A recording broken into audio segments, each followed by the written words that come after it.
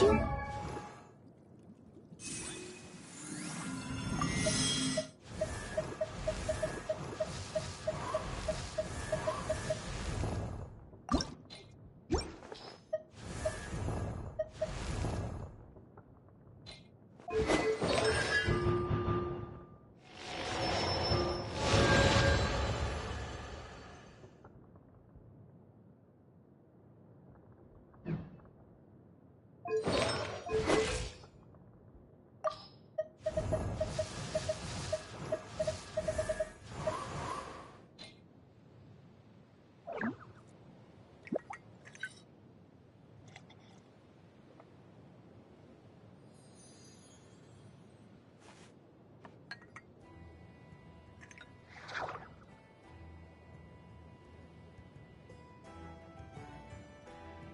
Go moon gazing.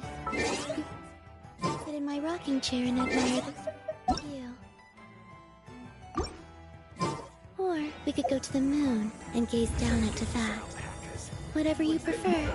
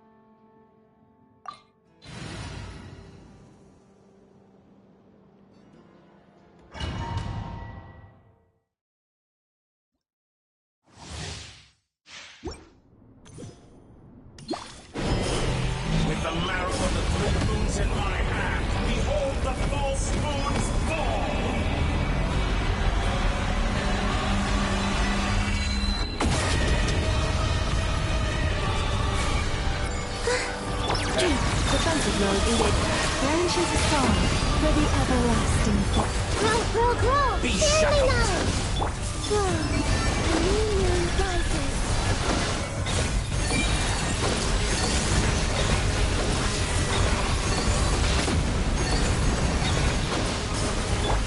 Insulation shape. Lush as the moon. Try the frost on the Temple of Wisdom! Excellent! You barely managed to touch my level. Night for all.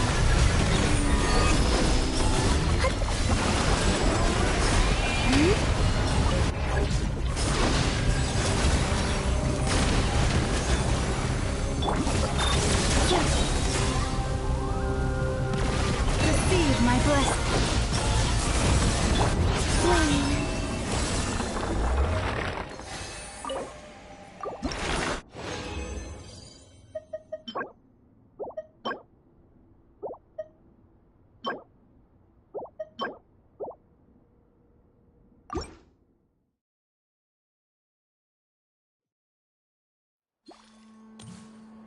Yep.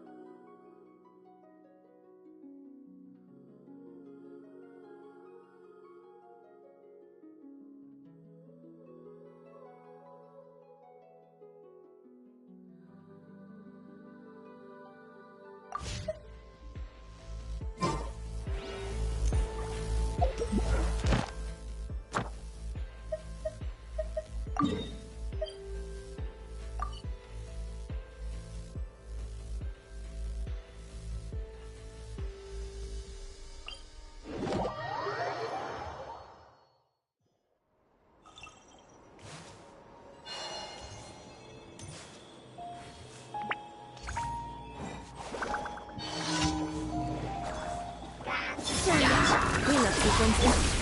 Horrible.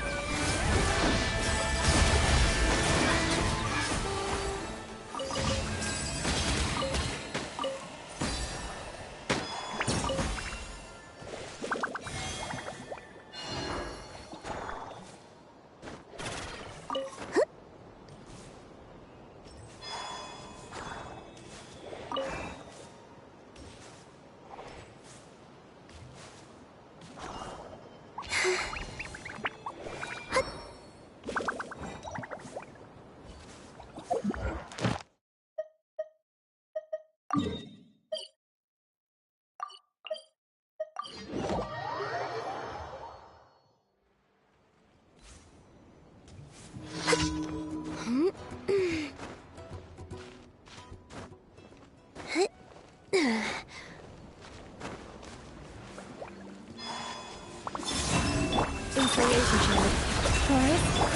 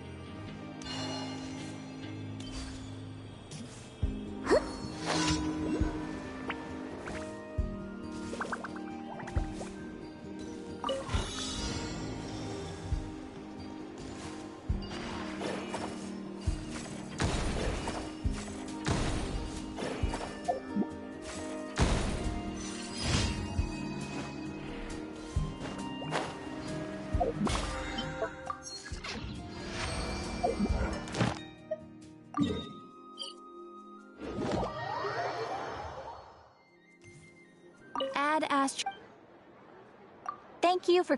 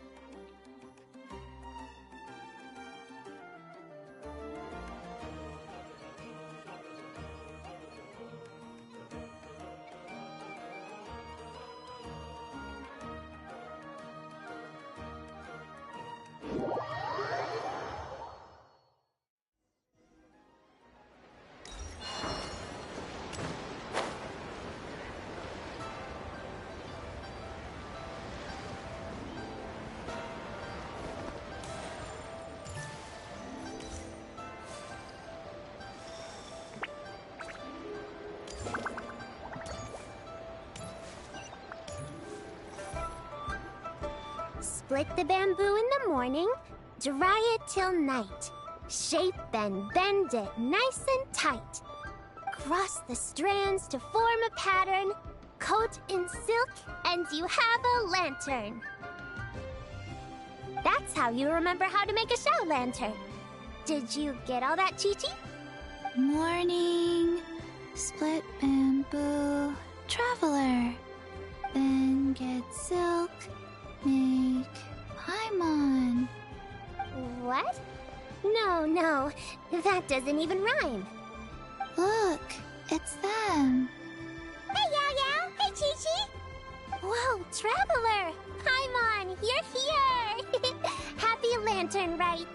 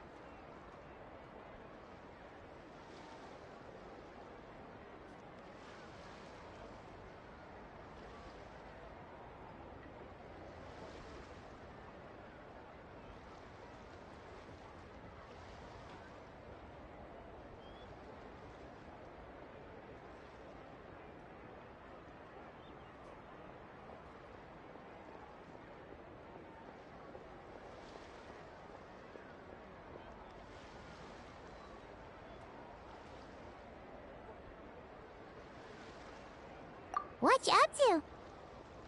I'm teaching Chi-Chi to make show lanterns. It's a real test of finger dexterity, so it'll help keep her nice and loose. Yes, I do finger exercises to be a nimble zombie. Wanna try too, you two?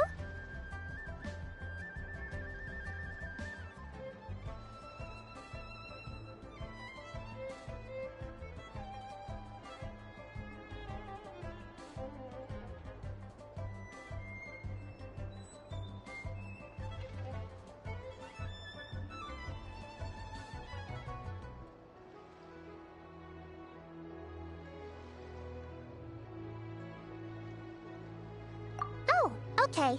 Well, we need a whole bunch this year so it doesn't get too dark at night. Too dark? What does that mean?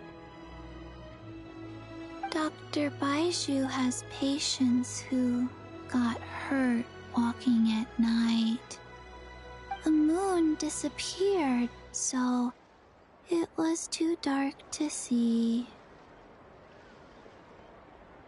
The moon disappeared? Like, behind the clouds? It was Jeonju, the moon devourer.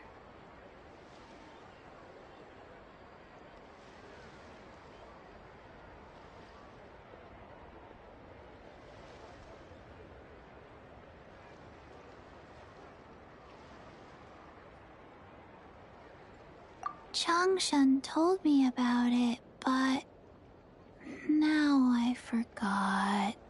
It's an old myth from Chenyu Vale about a giant toad in the sky that eats the moon.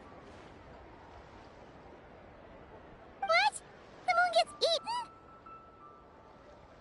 It's just a story. It's not like there's actually a giant toad in the sky. I asked Master about it, and she said myths are just insights into how the people of the past understood the world. Well, I didn't see it that night. But I've checked several nights since, and it's been there same as ever. According to Chi-Chi, though, the Ministry of Civil Affairs sent someone to do some kind of serious investigation. So, I don't know. Maybe something did happen. The Ministry of Civil Affairs? This is starting to sound bad. It's okay. You can fly. Even if it's too dark, you won't fall and get hurt. Yeah, exactly. So turn that frown upside down, Paimon. Or someday you'll get a whole bunch of wrinkles and wake up looking like an old granny. What? Okay. No more frowning. But the traveler can't fly. She could still fall and hurt herself, right? Don't worry. That's what the shout lanterns are for. As long as we make enough, Liyue Harbor will never go dark. Yeah, and there's the giant lantern too. Oh, right! I almost forgot. Look! This year's Grand Lantern commemorates the Adeptus who guards the moon. With her watching over it, the moon will be safe for sure. A white horse? Wait! So that's the White Horse Adeptus? Yeah! Legend has it she used to live on the moon. So if it were ever in danger, I'm sure she wouldn't just stand by and watch. Huh! We've heard of the White Horse Adeptus before, but we never heard the part about her living on the moon. Probably because it's a folk legend from Chenyu Vale, so not a lot of people know about it. But recently, some ancient artifacts were unearthed in Liyue, and the archaeological team even found evidence of ancient people worshipping an Adeptus who lived in a palace on the moon.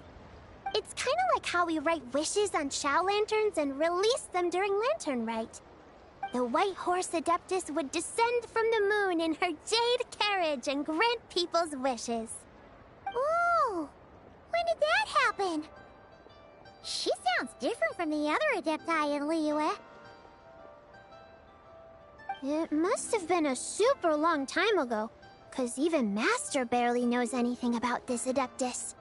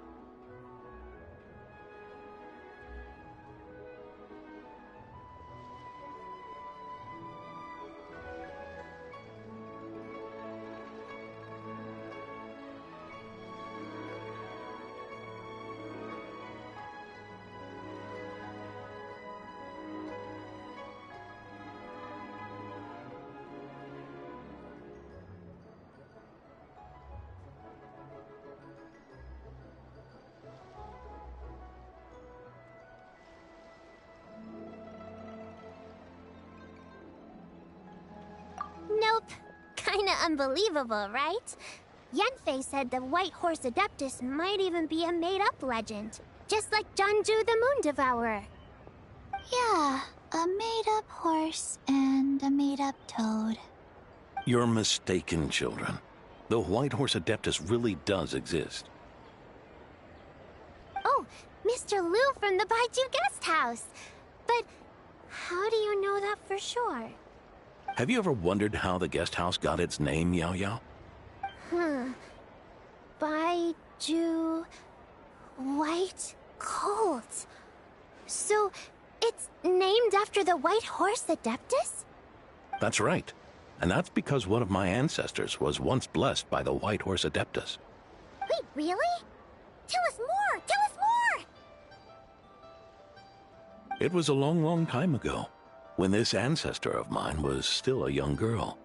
She was out gathering herbs and accidentally fell off a cliff, but the White Horse Adeptus rescued her. Oh, that's it? Paimon was expecting something a bit more... special? We've heard a whole bunch of stories like that before. Patience, young one. Let me finish.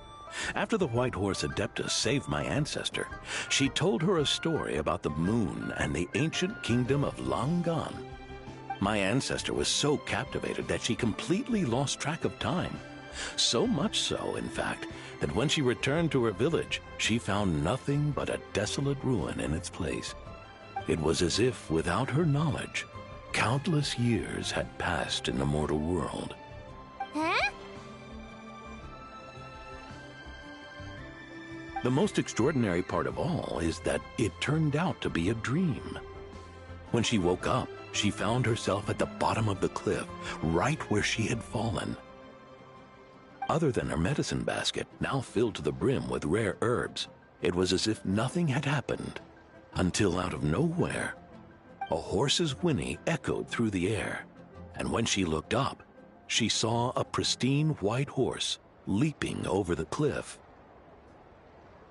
A white horse leaping over the cliff? Wow, that sure is a crazy story. But now, it's starting to sound a bit too far-fetched. Another skeptic. You sound just like my son. But I know it's true. Ancestral records don't lie. Wait, so your son doesn't believe it happened? Don't get me started. Not believing is one thing, but he even wants to change the name of our guest house. It's a disgrace, I tell you, a disgrace.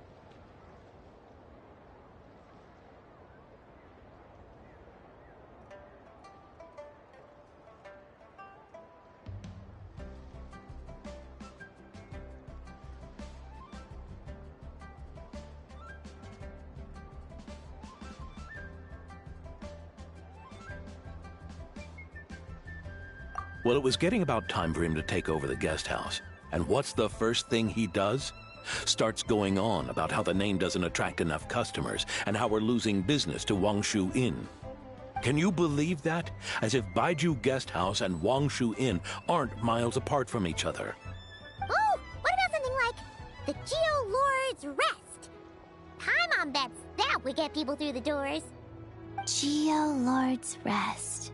I like that one.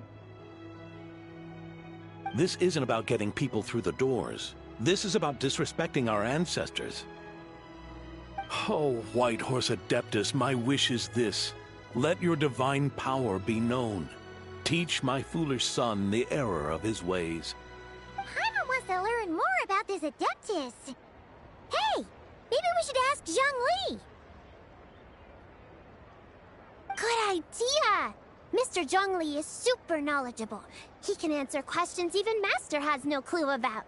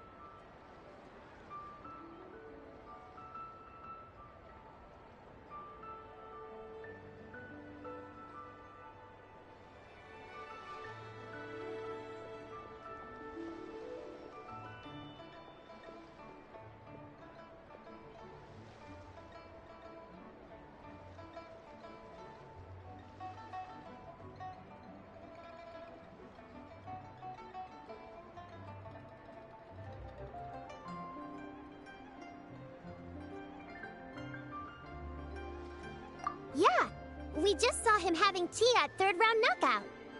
Alright, then that's our next stop. Chi-Chi and I are gonna keep making Shao lanterns. Careful on the road. Goodbye, Paimon. Goodbye, traveler.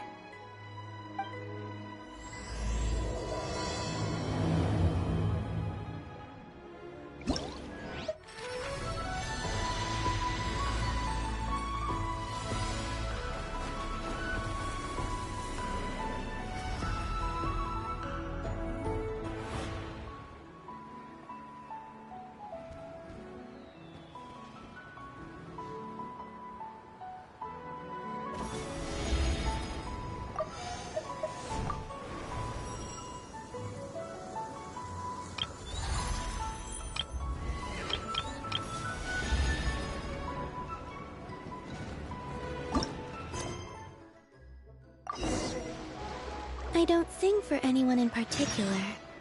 Still, if someone stops to listen, I hope it provides a moment of peace all the same.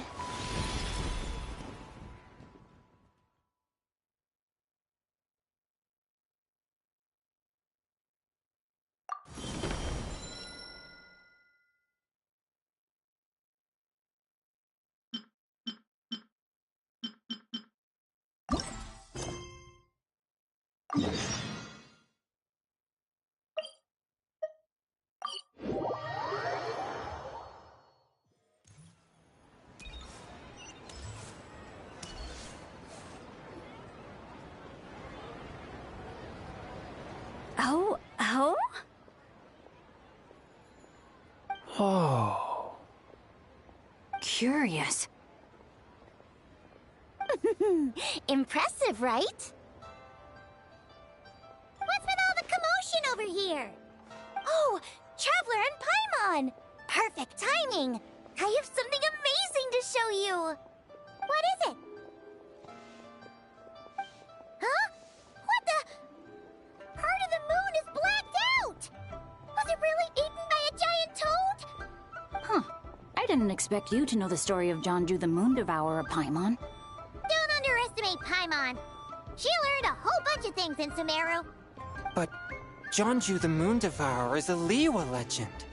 Well, knowledge knows no borders, so... there. You're right about that, Paimon. But this dark circle doesn't look anything like a toad to me. A toad's egg, maybe? But that's about it. Oh, wait, Traveler! You've been in Nodcry, right? The people there worship the moon goddess. So you should know what's going on here.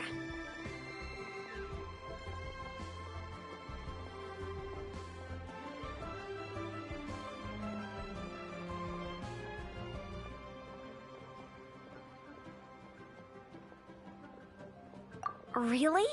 Not even in a place where people worship the moon? Huh. Oh yeah! Master told me that the tale of Jianzhu, the Moon Devourer, was how ancient people explained a certain celestial phenomenon. But what is it exactly? Some kind of omen of disaster? How so? Oh, but in this picture, the moon is being covered from the center. So this can't be a normal eclipse. Then it's still an omen of some impending calamity? We never said that! Ugh, some crazy customer left it at the restaurant. Just thinking about it gives me the chills. Attention, everyone! As the auspicious festival season approaches, I have an announcement to make. I, Lu Xiong, am on the verge of becoming one of the most renowned archaeologists in all of Liyue Harbor. No, scratch that, in all of Tibet. Even though I never trained at a prestigious academy, I've still managed to dig up tons of treasures. And I understand practically a whole dictionary's worth of big words, too. Like my pops always says, no pain, no gain. And I haven't had it easy, that's for sure. So, it's definitely my turn to make a name for myself. What's the deal with her? No idea. Maybe she ate a bad batch of perch stew? What? You don't believe me? I'm telling you, I dug up treasures from the ancient nation of Longan. I even got a picture of Jeonju devouring the moon. Longan? Jeonju? What is she even talking about? Sounds like she's a few perches short of a stew, if you know what I mean. So what if blackback perch stew is my favorite? Stop talking about me like I'm not here. Whoa, what are you doing? You're just a stupid, ignorant man, and I'm gonna kill you. Young lady, you need to calm down. What? So you're looking down on me now too? How about I take you both out then? How does that sound? This is a place for dining. If you wish to take me out, you'll have to do it elsewhere. Don't act like you're better than me. Do you know who I am? I'm about to be the most famous archaeologist in all of Liyue. No, Tevat! Show me some respect. It's respect you want? Very well. For the sake of the other customers, we'll do this your way.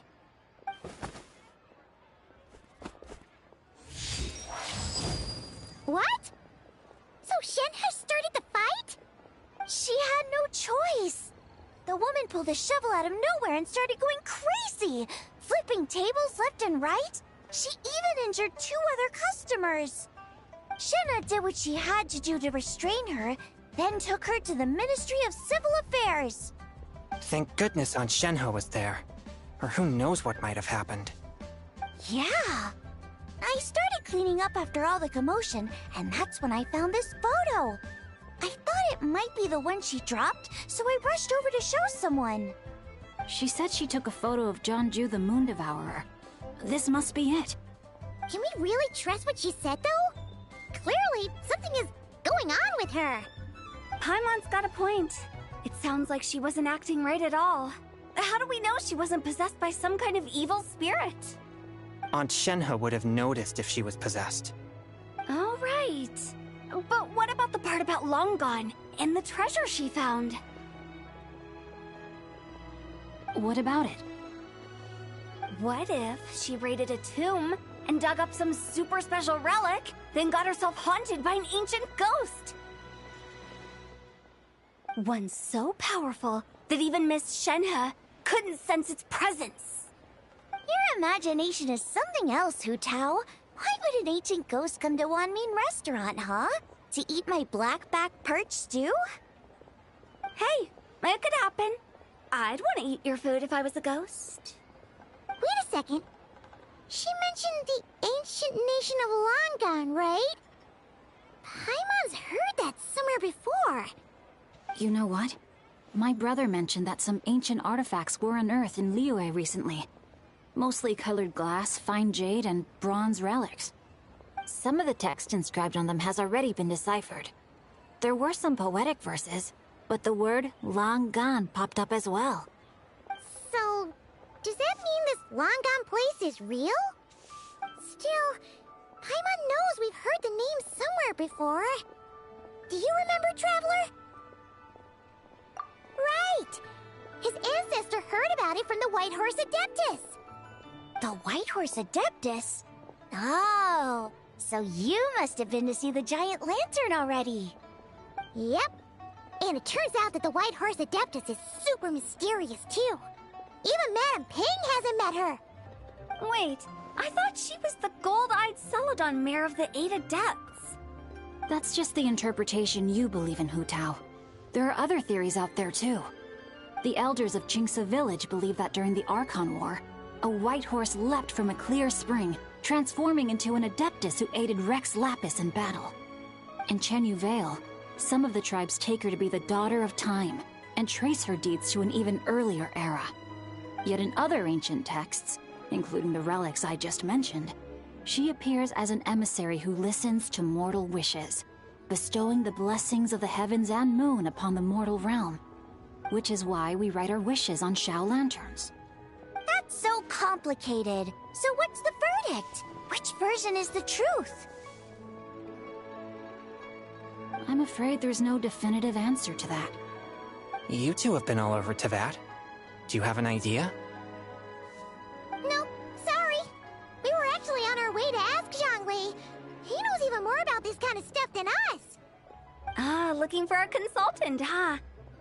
having tea with Miss Linlong. She Grantiques is hosting an exhibition tonight. An exhibition? For what? All those antiques Sing just mentioned. So if you head to the big ship docked in the harbor tonight, I'm sure you'll find him.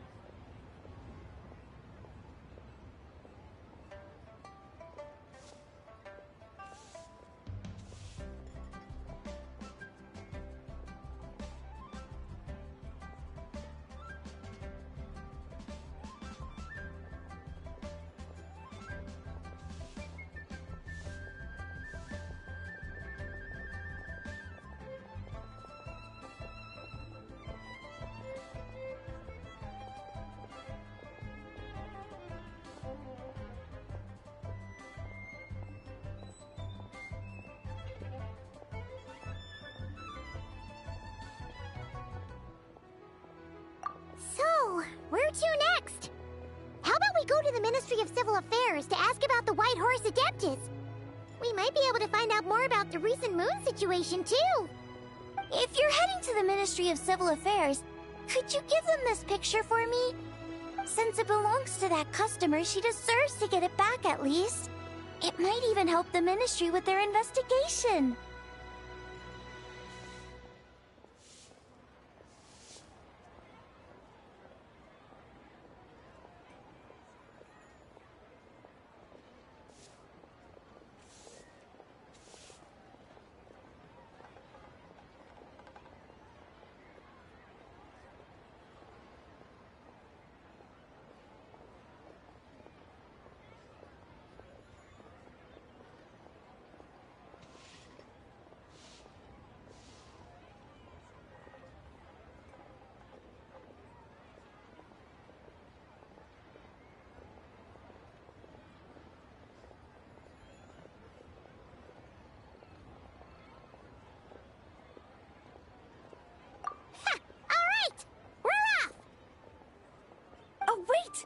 almost forgot!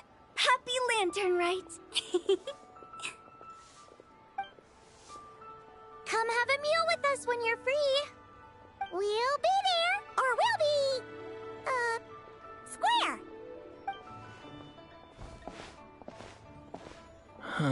Thinking about it now, could it be possible that photograph was a fake? A fake? You mean like the customer fabricated it to gain academic recognition? Nice one, Changyun. I never even thought of it like that. How about we go check out that place tonight? I know exactly where it is. All right. I'll get scolded if I get home too late. Live a little, Singcho. You act like this is a first for you. Worst comes to worst, we'll get Xiangling to cook you something delicious, okay? Well, when you put it like that, I suppose it's worth the risk. You were just waiting for the promise of free food, weren't you? Fine. It's a plan then. We'll meet up tonight.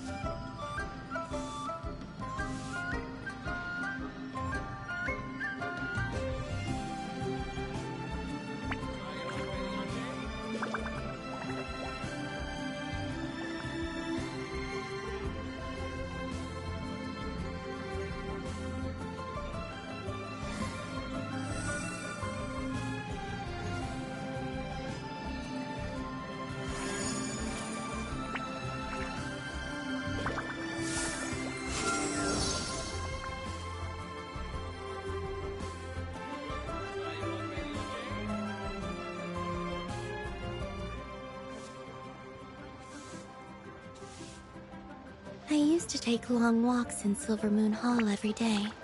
So don't worry about me. I can keep up.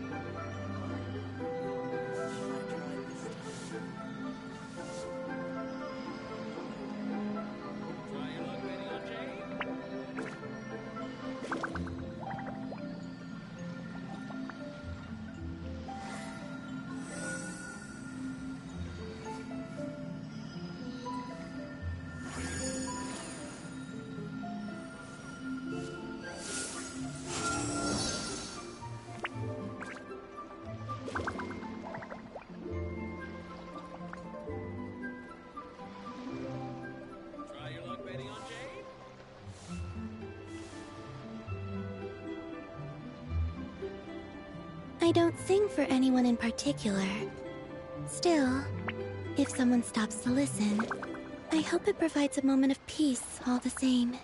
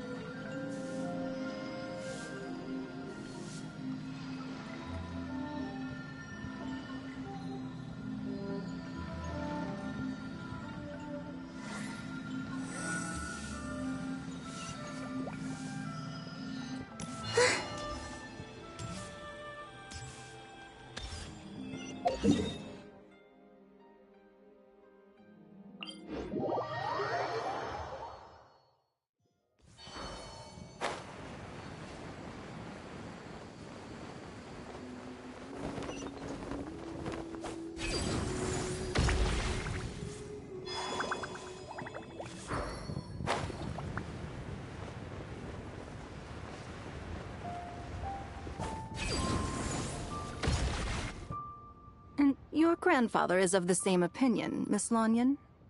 Yes. On Lantern Rite, the moon shall go dark. That's what the signs are indicating. Celestial observation isn't Grandpa's strong suit. But he discussed it with several other elders from our clan, and their conclusion was the same.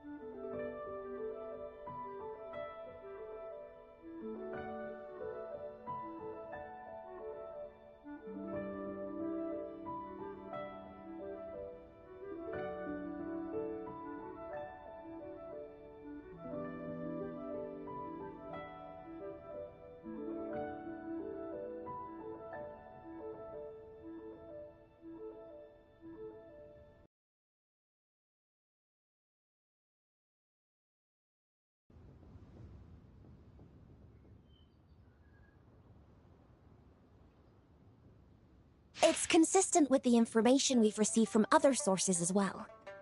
You mean the whole thing? About the legend of Jonju the Moon Devourer? Happening in real life? Yes, that's one of them. So it's true. I thought it was just a rumor. It's true. But right now, the bigger issue is that all our sources indicate the phenomenon's gonna happen again. I'm not sure this bodes well. Let's remain optimistic for now. We're making progress interpreting the artifacts, and Ganyu is consulting with the Adepti as we speak. Besides, apart from the incident at Wanmin Restaurant, there haven't been any other moon-related disturbances. Ningguang, Keqing, and Lanyan! You're all here! Oh, Traveler!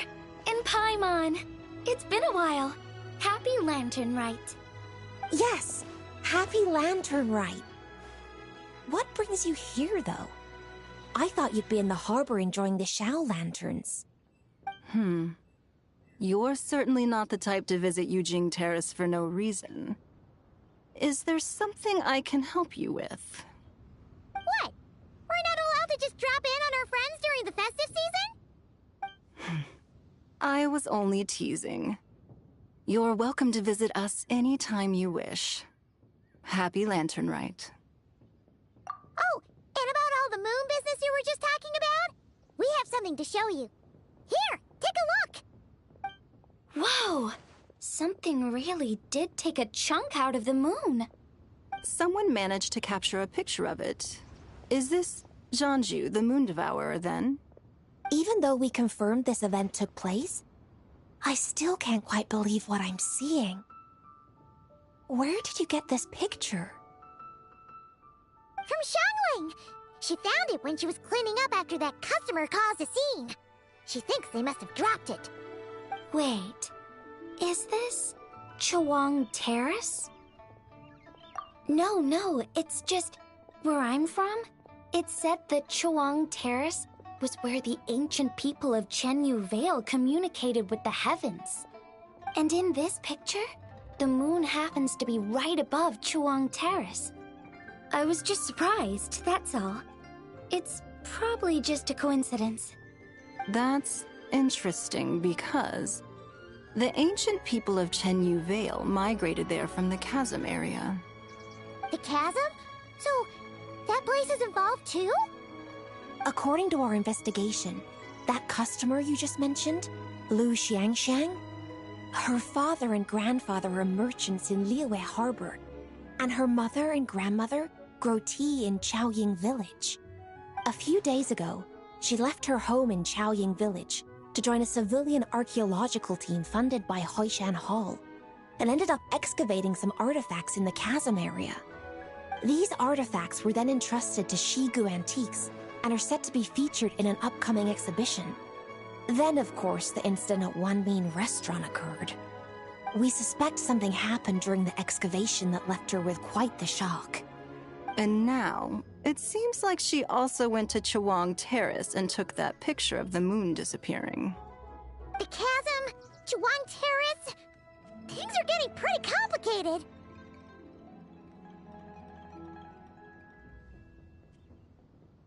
She's not in a good mental state, so we took her to Boo Boo Pharmacy to get some help. Why don't you come with me to check up on her? At this point, you seem invested in this case too.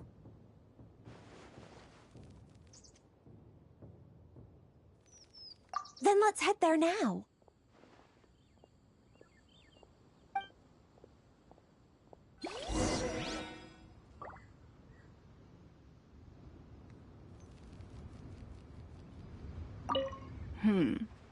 Now that I see this picture, it looks less like a piece of the moon was eaten, and more like something is obscuring it. But what sort of thing could block out the moon?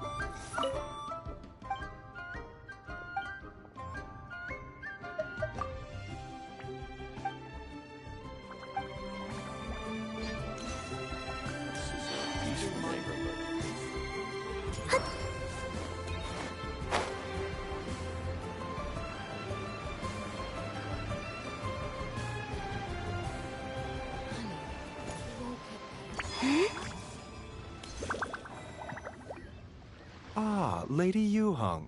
Oh, and the Traveler and Paimon are here as well. What a pleasant surprise. Happy Lantern Rite. I hope we're not interrupting, Dr. Baiju. Not at all. I assume you're here to see the patient?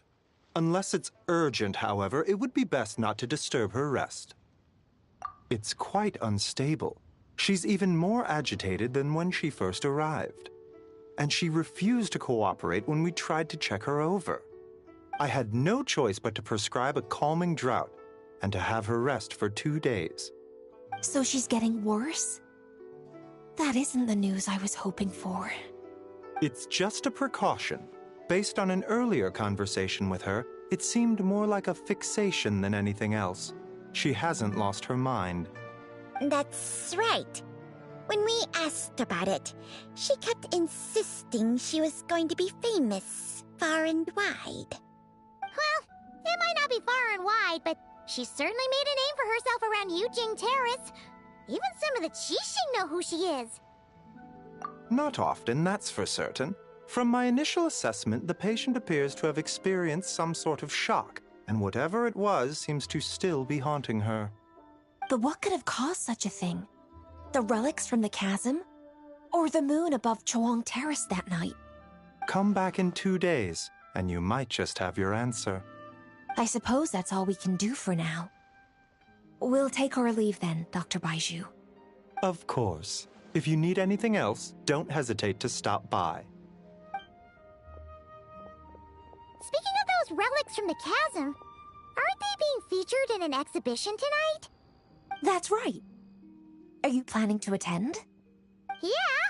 We wanted to have a talk with Zhangli anyway, and now Paimon's even more curious about these relics. I would, except every item in the exhibition had to be registered with the Ministry of Civil Affairs. So I'm afraid it's been spoiled for me. I reviewed them all myself. There are some rather peculiar artifacts, that's for certain. We're still working on decoding the ancient text that appears on them. Yeah! The word jade appears a whole bunch, doesn't it? Huh? How did you know? Shincho told us. He said there were some ancient poems on them, too. He's quite well informed, isn't he? Well, he's right. We believe they're direct references to the ancient nation of long gone. As for the other text, instead of regular poetry, it seems to be more like ceremonial language used to worship the moon and the gods. The moon and the gods? Well, looks like it's almost time for the exhibition. You two should head over. There's an usher at the harbor who will lead you to the venue. Not at all. The exhibition is free to the public. The people of Liyue have a great respect for our history and are eager to learn from it. Plus, the exhibition is being organized by Linlong, the owner of Shigu Antiques. As far as I know, it's been a long-time goal of hers to hold a cultural exhibition of this scale, where people can learn all sorts of information about the past. Guess we're in for a real treat tonight, then. Yes, have a great time. There's still more artifact decoding work I need to finish, so we'll have to part ways here. After seeing the picture you brought, there's a few ideas I'd like to follow up on. You're hard at work even during festival season? Huh. You haven't changed one bit, Keqing. I'm simply fulfilling the responsibilities of my position. That's all. All right, I should get going. See you later. Well, guess we should head over to the harbor and find that usher.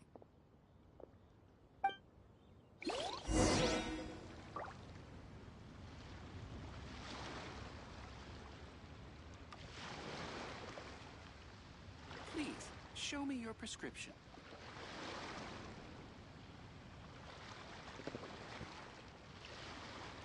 Would you like to go moon gazing? You can sit in my rocking chair and admire the view. Or we could go to the moon and gaze down at Tefat. Whatever you prefer.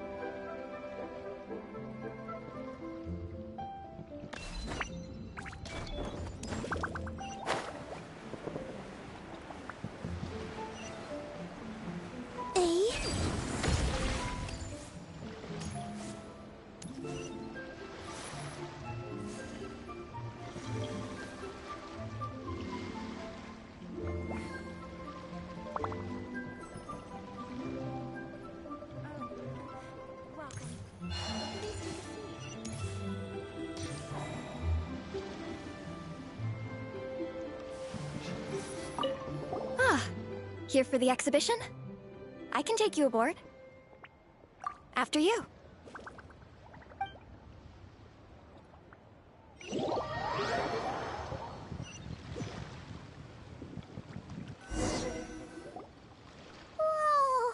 Look at all the antiques on this ship!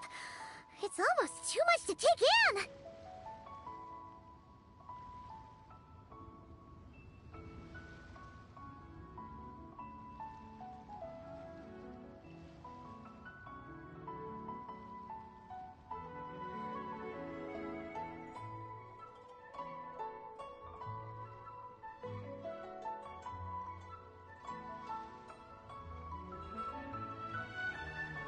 Greetings.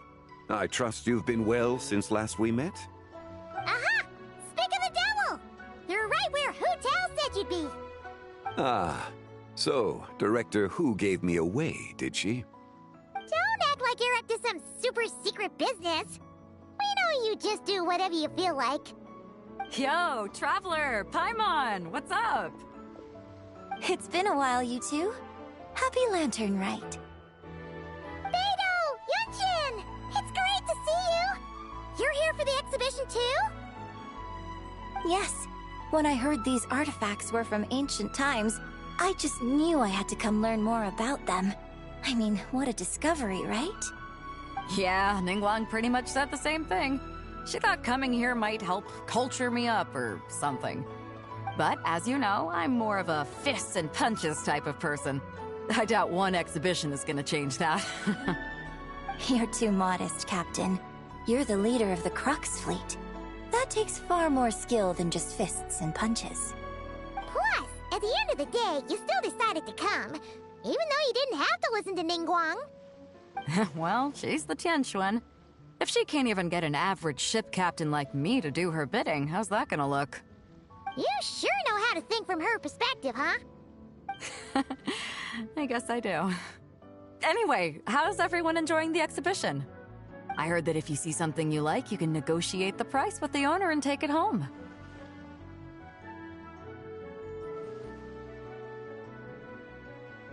Wait, so we can buy this stuff? Indeed.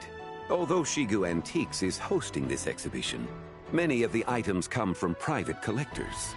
As long as both parties reach an agreement, you can make an offer of Mora or an equivalent trade. Well, shall we continue our conversation as we look around? Let's go!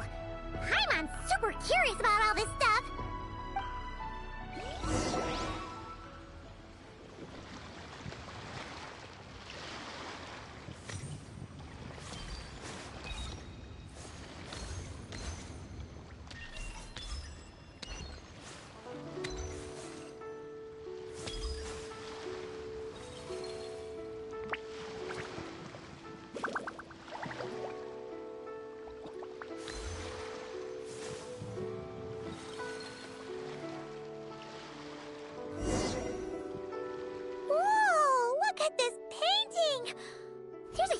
Toad on it!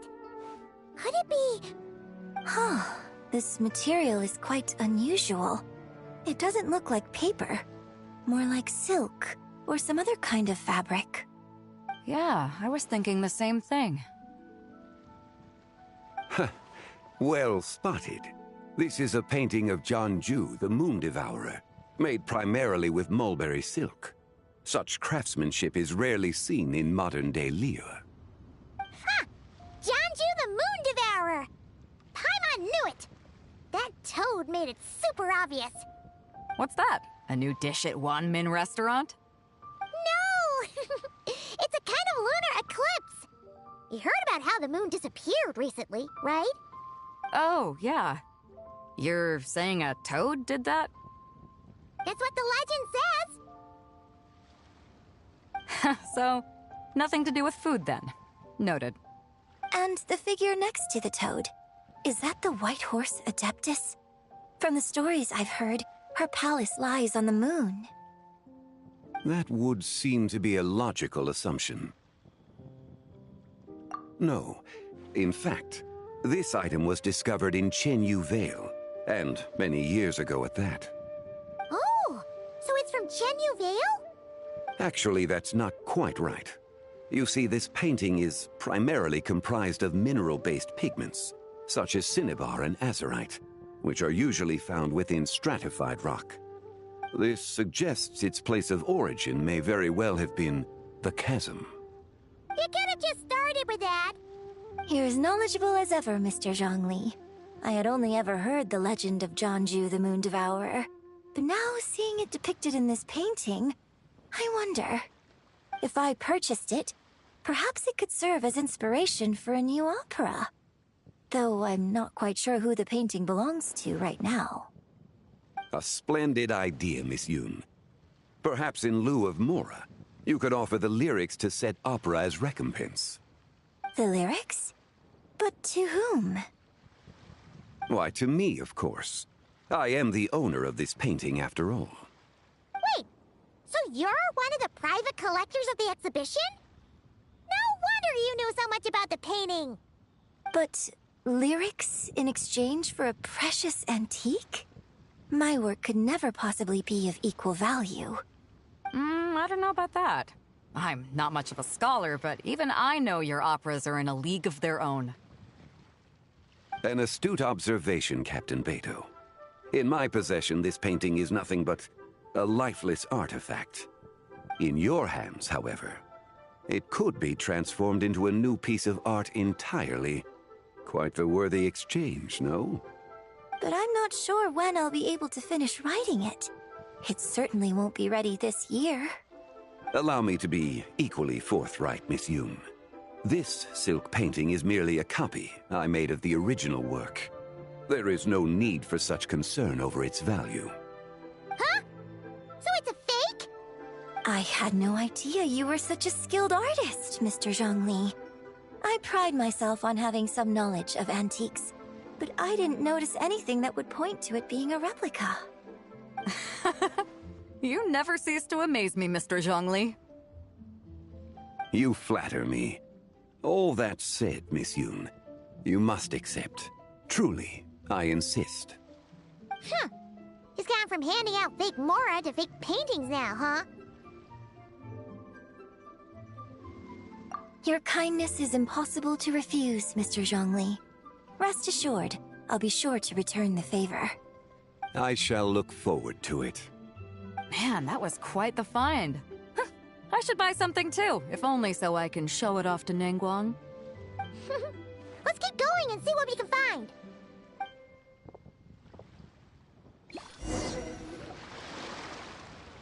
Wow, this bronze war chariot is really something.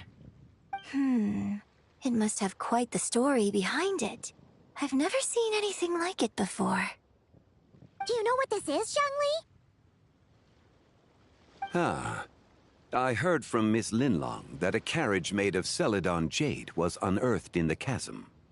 A copper canopy, a body adorned with flowing clouds and geometric patterns. Yes, this must be the one. A precious piece indeed. This thing's gotta be thousands of years old, right? Crazy to think people back then were capable of such intricate metalwork. Too often, we view the past and future through the lens of the present. Objects that fascinated us as children seem crude later in life. And that's only after a few decades or so of separation.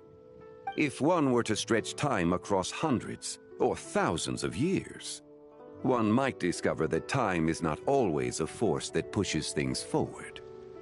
It would seem the people of that era managed to create a remarkable civilization in their own right. Makes me want to get my hands on this even more. Ningguang's gonna be so jealous, don't you think? Has this war chariot caught your eye, Captain Beto? Oh, you must be Linlong from Shigu Antiques. Nice to meet you. This exhibition has been amazing so far.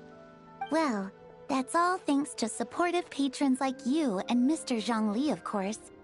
As for this war chariot, it was discovered by an archaeological team sponsored by Hoishan Hall. The price comes in at 90 million Mora. How much? 90 million? Woo, looks like my eyes were a bit too big for my wallet. Quite a bargain.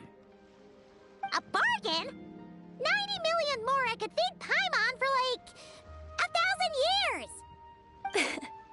And if you actually went on an eating spree that long, perhaps you'd be considered an antique worth that kind of mora, too.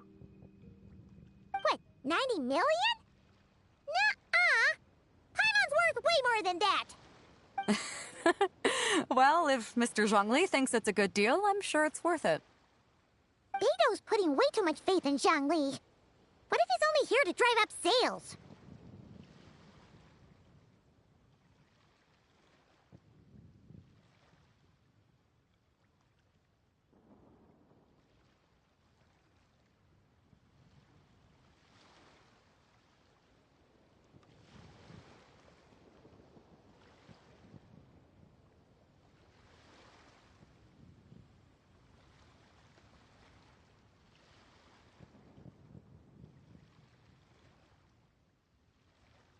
I'll take the chariot, Miss Linlong. Someone will come by with the payment. Quite the discerning eye you have, Captain. After the exhibition ends, I'll have someone deliver it to the Alcor.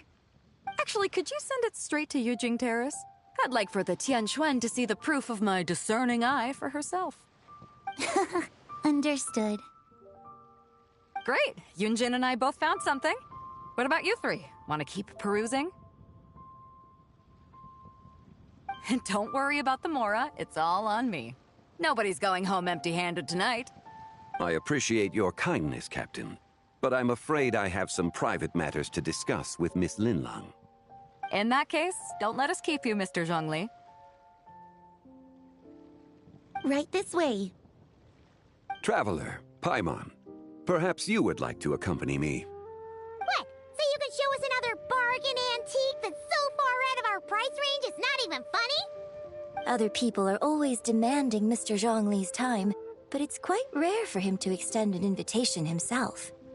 I wouldn't pass up this opportunity if I were you, Paimon. Yeah, just don't forget to come aboard the Alcor for a drink later.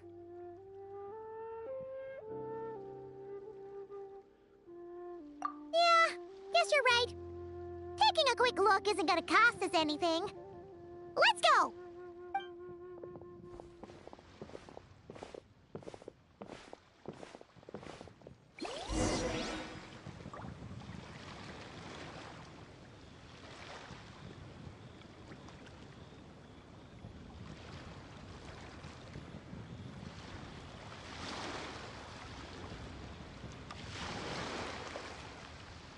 I used to take long walks in Silver Moon Hall every day, so don't worry about me. I can keep up.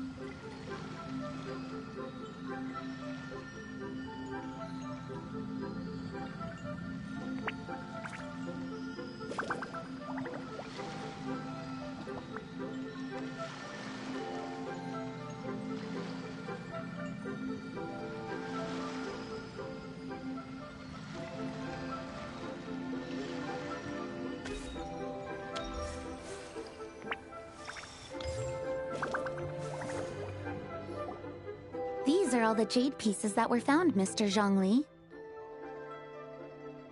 Wow! So many styles! What kind are these? These are a type of ceremonial jade. You're familiar with Chenyu Vale's rain jade, right, yes?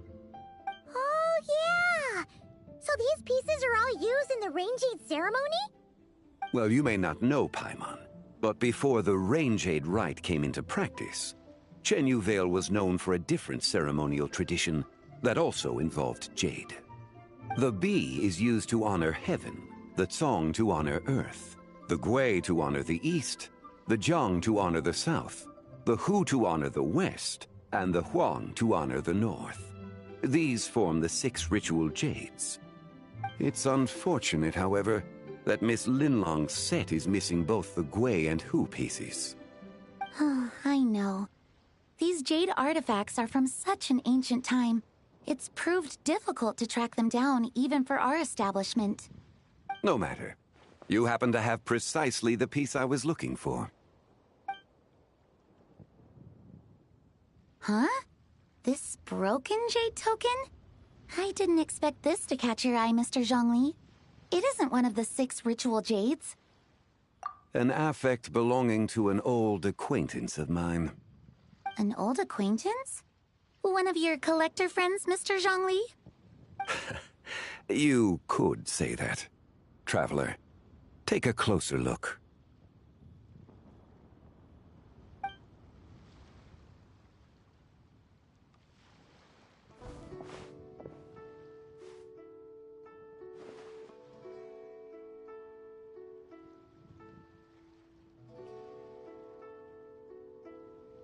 Huh. It doesn't look all that special to Paimon. Just seems like a broken artifact. Indeed. It's been thousands of years since the moon has appeared in such a form. So, in the past, the moon wasn't always full. Then, could this missing chunk be from when Jeonju devoured part of the moon? It's worth looking into. Your insight is invaluable, Mr. Zhongli. I had no idea how special this piece was. Since it has caught your interest, allow Shigu Antiques to cover the cost. Oh, that is far too generous, Miss Linlang. Not at all. I've always wanted to give people a chance to appreciate these snapshots of history. So holding an exhibition like this has been a lifetime wish of mine. And it never would have been possible without your help, Mr. Zhongli. I merely put in a good word with a few acquaintances of mine.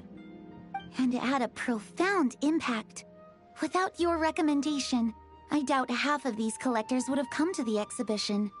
So, on both a personal and professional level, I owe you my thanks, Mr. Zhongli. Wow! Zhongli actually did something useful for once.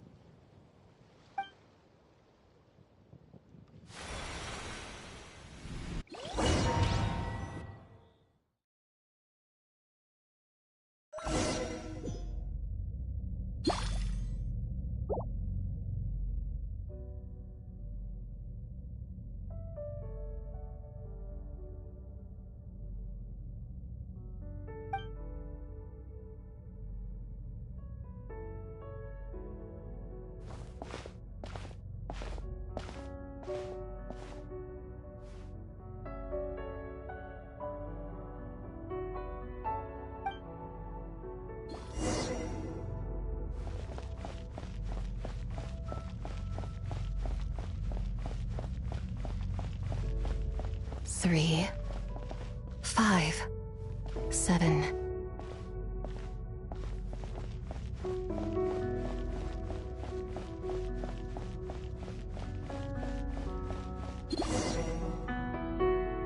$11, 13, 17, 19, 23, 29.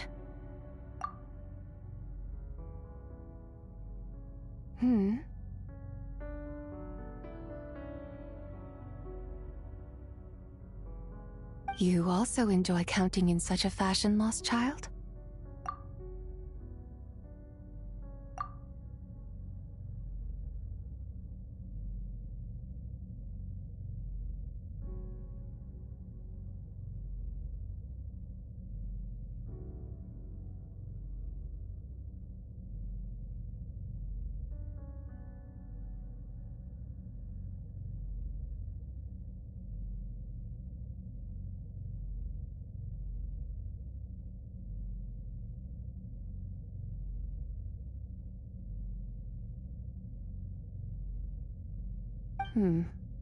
The same loneliness as them. It seems to exist in your heart as well. Me? I'm sorry, I don't remember. The shadow of the moon? Or a dream of time? I'm sorry. No one has asked me such things before. I've been here for so long. There is much I have forgotten. I know nothing of your arrival. All I know is the longing in people's hearts. Yet, I sense the moonlight's guidance within you, child. Perhaps that is what brought you here. You seem confused. Perhaps I can help in some way. The path home is... that direction. I believe someone told me that before. But I was never able to reach the end. You should take a look. No need. It would seem... my time has already run out. Farewell. May the moonlight ever shine upon you.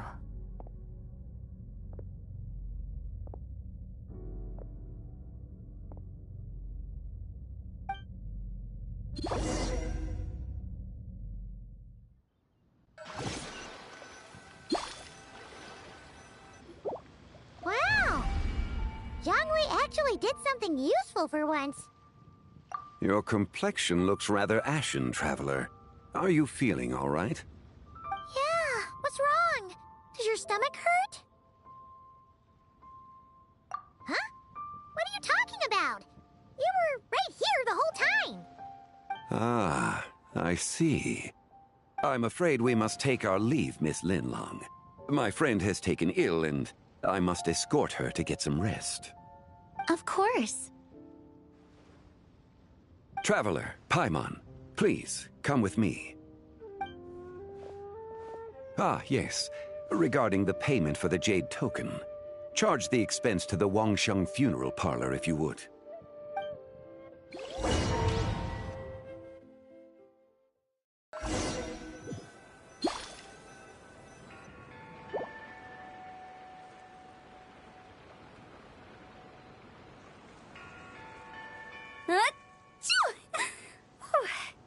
Guess someone's thinking of me.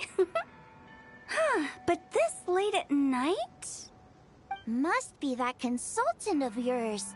I bet he's out there spending all year more at the exhibition. Yeah, he'd be the perfect employee if he just knew how to rein in the spending. But never mind him. Let's focus on the moon. We gotta see if it gets eaten tonight. I don't think it's going to happen. We've been out here all night, and the moon's the same as ever. It is quite late, and Changyun's getting tired. How about we head back? We can come back another time. Head back? Already? Actually, I do have a new dish I'm testing out tomorrow. And as part of my New Year's resolution, I'm trying not to oversleep. All right. Guess it just wasn't meant to be. Let's go.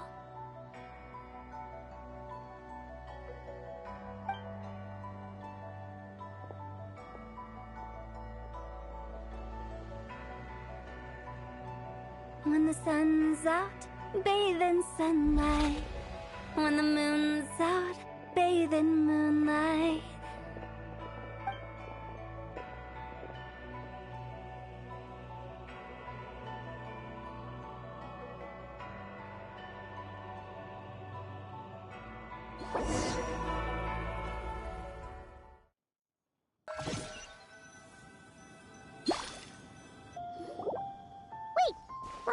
Rest? Why did you bring us here?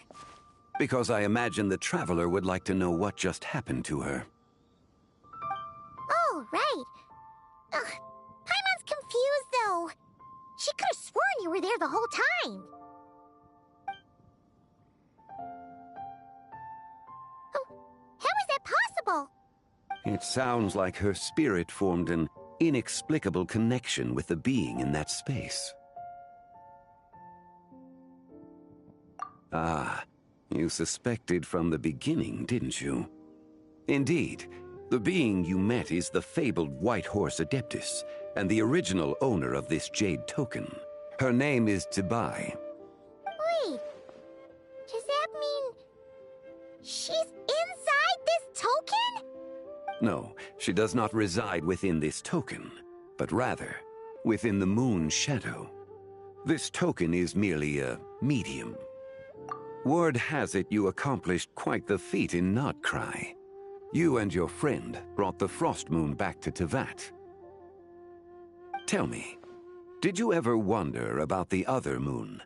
The one that hung in its place for thousands of years? We never really thought about it, but it must have been a fake, right? A fake moon! Indeed, it was false. Its true nature, nothing but a projection of the moon.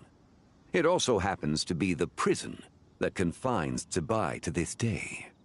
Wait, the White Horse Adeptus is trapped inside that projection? Then we need to rescue her! But the moon in the sky right now is the real one, right? Where did the fake moon go? And why can't Paimon see it? With the return of the true moon, the shadow naturally lost its place in the heavens. Now, it is disintegrating bit by bit. It's a process that comes and goes. When it occurs, it looks like the moon is being obscured by a black shadow. But when it stops, the shadow disappears and becomes invisible to the eye. So, you're saying there's an invisible fake moon blocking the real moon right now? Indeed. Okay, this is not what Paimon was expecting.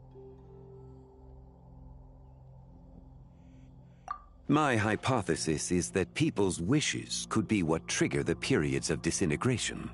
After all, when you experienced that episode just now, it was precisely when Miss Linlong spoke of her own wish.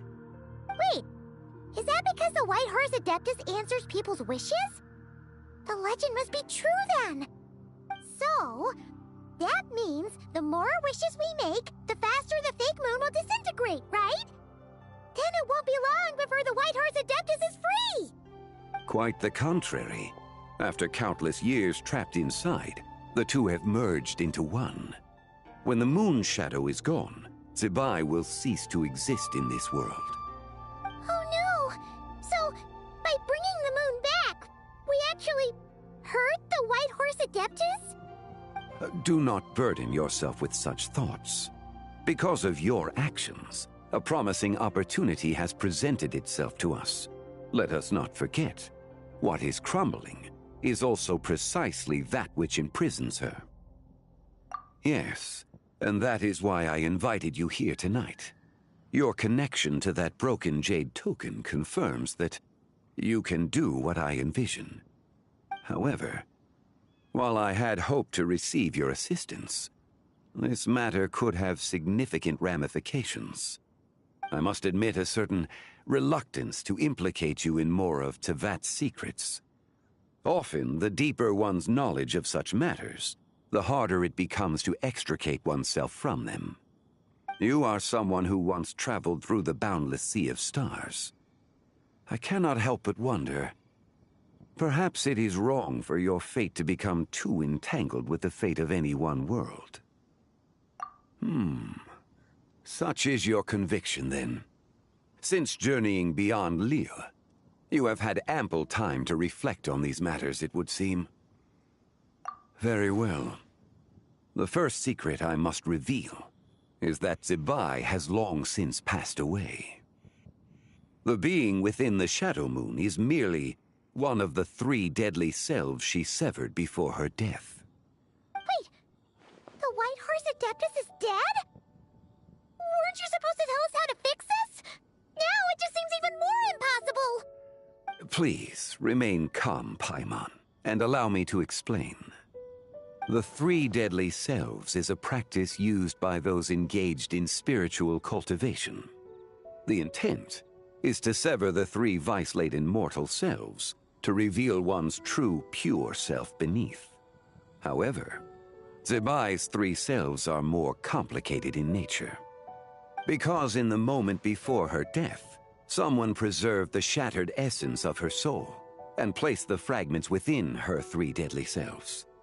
If we retrieve the 3 fragments of her soul, there is a chance we can restore her presence in the mortal realm.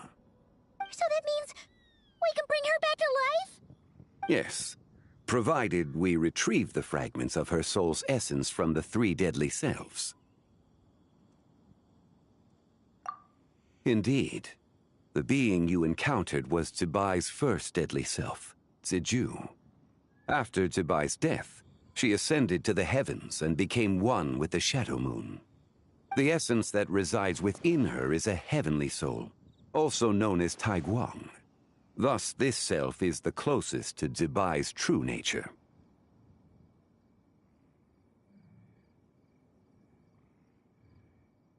That said, because she is trapped within the Shadow Moon, we have no choice but to seek out the other two soul essences first. Then we can unite them as one.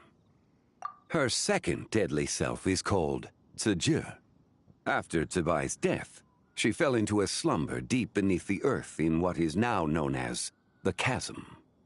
The essence within her is the Earth Soul, also known as Xuangling. She is the self that inherited most of Zibai's memories and wisdom. The chasm? So, do we have to go there to find her? That won't be necessary. I sensed her presence on the jade carriage from earlier, the one at the exhibition.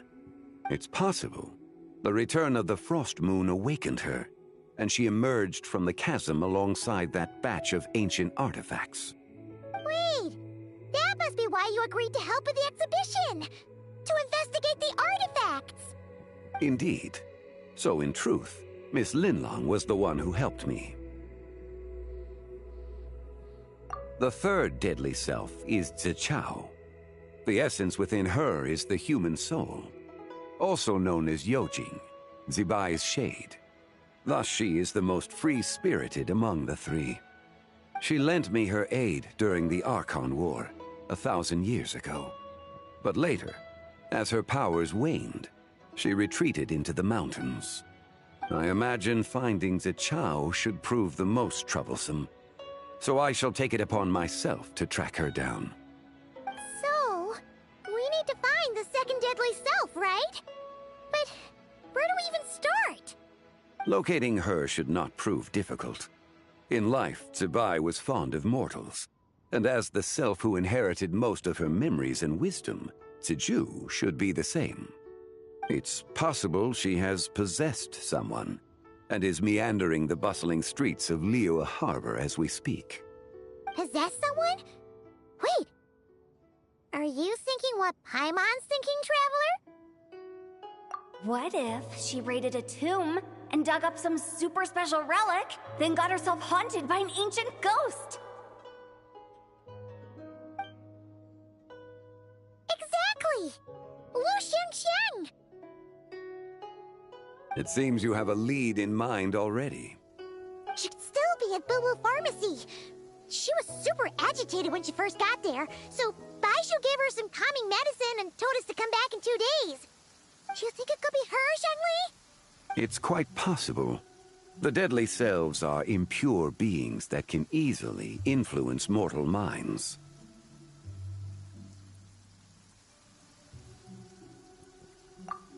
A sound plan. Well, I should get started on my own investigation then. But you're leaving already? I must. Zichao went into hiding after the Archon War. If I am to have any success tracking her down, and there's no guarantee, I should start sooner rather than later. But there's still so much you haven't told us! Like, who the White Horse Adeptus actually is, and how she died in the first place! Not to mention who it was that preserved the fragments of her soul.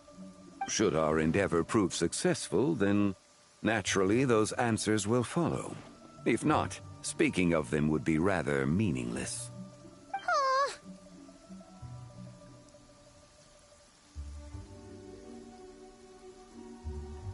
It would seem that this is a question you are unwilling to set aside. Very well. I shall tell you. It was the Avatar of Time. Ah, so you know of her existence. The ruler of time saved her soul. Indeed.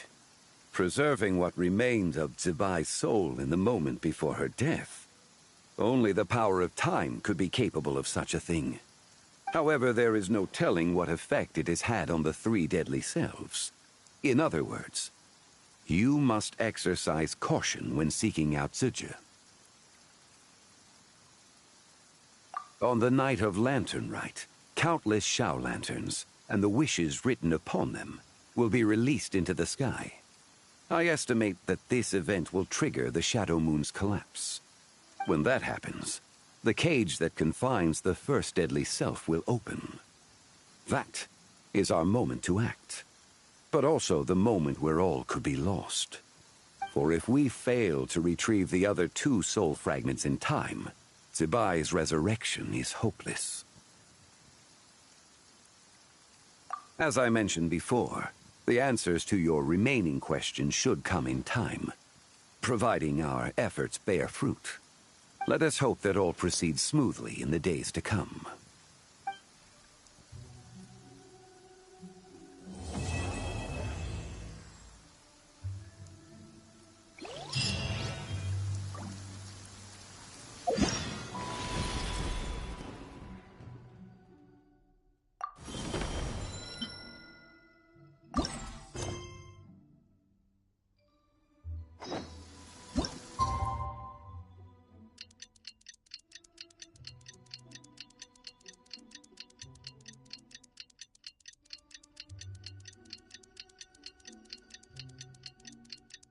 Oh!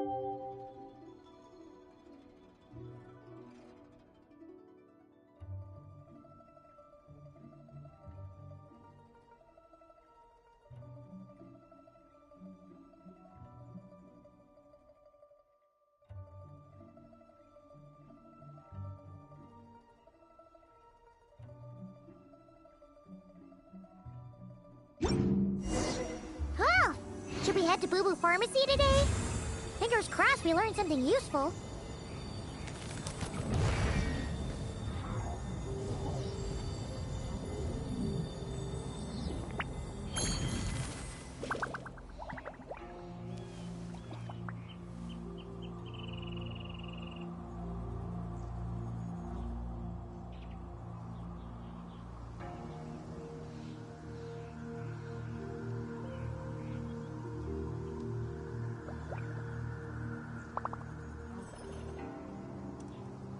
I don't sing for anyone in particular. Still, if someone stops to listen, I hope it provides a moment of peace all the same.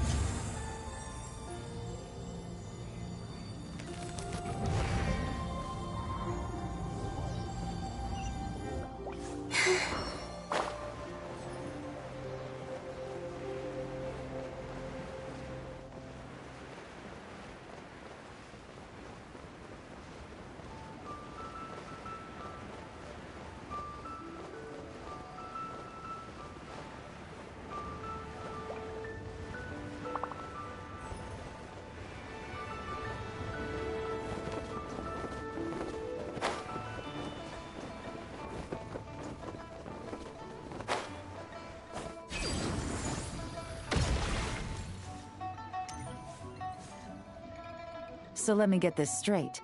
The patient disappeared right as you were delivering the medicine. I know it's hard to believe, but that's exactly what happened. It's true. 1 minute she was there, and the next she was nowhere to be seen.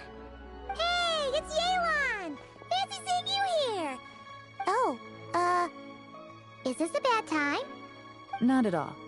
Just a small roadblock in the case I'm working. Ningguang asked me to investigate a patient named Lu Shangshang. If you're here to find her too, then you're out of luck, I'm afraid. She went missing this morning. What?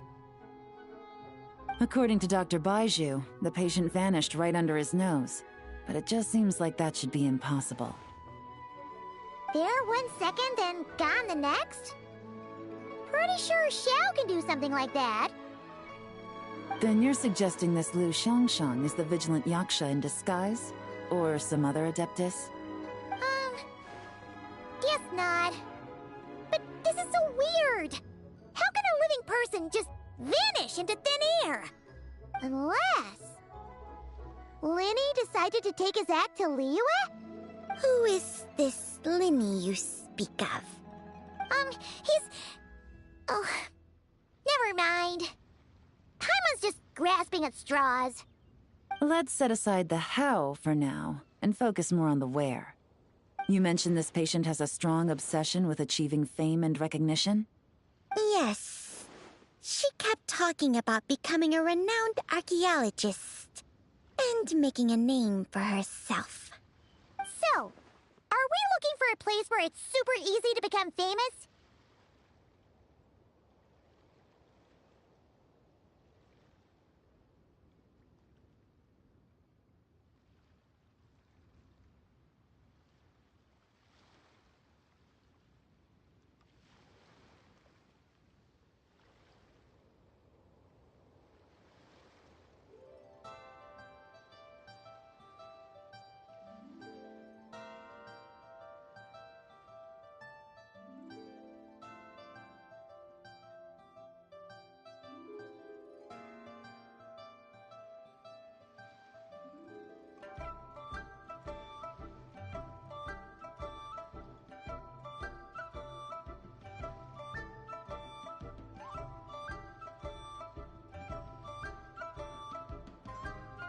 I think we should check out the Xiao Lantern crafting stalls. Because it's easy to become famous by making Xiao lanterns? Not exactly. When the people of Liyue need a solution to a problem, their first thought would be to pray to the gods and the Adepti. If her wish is to become famous, she might write it on a Xiao lantern in the hopes that the fabled White Horse Adeptus might make it come true. That certainly sounds probable. Turns out, the White Horse Adeptus might be a lot closer to home than she thinks.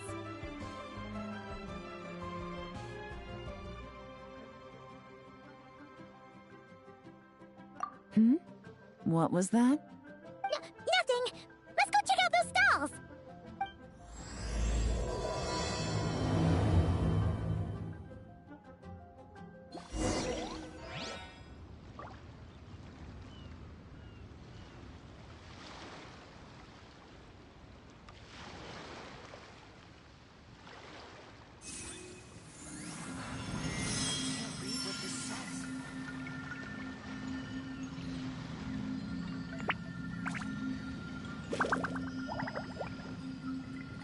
Please, show me your prescription.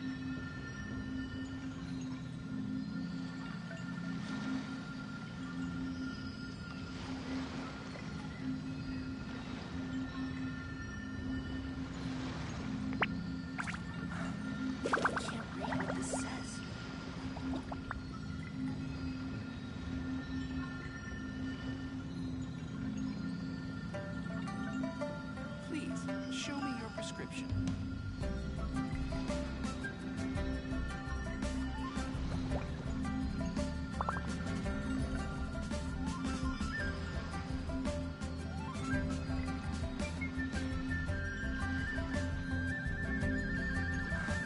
I can't read what this says.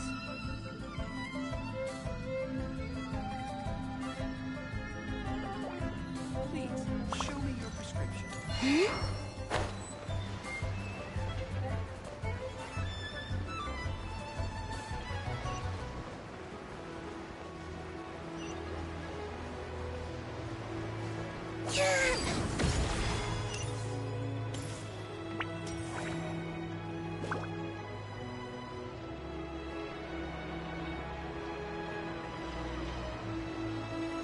Alright, we're here!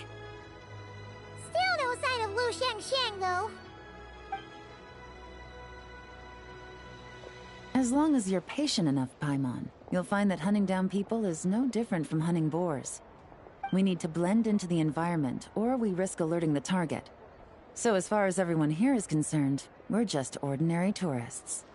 Oh, okay.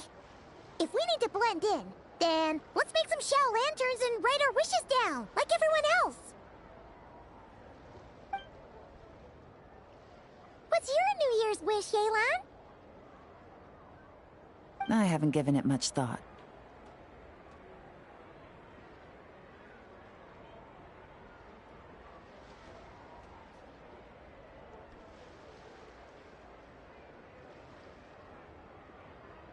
Oh, and it can't be work-related.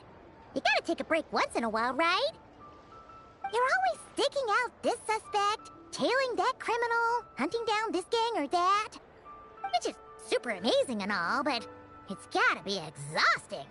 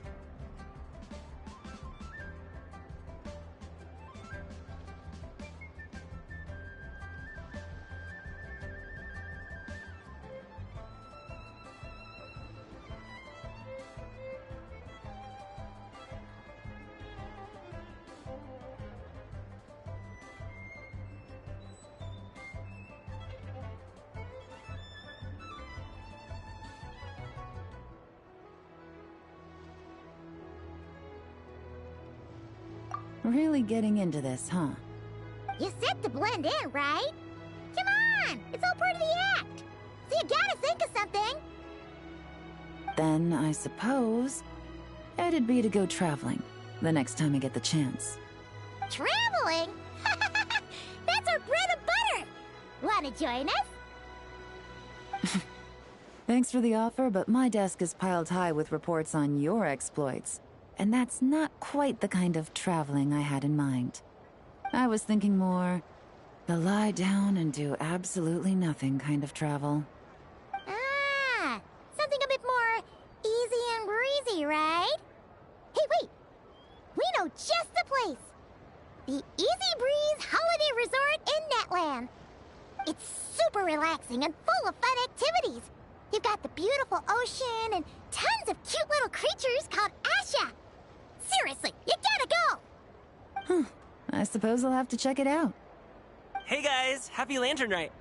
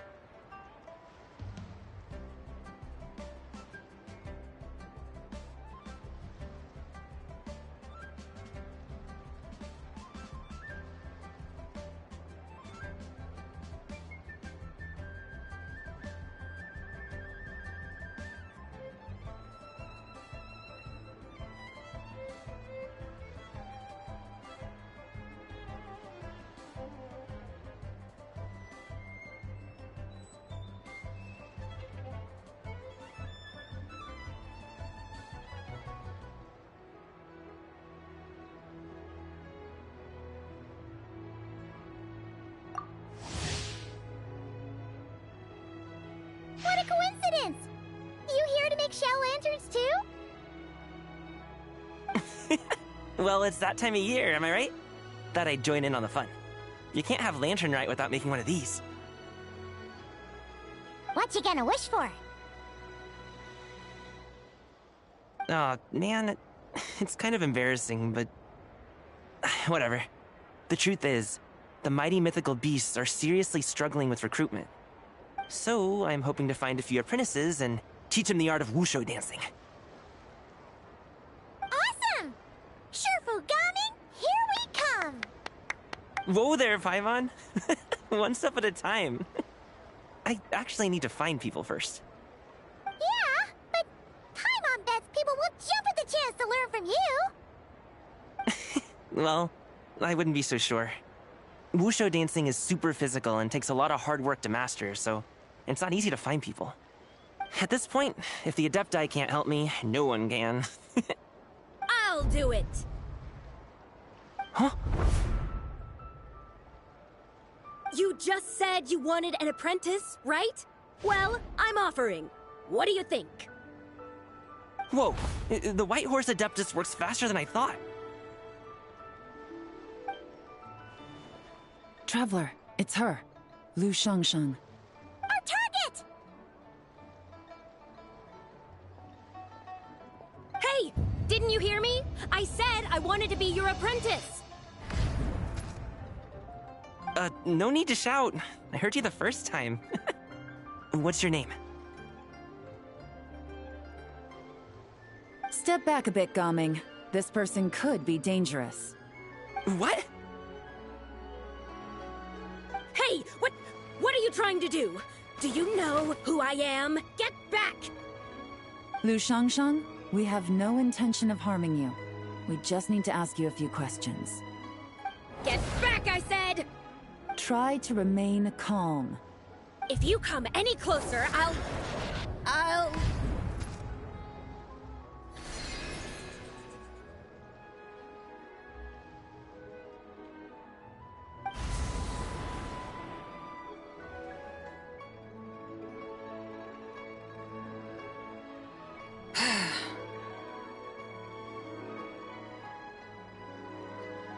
Little wisp of a being. How are you able to see me? So what if I am? Leave at once! You, a mere mortal, whose own life hangs by a thread, would dare reach for the power of life and death?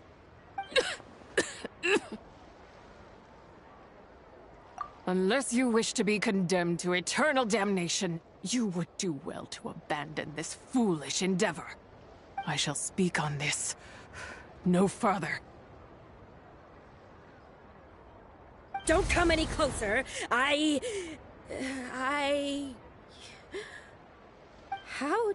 did I get here? Who are you people? Playing dumb, are we? Save it. We know you attacked those people at Wanmin Restaurant. What? No, I would never. You must be mistaking me for someone else. You don't remember? Of course not. How could I do such a thing? What about the photo you took near Chuang Terrace? What photo? What's going on? It's like she lost her memory or something. Well, this complicates things. I'll take her back for questioning and let you know what I find. Take her away. But I didn't do anything! I swear! That's weird. She seems so normal now, but she doesn't remember anything. This is just great. An apprentice falls right into my lap and now she's gone! Don't worry, Gaming. This is a special case. I'm sure you'll find one soon. Unless you're gonna pony up and offer a real solution, Paimon, I don't want to hear it. Gaming? What's up with... I'm done here. I'm gonna go find an apprentice, and I won't take no for an answer. Gaming, wait!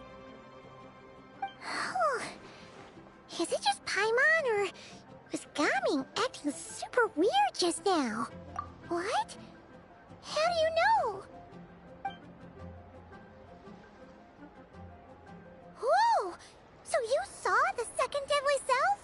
And you think she moved from Lu Xiangxiang to Gaming? Uh-oh. Then we better find him before something bad happens. Let's go!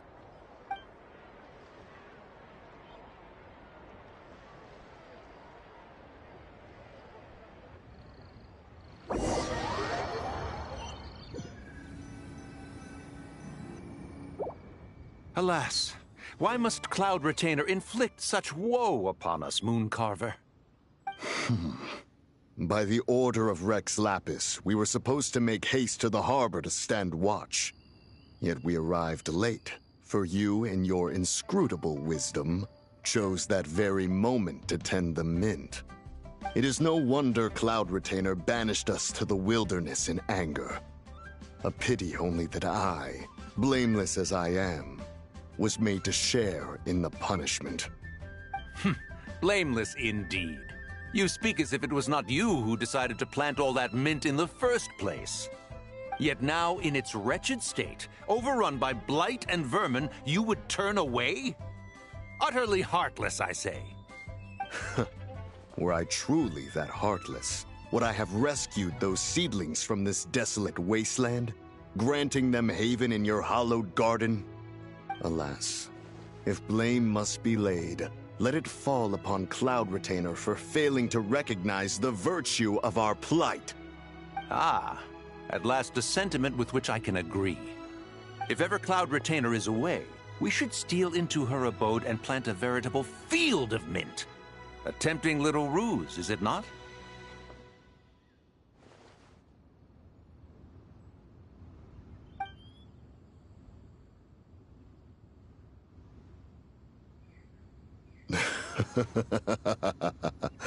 Positively ingenious. Please stop chasing us. Just let us go. Get back here! If you keep running, I'll kill you! Please, we don't know anything about wushu dancing. Just leave us alone. What? You think I'm not good enough to teach you? Just agree to be my apprentices, and then we can talk. That child looks somewhat familiar. Ah, it appears to be the wushu dancer from Liyue Harbor. I have seen him perform on occasion. Come, let us take a closer look. Has trouble befallen you, young one? Perhaps we can offer aid.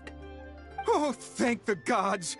Please, sir, you have to help us. This guy's trying to force us to become his wushu dancing apprentices, and he won't take no for an answer. Oh, so it is you who require aid, not the other way around.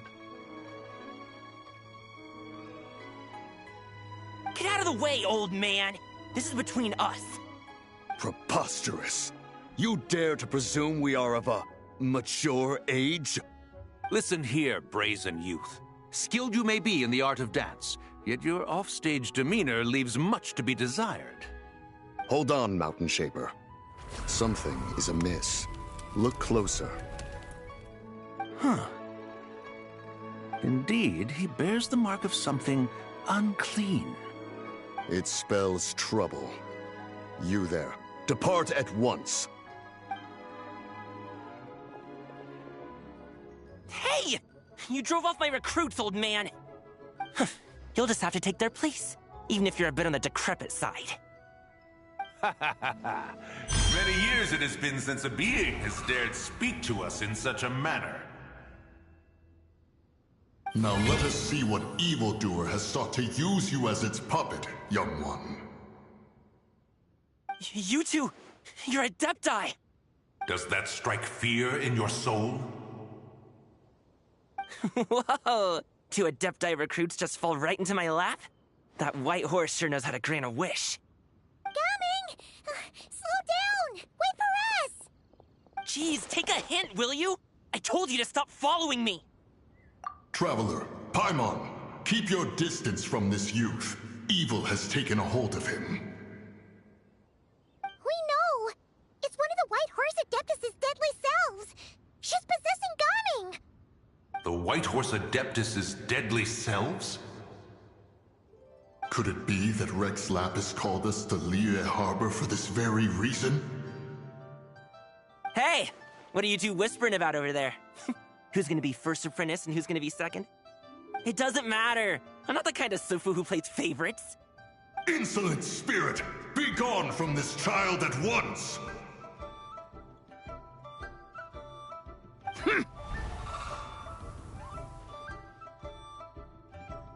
Little mite of a mortal. Getting in my way again, I see. That is no concern of yours. No. Only by doing it myself will I find peace. Otherwise, rage will consume me. If I lose control, all will turn to dust. The curse of time. The memories this body holds. Come no closer. This is your final warning. Insolent spirit! Be gone from this child at once! Huh? Traveler and Paimon? And two Adepti? Where are we? Weren't we just making Xiao lanterns in the harbor? Coming! You're back! Ah! The sun is most scorching. Agitation stirs within me. I require cooling mint to beat this heat. And speaking of, Cloud Retainer has scorned this verdant wonder long enough. It is time for her to feel its wrath. The wrath of mint! Mountain Shaper, where are you going? Oh no! Now Mountain Shaper's acting weird! Oh, you don't think it's spread to him, do you? Spread to him? Quickly now, explain to me what has been happening.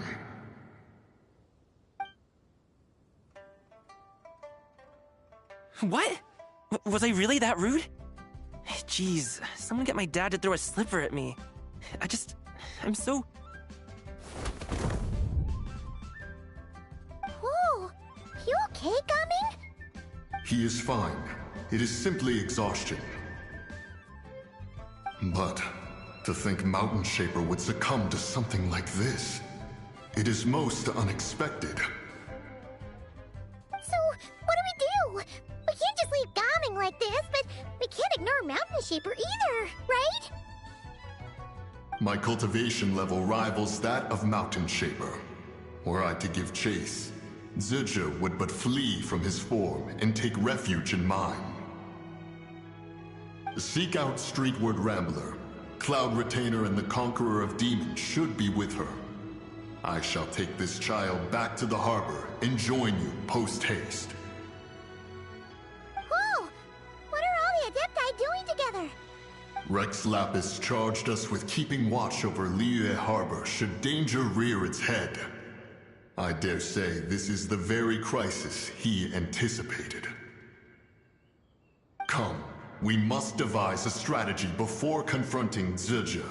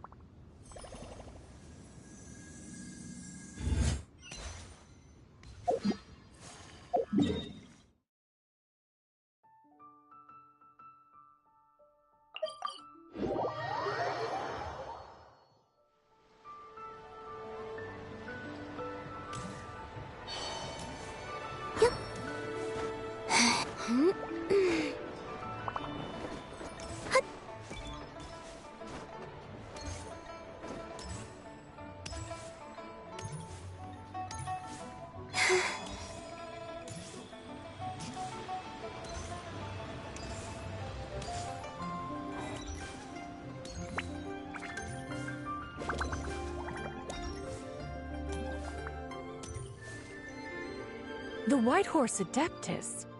You mean the mysterious white mare that aided Rex Lapis during the Archon War? Even if it's not her, there must be some connection. She always avoided us back then, and I never knew why. Rex Lapis's recent trip seems to be related to this person as well. Xianyun! Madam Ping! Xiao! Great! You're out here!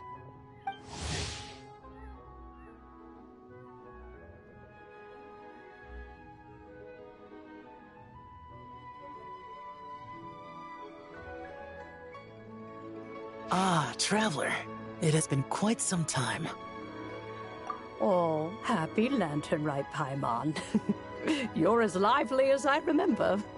I trust things have been well. Sorry, Madam Ping. No time to catch up. Something terrible has happened. What is it? Has Mountain Shaper gotten himself into trouble? Mooncarver is here with you, but he is not.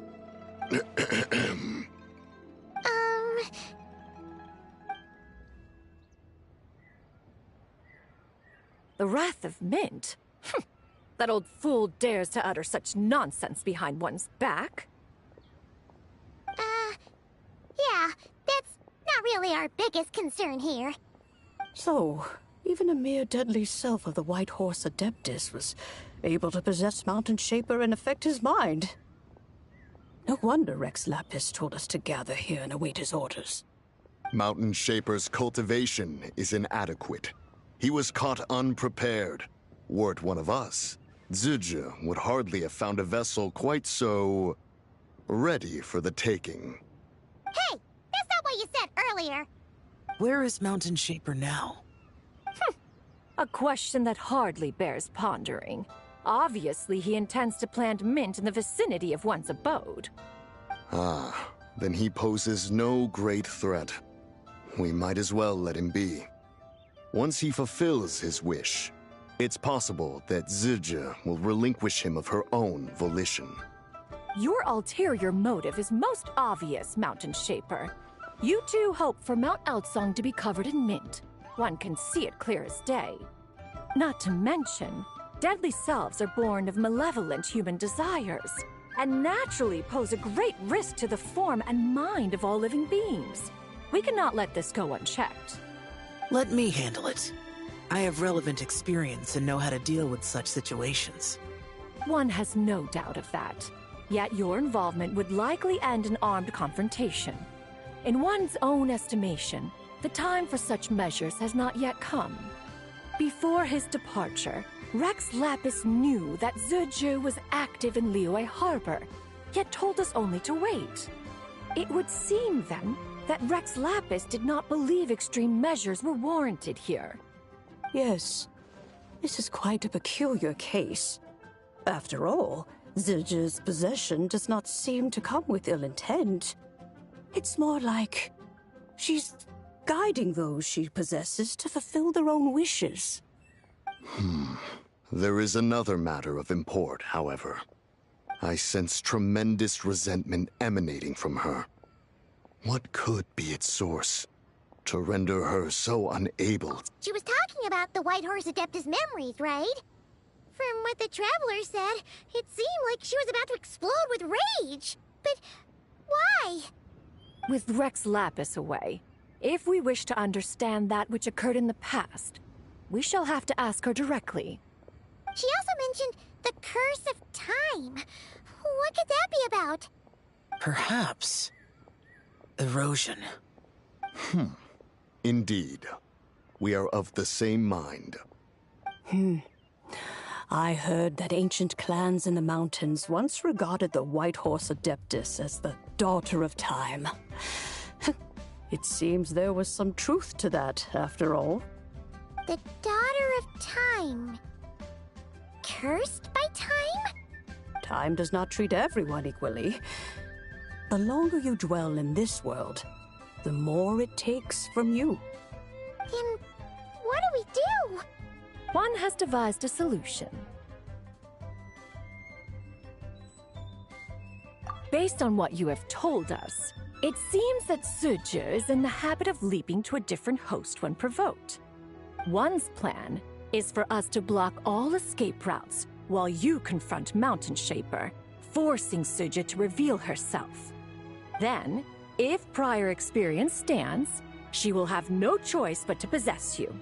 However, not only are you able to sense it, you are also unaffected by the peculiar state of stasis. In other words, in that moment, you would have the chance to either subdue or persuade her. That is akin to walking straight into the lion's den. Allow me to go instead. Yeah! Isn't this plan a bit too risky? Why doesn't Paimon try first? After all, even if she got possessed, it's not like she would pose a danger to anyone.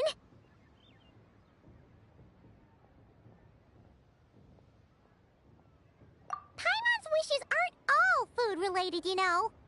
One would not suggest this course of action if one had any such reservation. Time and again, the Traveler has proved immune to Suja's influence. Consider for a moment why that might be. Oh yeah!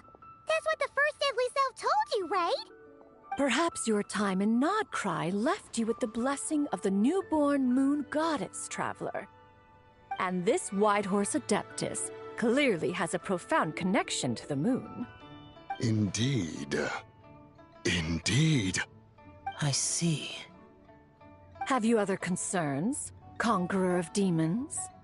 I was just trying to fathom why Rex Lapis left without explaining the situation in detail. But now I think I understand.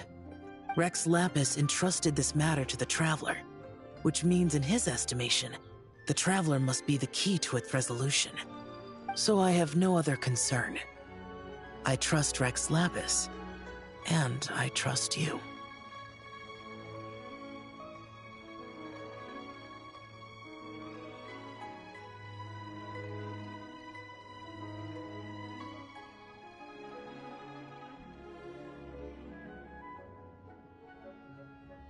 Then we are all in agreement on proceeding with this plan? Very well. We should depart at once, lest we lose our chance. Let us see whether that old fool truly dares to face one's abode with Mint.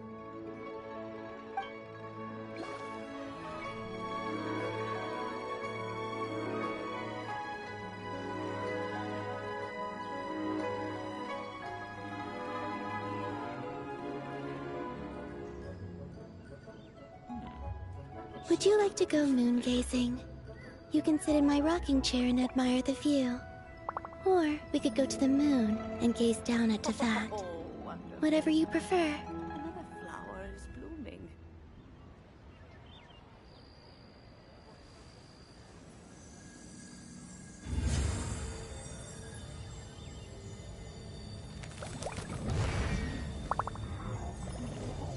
This is a peaceful neighborhood.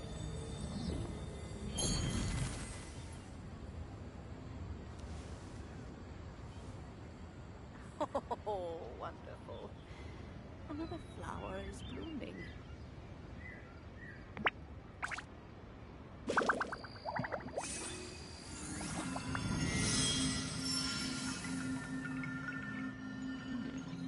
This is a peaceful neighborhood.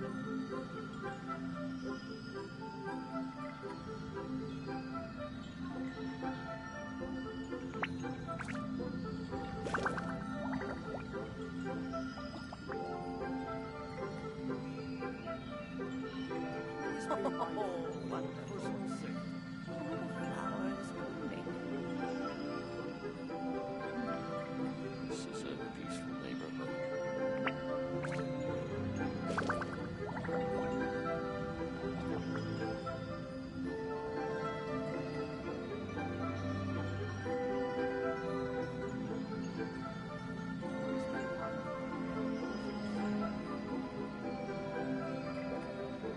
Oh, wonderful. Another flower is blooming. This is a peaceful neighborhood.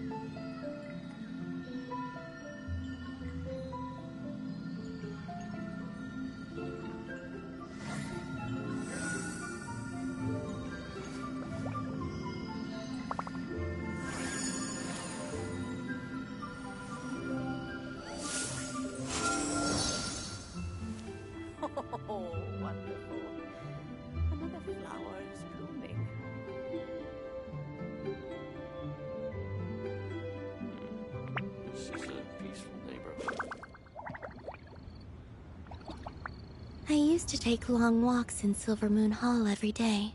So don't worry about me. I can keep up.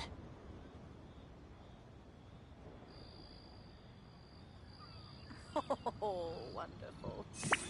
Another flower.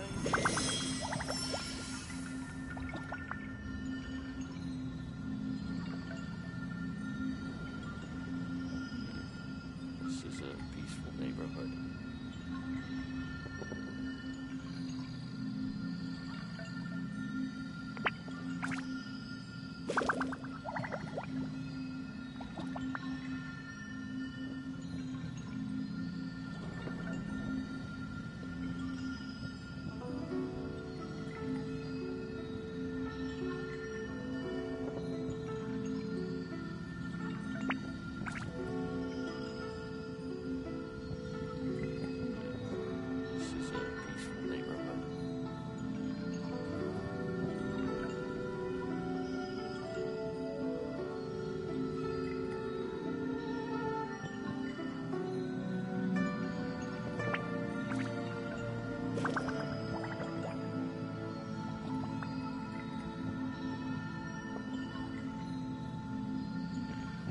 This is a peaceful neighborhood.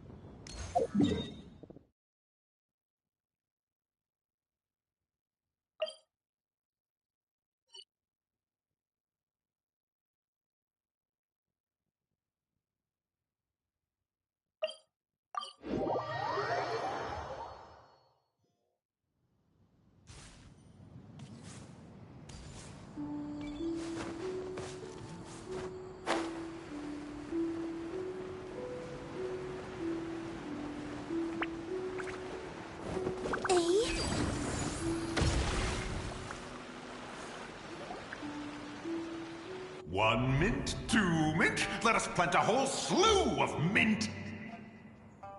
Once I reach 10,000, Cloud Retainer's abode shall be Mount Outsong no more, but rather Mount Mintsong! Oh, to behold the look on her face when she is confronted with such verdant splendor! Mountain Shaper.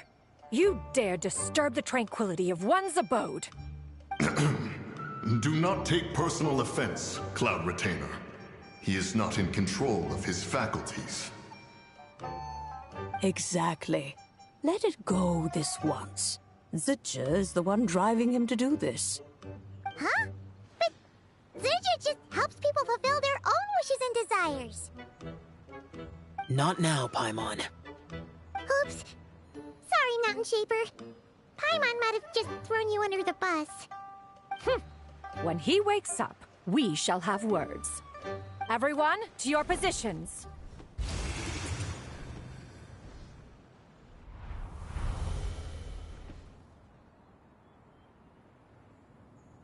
Be careful.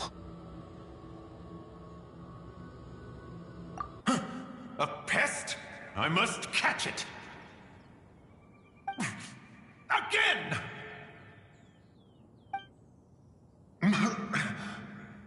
Oh, young one, it is you! Don't tell me. Cloud Retainer sent you? Ha! Such brazen insolence! Such presumption. Such boundless avarice. That wretched adept's impudence knows no end. If she dares lay a finger on my garden, I shall smash her cuisine machine to pieces! You think I am one to fold so easily?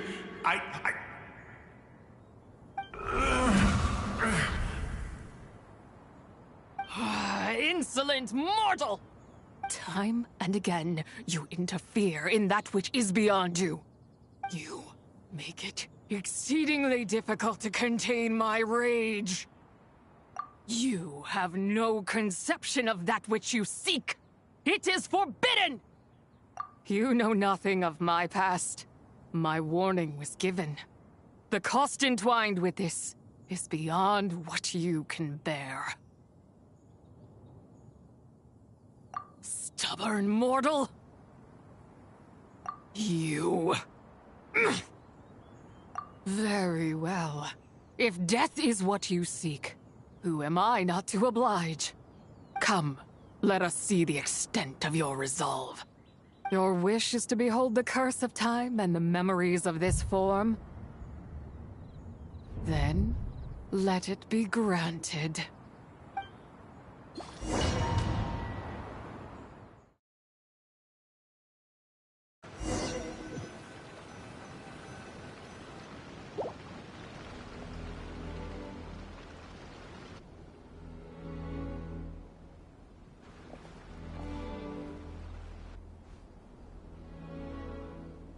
You who seek death, stand before me. My prison. I was merely a trace of impure energy within Zapai's immortal body. When her soul was shattered, it should have been the end of me. But then, the one who governs time descended from on high and froze the moment of her death. And so, I remain in this world, unable to find release.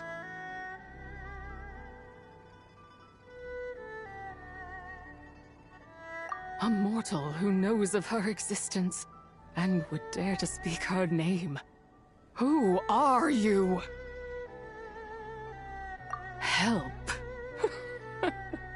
No, there is nothing we can do for each other.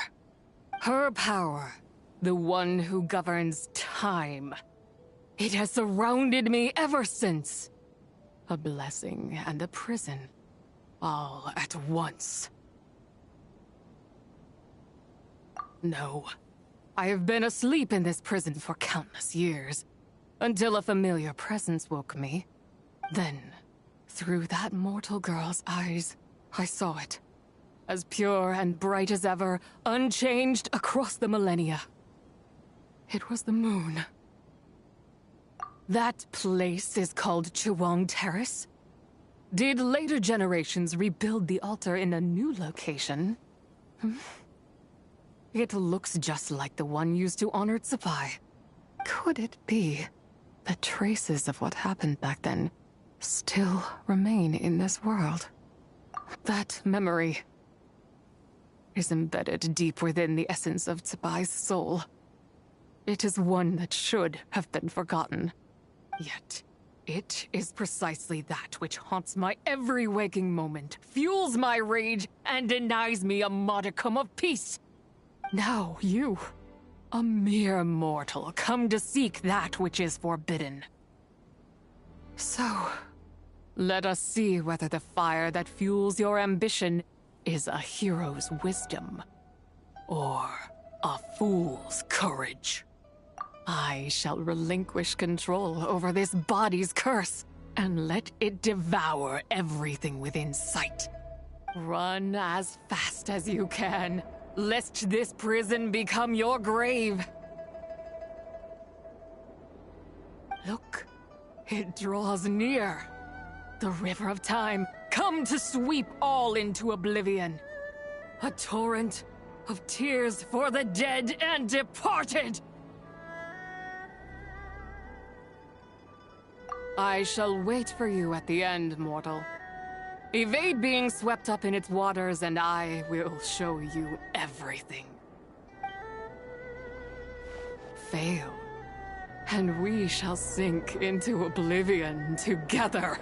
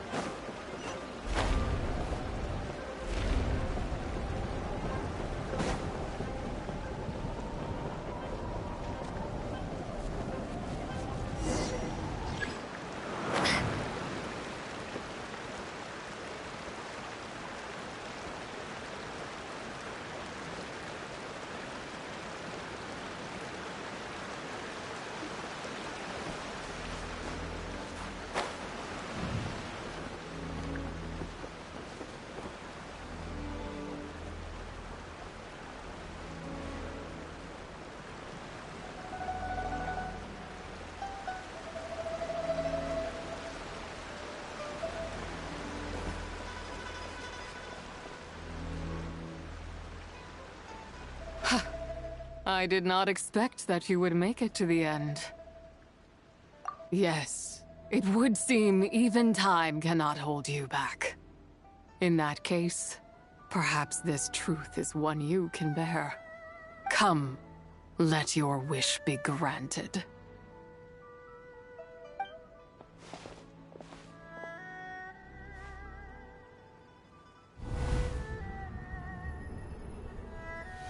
Under moon eternal, in radiant night, a maiden grants silk, soft and light. Under moon iridescent, in night divine, a maiden grants fiber, for cloth so fine. Under moon of frost, in night so great, a maiden grants tools to divine our fate. What are Mom and Dad doing? Shh, just make a wish. The kind Adeptus on the moon is listening.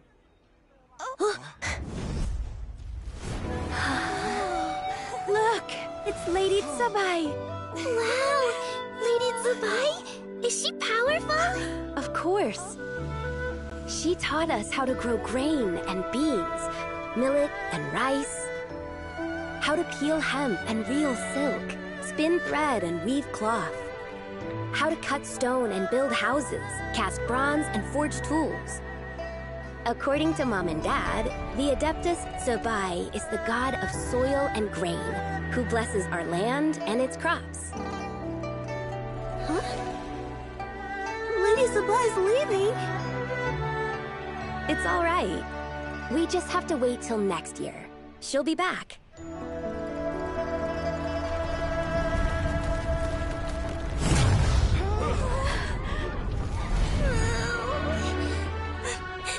Mom and Dad are gone.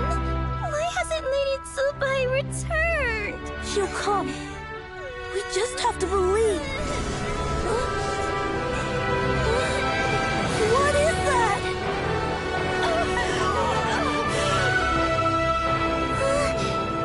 Lady Tsubai abandoned us. All places tainted by the abyss need to be purified. That includes Long Gone. And what of its people? You know what will happen. You are but an emissary to the mortal realm. This is Heaven's will. There is no need for guilt, and no place for hope. I wouldn't dare. But the people of Langan honor me, worship me, pray to me. If I do not answer, the guilt will be too much to bear. And if you do, you will meet the same end. Then as their god, I shall die among them.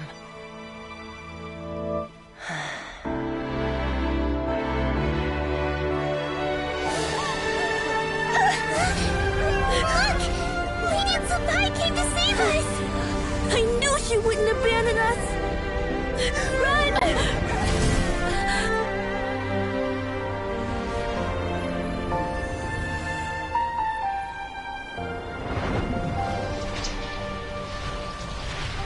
You have done enough.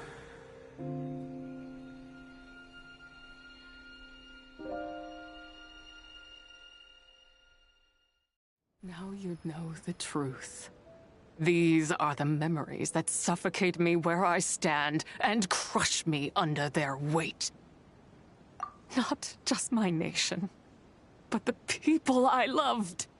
Were it within my power, I would ignite a blaze fierce enough to burn a hole through the heavens themselves.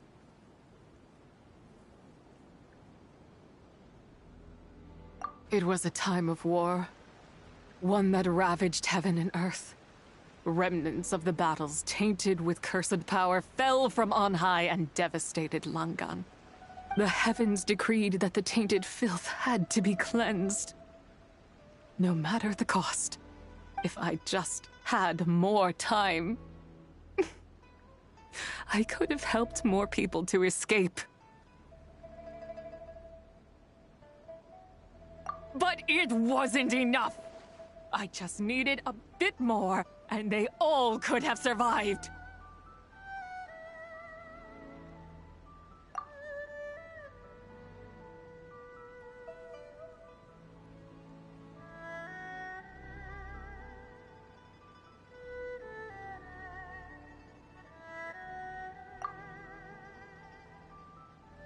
I never imagined there would come a day where I found peace.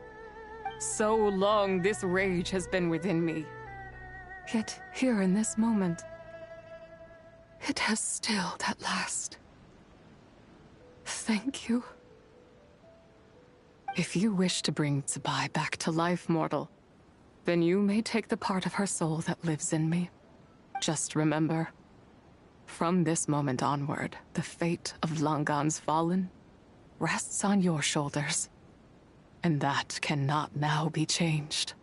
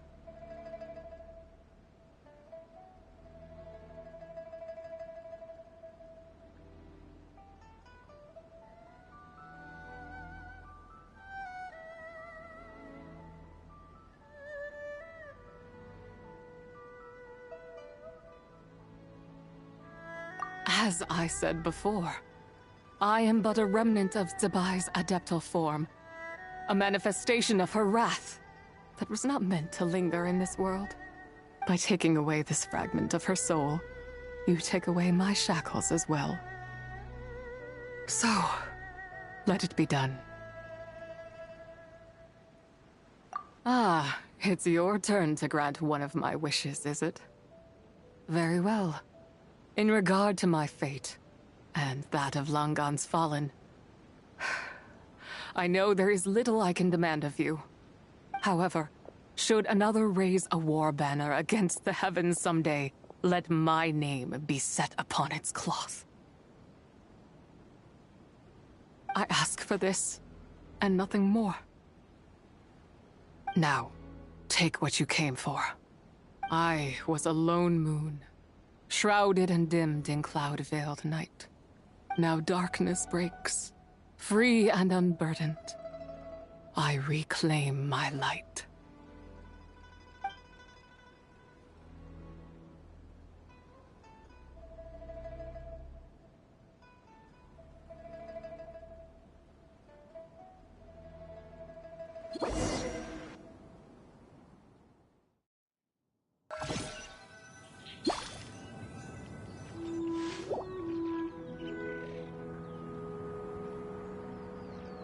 You think I am one to fold so easily?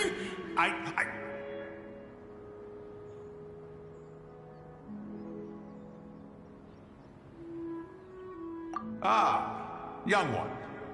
What brings you here? My, what exquisite mint seedlings. Was it you who planted them? I had not taken you for one so versed in the horticultural arts. I must insist that you visit Mount Hulao. There is much we could learn from one another. Ah, but this is Cloud Retainer's abode. She does not appreciate the verdant wonder that is mint. We should leave at once. If she sees us here, there is little I can do to protect you.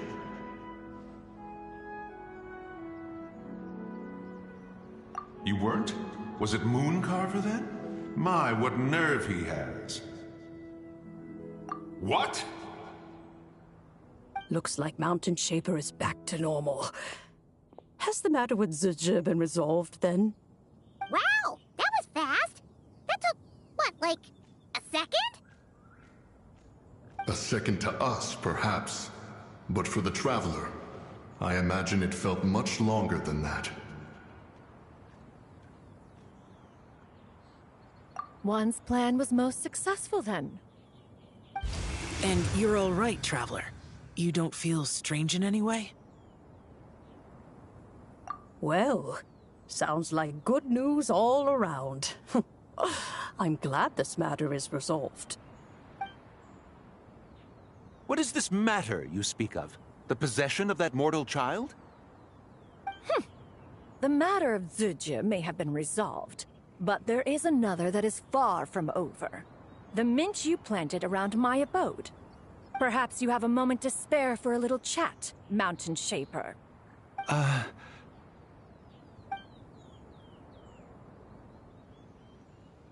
You seem reluctant to talk in detail about what happened with Zizhi.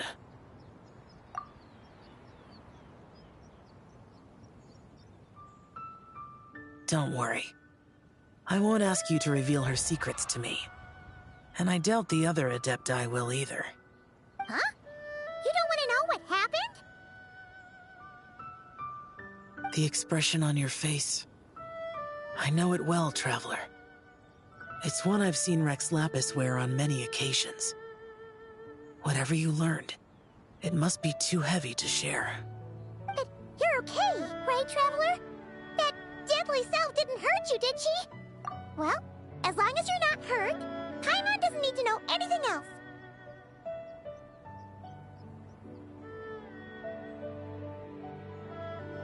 Even so, I hope you feel like you can entrust me with it. If I learned anything from our time together, it's that one should not have to shoulder such a weight alone. Not to mention that certain knowledge brings danger in its wake. I would never want you to feel forced to be the sole keeper of such secrets. Yeah, kind of like how one person can't finish a whole slime, you know? Better to grab a bunch of friends and eat it all together. Exactly! Wait, no! Paimon's just saying we've got loads of friends who'll be more than willing to lend an ear.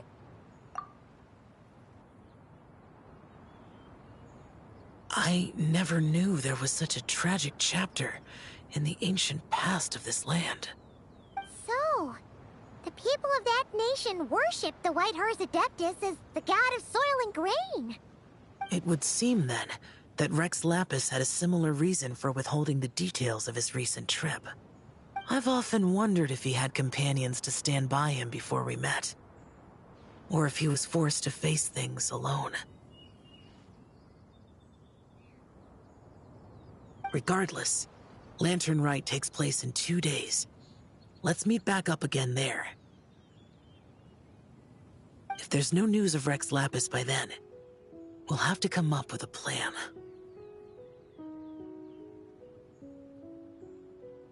Fingers crossed it all goes well.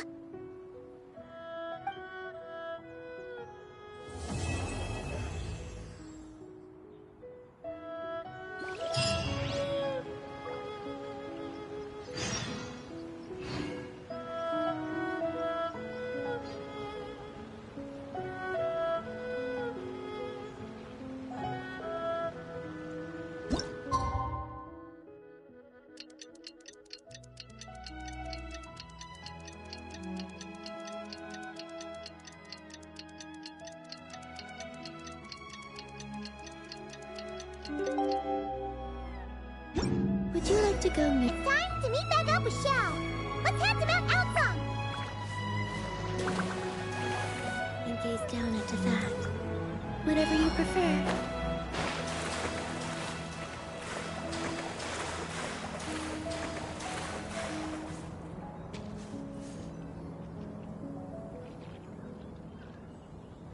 Xiao! Cloud Retainer! Meta Ping! We're here! Any news on Zhongli? Wait, are we missing 2 Adepti? Well, Shen Yun banned Mountain Shaper from Mount Outsong for 3 days. Oh, then what about Mooncarver? The scheme to plant mint in one's abode was one those 2 fools devised together? And when it comes to punishment, one does not discriminate. His banishment ends in 3 days as well. Wow, that's pretty harsh, Cloud Retainer. Let's get down to business. We have news of Rex Lapis. Huh? Isn't that... Yes, Rex Lapis's Geopillar. It descended from on high this morning. He must have sent it for a reason, but it does not respond to our touch. So, what does it mean? Is he in trouble? Not necessarily. It could be a message only a specific person is meant to receive. Traveler, you alone spoke to Rex Lapis before he left. Oh, so it must be for the Traveler. Give it a try.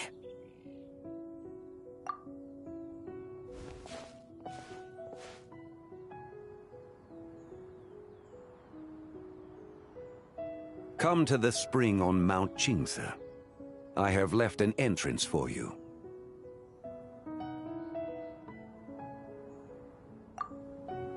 Well?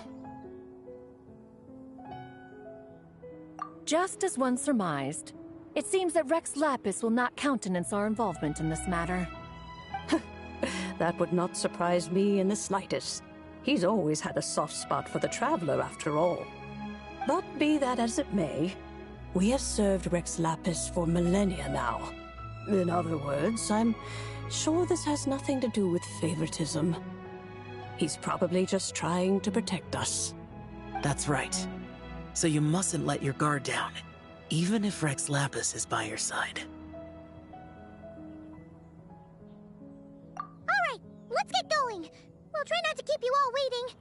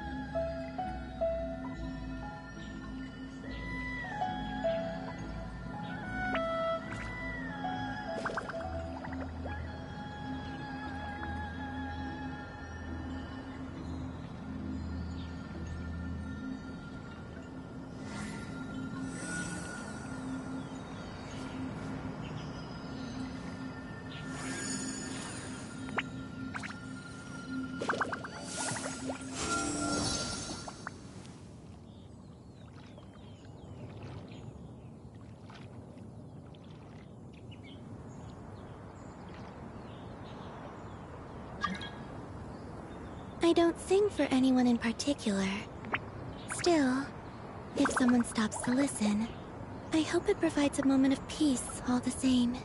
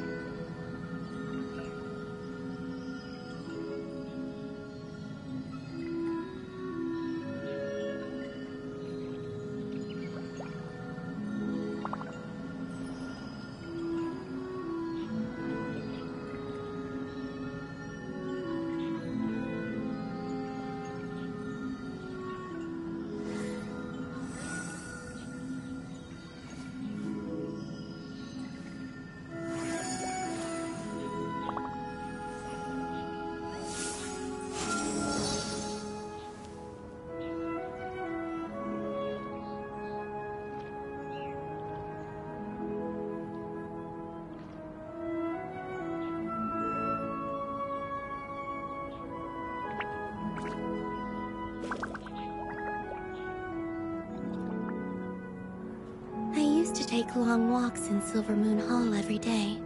So don't worry about me. I can keep up.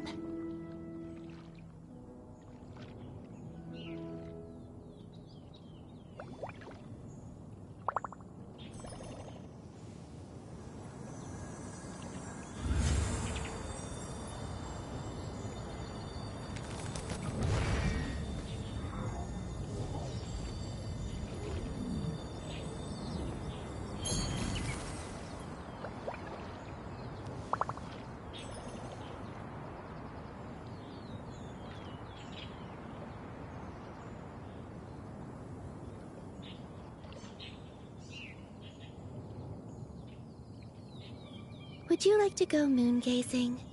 You can sit in my rocking chair and admire the view. Or we could go to the moon and gaze down at Tefat. Whatever you prefer.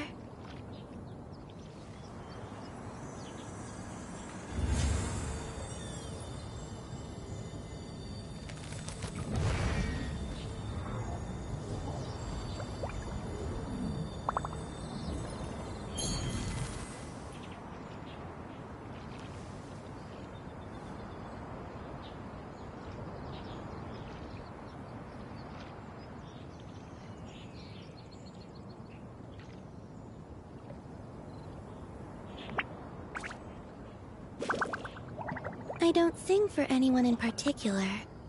Still, if someone stops to listen, I hope it provides a moment of peace all the same.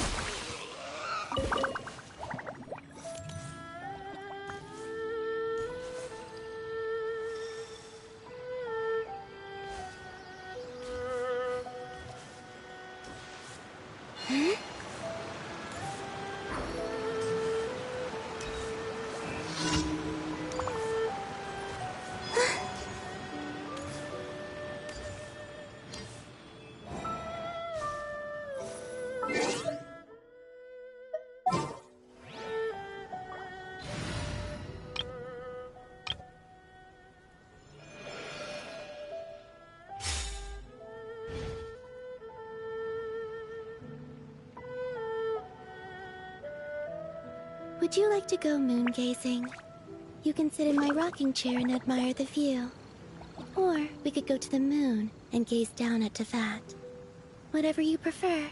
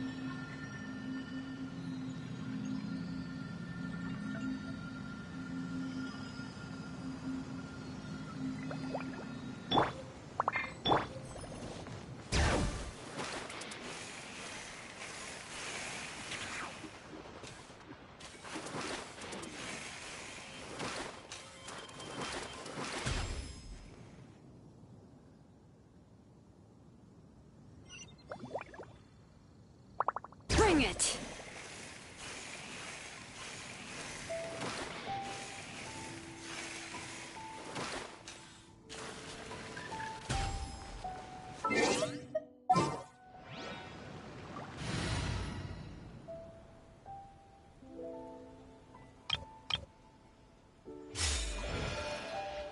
Keep your eyes peeled. They should be around here somewhere.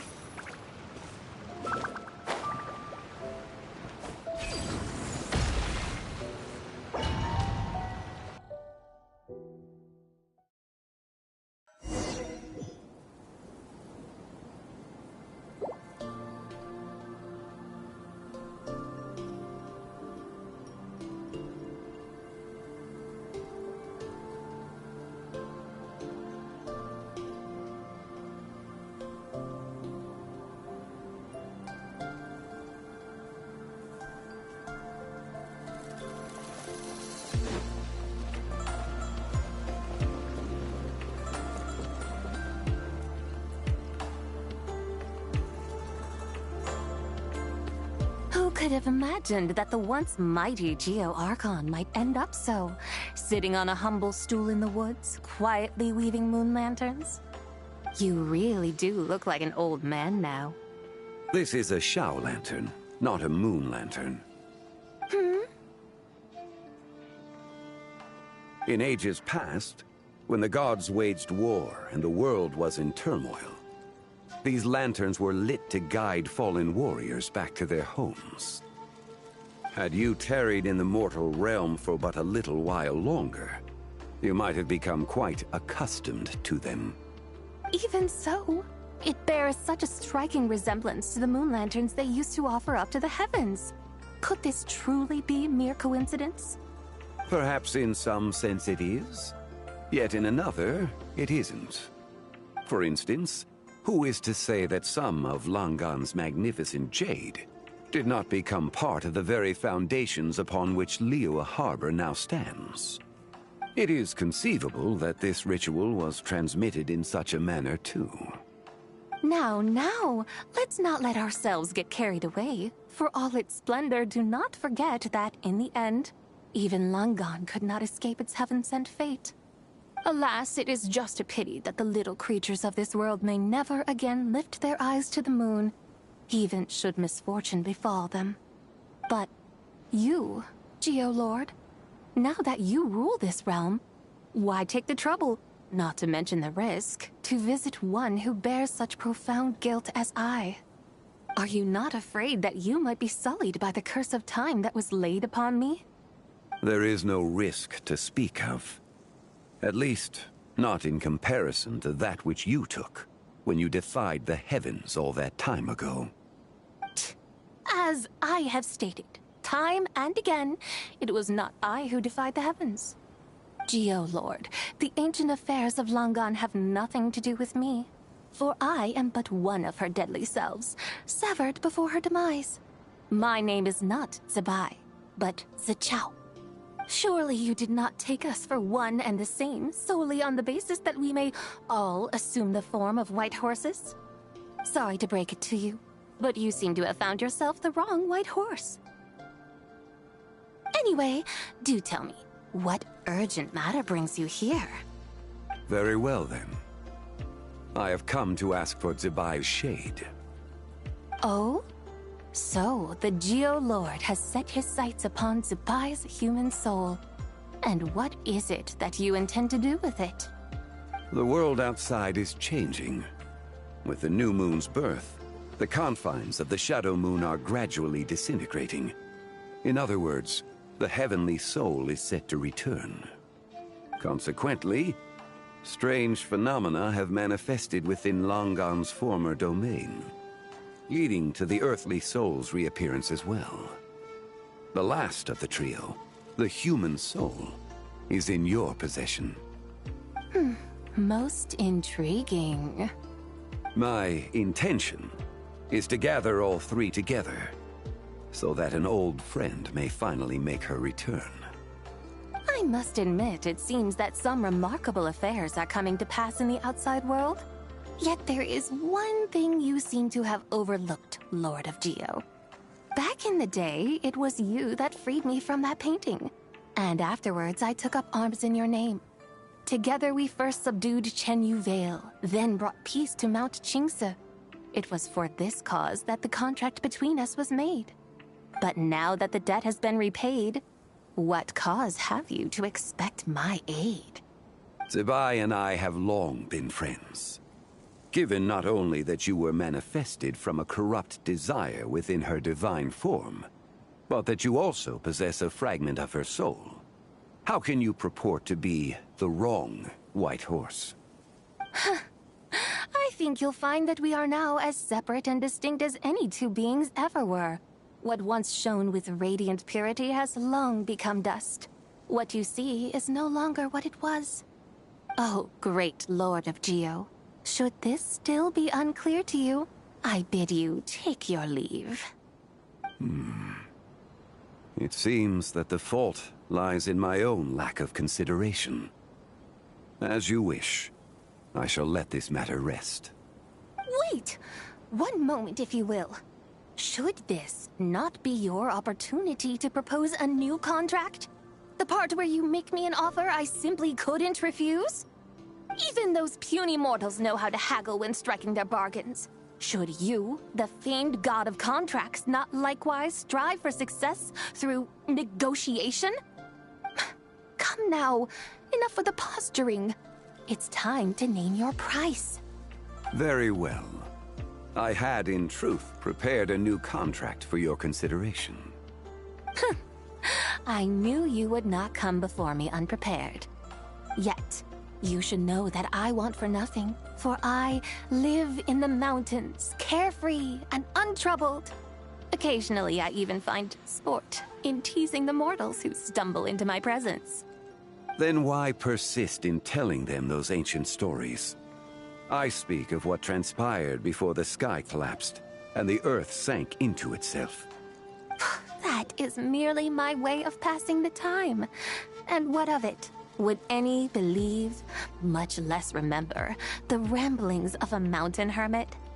Those tales have long since spread throughout the mortal realm. Who? Should my words prove insufficient, I invite you to see the world for yourself. To this end, I have found you a pair of trusty guides. The Lantern Rite is presently underway in Liyue, and should prove quite intriguing for you.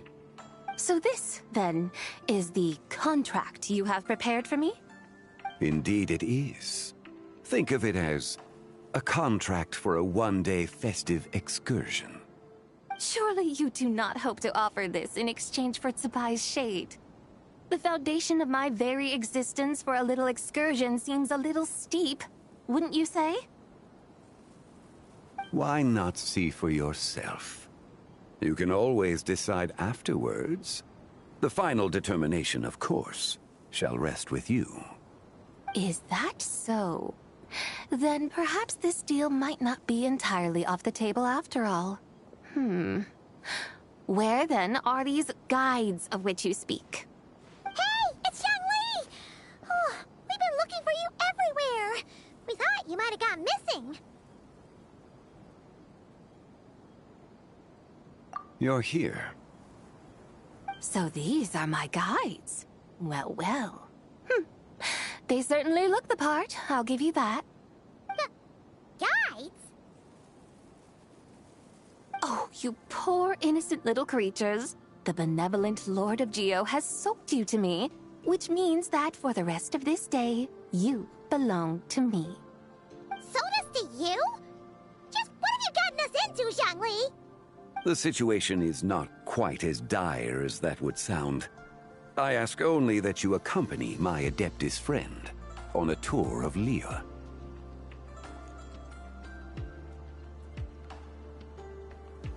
I would suspect that depends on how well you entertain me. Entertain you? Let us start with this Liyue harbor of which I have heard so much. Nowhere is quite so fascinating as a place teeming with little mortals. How come this Adeptus sounds so different from what Paimon imagined? Okay, we'll take care of it. Get ready to find out why they call Paimon the best travel guide in all of Tibet.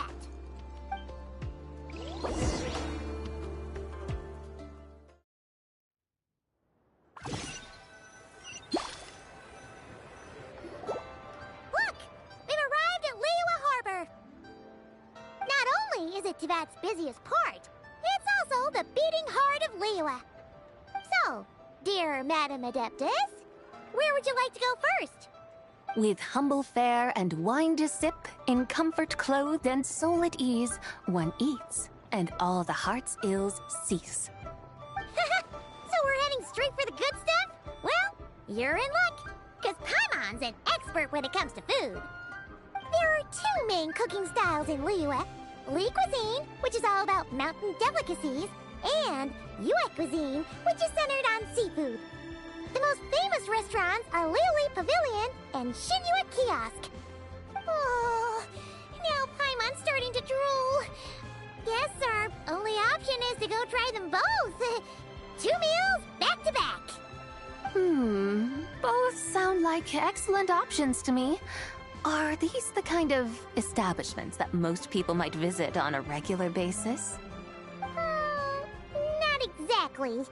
Both Li Cuisine and Yue Cuisine are known for their pricey ingredients. Definitely not what you'd call the budget options. But don't you worry about that. Just think of it as Zhang Li's little treat.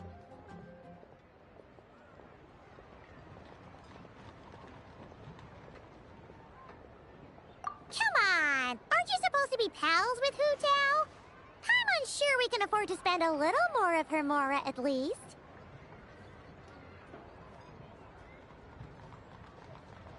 Hey! All Paimon wants is to provide our Adeptus with the best possible experience here. Don't you want that too? Both certainly sound like worthy choices. Just now, though, I happened to see a porter pass this way. Where might individuals like him go to eat? A hungry porter, huh? Oh!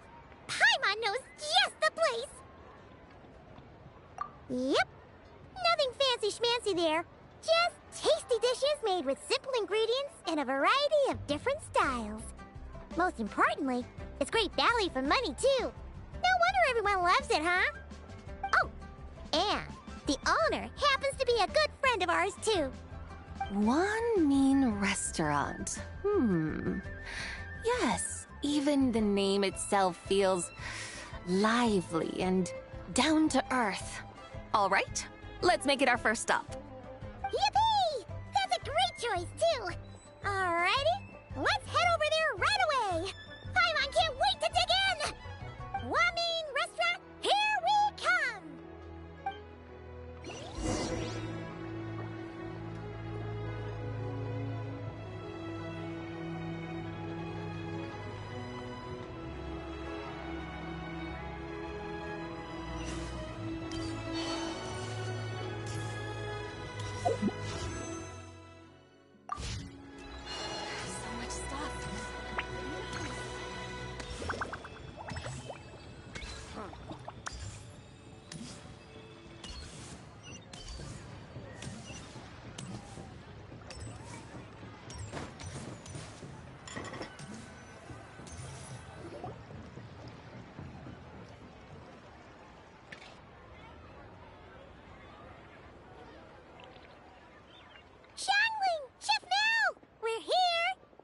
Oh, hello there. What a surprise to see you two. Welcome, welcome. Hey there, Traveler and Paimon. We're a little busy today, so grab a table while you still can. But I don't think I've met this lady before. Is she a new friend? You could say that.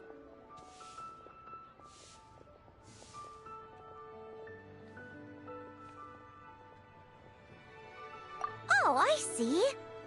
Well, hey there. A friend of the Traveler's a friend of mine, too. Don't worry, we'll take good care of you. Just order whatever you want, it's on the house. By the way, I'm Zhangling. I cook here at Wanmin Restaurant. What's your name? Miss Xiangling, have you ever heard of the White Horse Adeptus? Of course. What about her? I am her, and she is me. Huh? You mean you're an Adeptus? Oh, you young'uns crack me up. Come on, Xiangling. You've got to keep up with the times. Haven't you heard of cosplay? It's like a role-playing game where you dress up as famous characters and pretend to be them. Seriously, it's all the rage, and it looks like this young lady is quite the expert. Your friends sure keep their fingers on the pulse, huh, Traveler? Wow, Dad. Didn't know you were so tuned in. But how come I haven't heard about it? You gotta listen to our customers. Didn't I tell you to spend less time chasing after wild vegetables and more time making friends? You're even more out of touch than I am. Hey, I like making friends too. Isn't that what I'm doing right now? Anyway, even if it is just a costume, is it alright if I still call you Whitehorse Adeptus? Of course it's all right, because that's exactly who I am. Okay, okay. I can see you're really committed to the role. How about I call you the real Whitehorse Adeptus instead? In that case, you can call Paimon the real traveler. Yeah, right. You could have at least switched outfits. Puny mortals. Nevertheless, I suppose it might be amusing to indulge in your little charade, for a while at least. All right, go grab yourselves a table. I'll come take your order in a bit.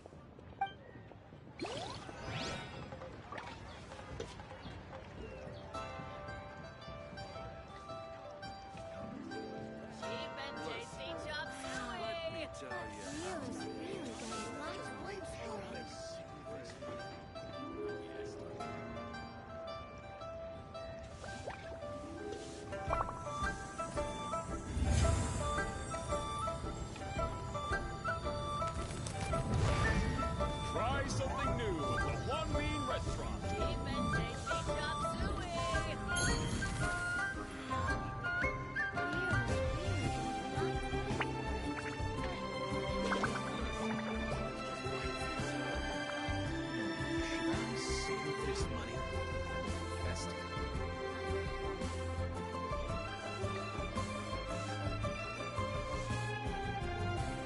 I don't sing for anyone in particular.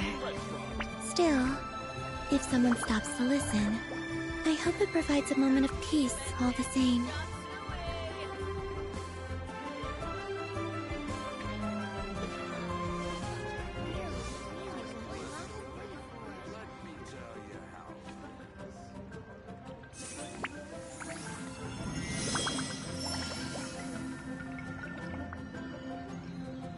Try something new at the One Mean Restaurant. Deep and tasty chop suey.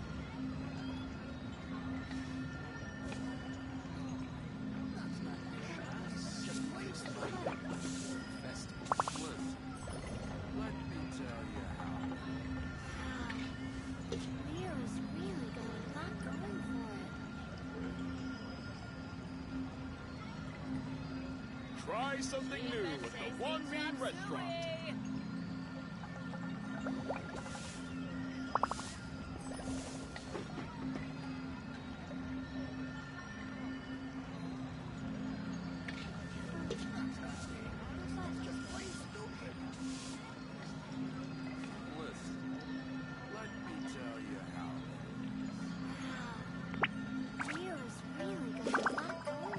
Try something new at the One Mean Restaurant.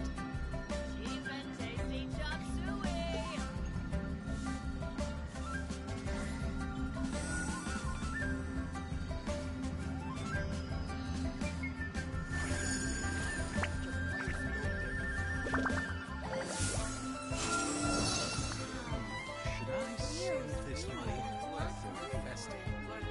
Try something new at the One Mean Restaurant. Tasty chop suey.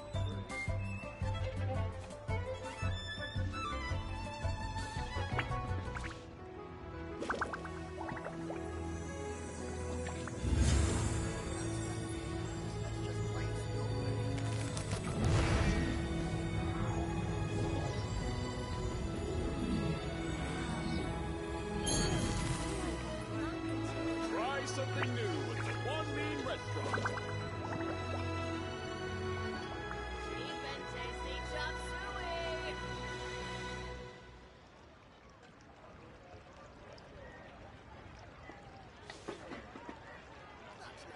I used to take long walks in Silver Moon Hall every day, so don't worry about me. I can keep up.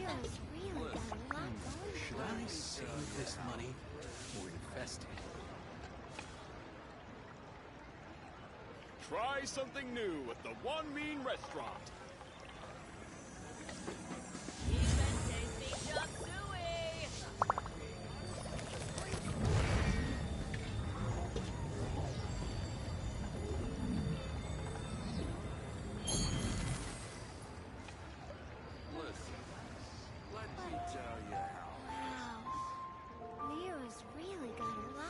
Try something new at the One Mean Restaurant.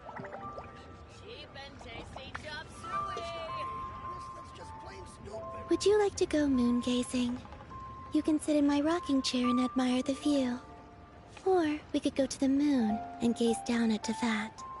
Whatever you prefer.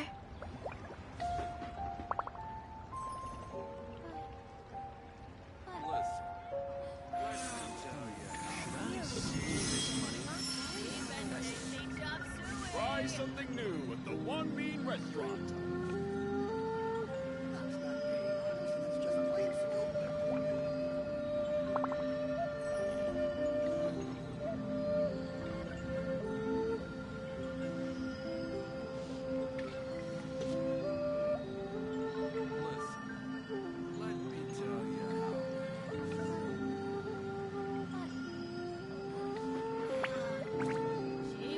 Try something new at the One Mean Restaurant.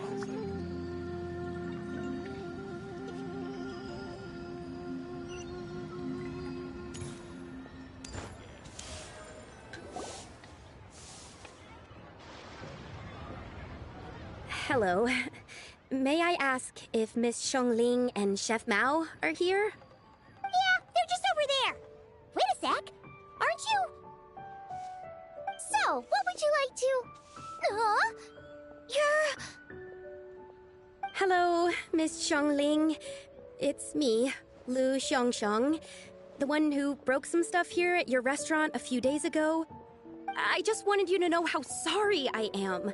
I honestly don't know what came over me. Please, please forgive me. Oh, it's you. You really gave me a fright that day, young lady. You didn't actually get food poisoning from our black-back perch stew, right? Come on, Dad. She's come to say sorry. It's all right, Miss Lu. You must have been feeling a bit off that day. You're looking so much better now, though. Why don't you grab a table, too? This one's on the house. No, I couldn't possibly. Hey, it's totally okay. We all feel under the weather sometimes, especially when we're away from home. Go on, find yourself a... yikes. Looks like all the tables are taken. Wanna come sit with us? We've got an extra seat over here.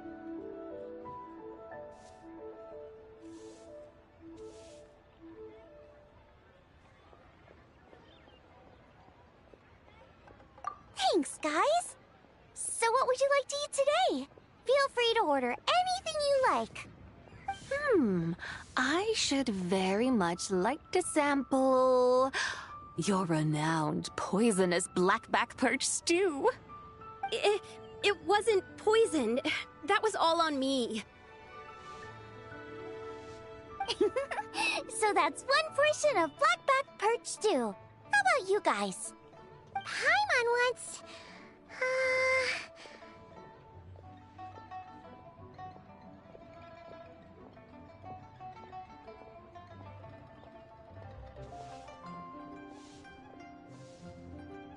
Sure thing! Looks like Paimon's having trouble making up her mind.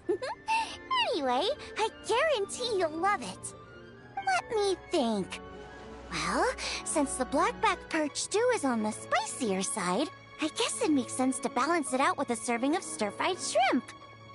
And since it's Lantern Rite season, you better try out the triple-layered consomme and come and get it too! Those are our seasonal specialties. As for the carbs, since we've got a full table, how about some right at home? Along with our special chili mince cornbread buns.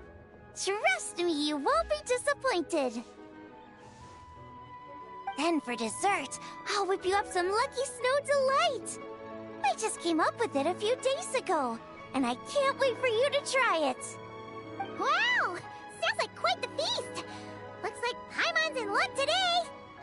Am I the only one who thinks that's way too much? Not at all. Don't worry, I know what I'm doing. And to top it all off, our star dish, Adeptus Temptation.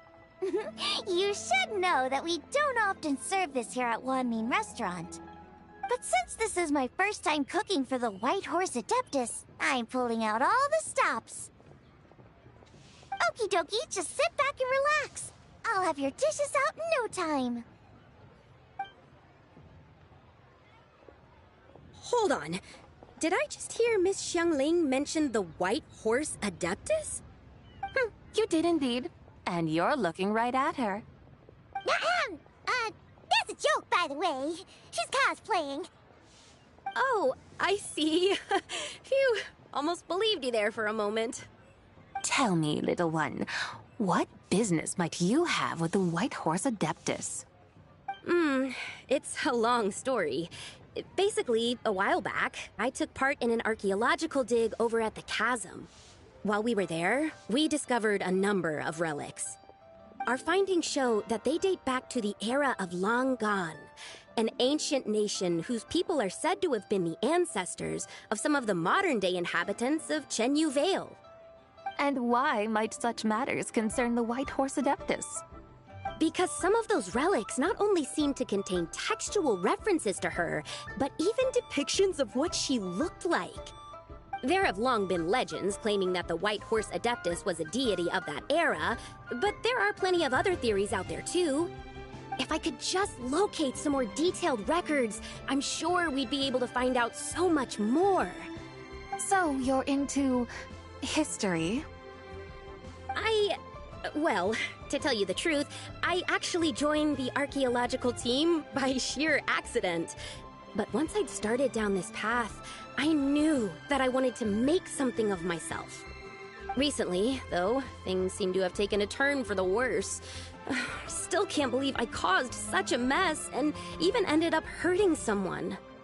Oh, so you're considering becoming a martial artist now instead? No, I mean, they weren't seriously hurt.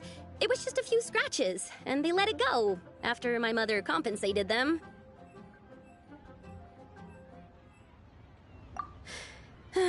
Either way, my career's pretty much over. And even though both the victim and the Ministry of Civil Affairs say they won't be pursuing the matter any further, my father says he's going to punish me according to our family rules. Family rules? Yeah, he's decided to ground me. I'll have to return to Chaoying Village after Lantern Rite, and goodness knows when I'll be allowed to leave again. Wow, that's harsh. Sounds like the kind of thing only rich, super traditional parents would do. We're not exactly rich, though. All we own are a few tea fields in Chaoying Village and a guest house in Liyue Harbor. A guest house? It isn't Baiju Guest House by any chance?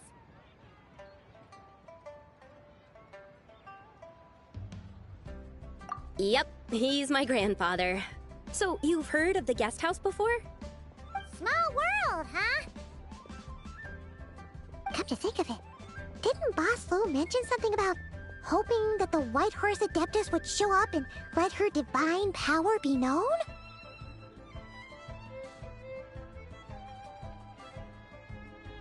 Sure, but Paimon's guessing this wasn't exactly what he had in mind.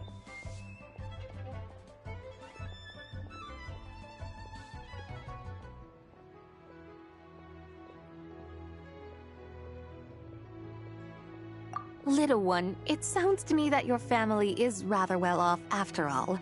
What then drew you to archaeology? Why subject yourself to such unnecessary hardships?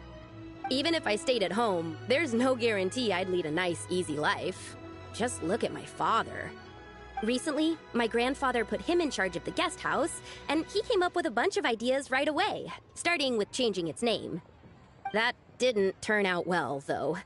My grandfather yelled at him for days, even calling him a bad son, and they still haven't let it go. Oh! Paimon thinks we might have heard about that too. Long story short, being dependent on others is never fun. You just end up being completely under their thumb.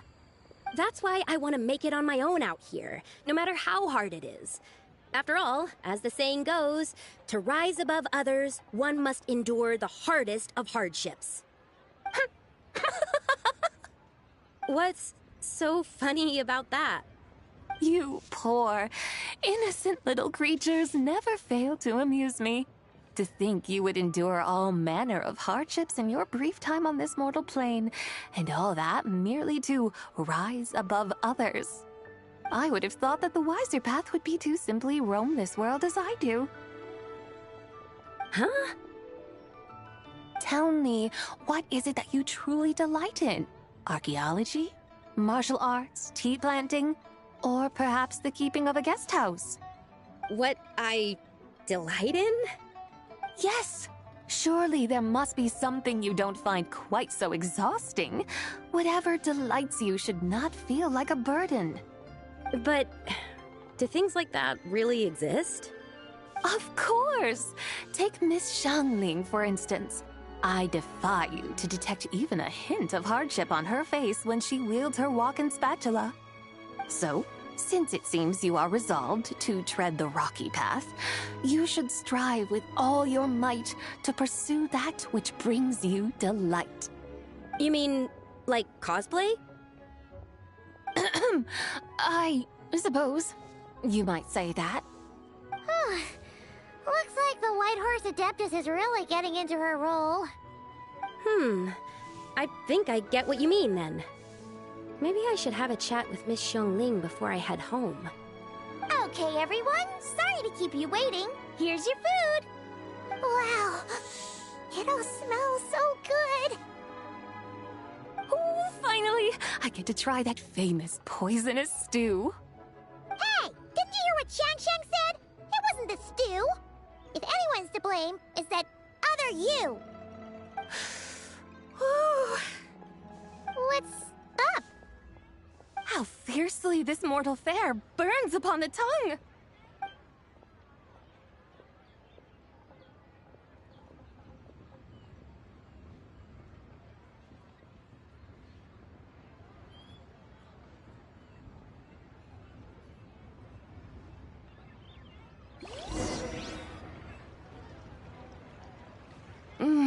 Most satisfying as poisonous stews go.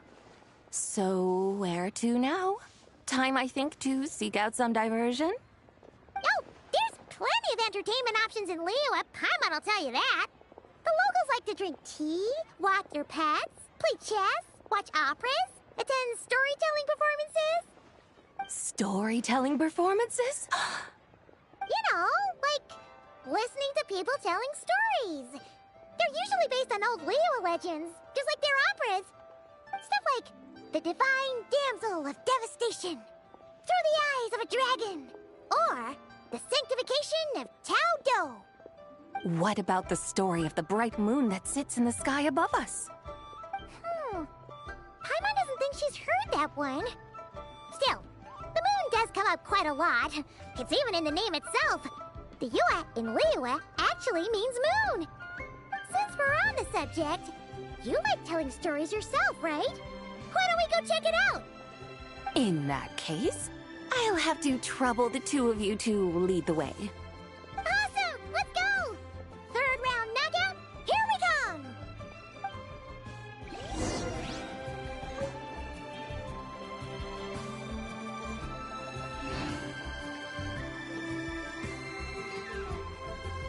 Cheap and tasty chop suey.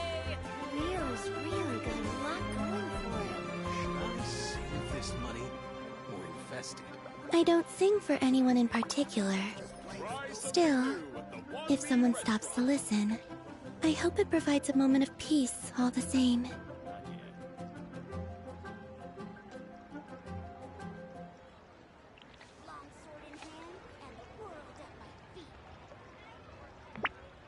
Cheap and tasty chop suey.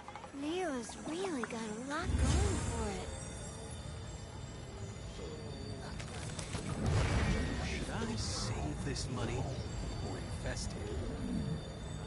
Try something new at the One Mean Restaurant.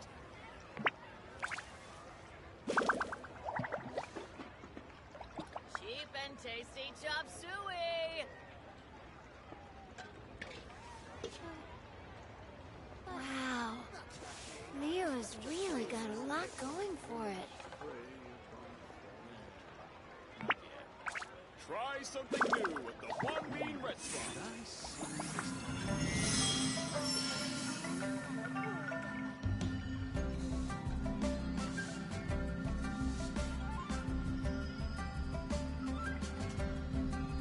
Cheap and tasty chop suey! Wow. Lyra's really got a lot going for it. Should I save this money or invest it? Try something new at the One Bean Restaurant. Cheap and tasty chop suey!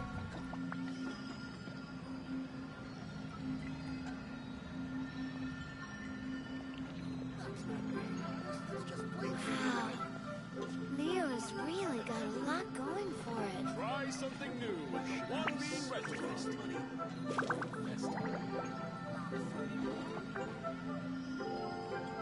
Cheap and tasty chop suey!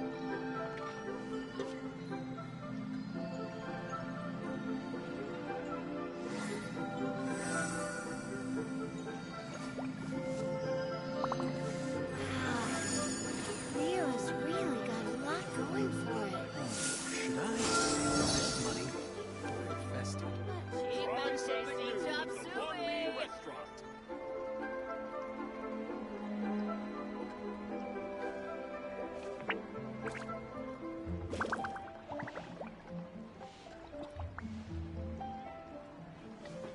Would you like to go moon gazing?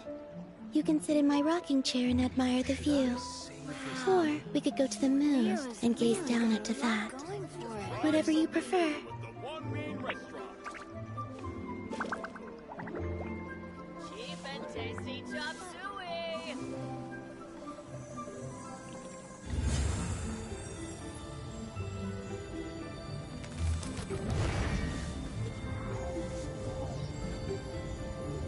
Wow. Lyra's really got a lot going for Try it. something new at the One Bean Should I Restaurant. save this money or invest it? Cheap and tasty chop suey!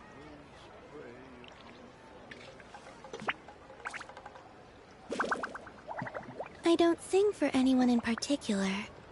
Still, if someone stops to listen, I hope it provides a moment of peace all the Lyra's same. really got a lot going for it.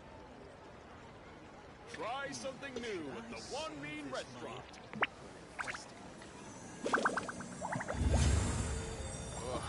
Cheap and tasty chop suey! May have overeaten.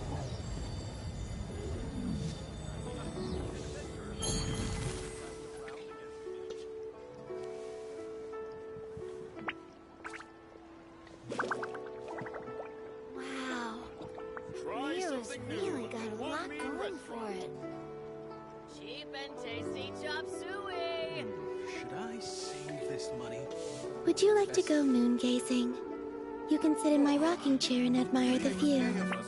Or we could go to the moon and gaze down at that. Whatever you prefer.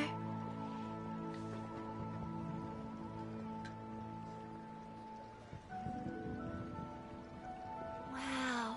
Try something Lyra's new at the really One got a Bean lot Restaurant. going for it. Cheap and tasty chop suey!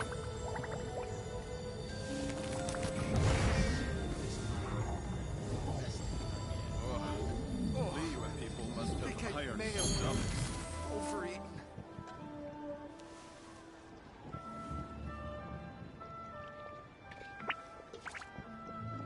Try something new at the One Bean Wow. Restaurant.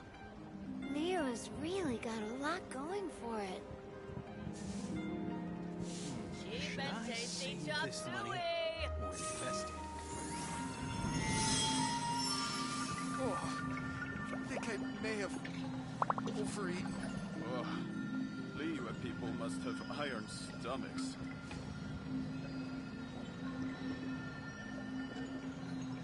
Wow. Try something new Lyra's at the One really Bean got a Restaurant. lot going for it. Cheap and tasty chop suey! Should I save this money or invest it? I think I may have overeaten. people must have iron stomachs.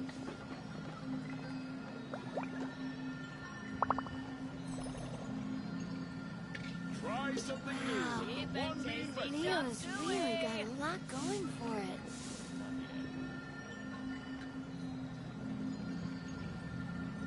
Should I save this money or invest it?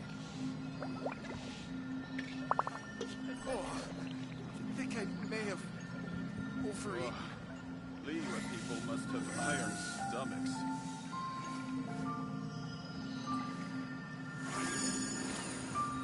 Wow. Leo's really got a lot going for it.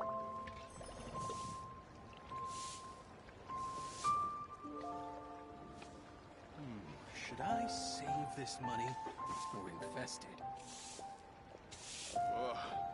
Liyue people must have iron I used to take long walks in Silver Moon Hall every day. So don't worry about me.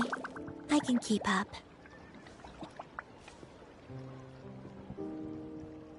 Wow. Leo's really got a lot going for it. Should I save this money or invest it?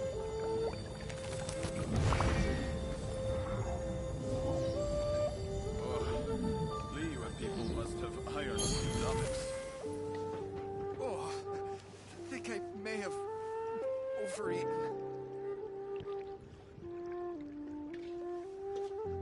Wow. Leo's really got a lot going for it. Should I save this money or invest it?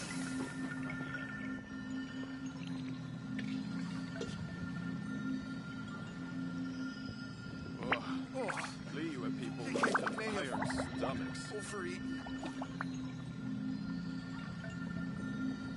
Wow. Leo's really got a lot going for it. With the One Mean Restaurant.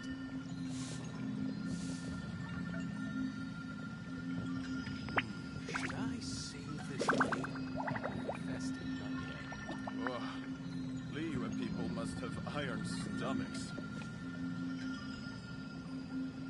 Oh, I think I may have overeaten. Wow. Leo's really got a lot going for it. Something new at the One Mean Restaurant. Should I save this money or invest Liyue it? people must have iron stomachs.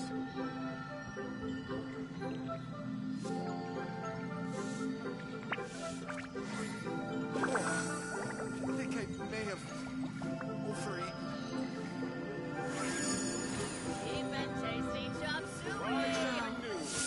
Leo's really got a lot going for it.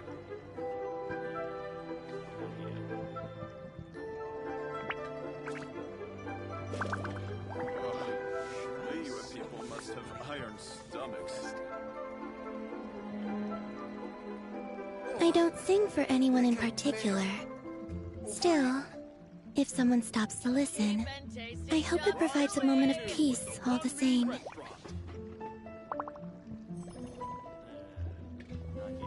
Wow. Leo's really got a lot going for it. Should I save this money or invest it? Liyue people must have iron stomachs. Overeaten. Try something new at the One Mean Restaurant.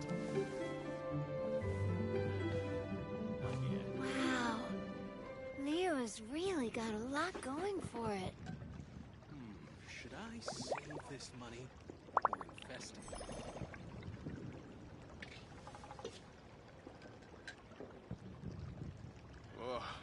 Liyue people must have iron May have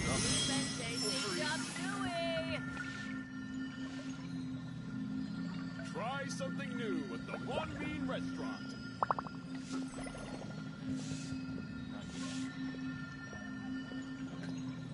Wow. Leo's really got a lot going This for money it. or invest it? Cheap and tasty chop suey. Oh, I may have overeaten. Try something new here. One meat restaurant.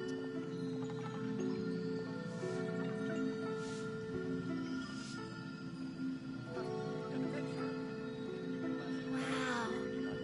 Lyra's really got a lot going for it.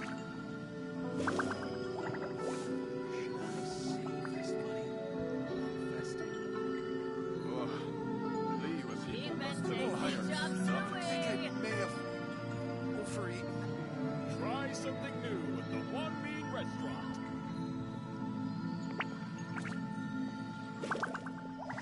Wow.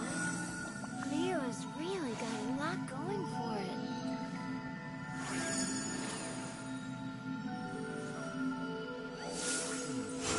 Save this money or invest it. Cheap and tasty chop Try suey. something new, people. One Mean Restaurant. I think I may have overeaten.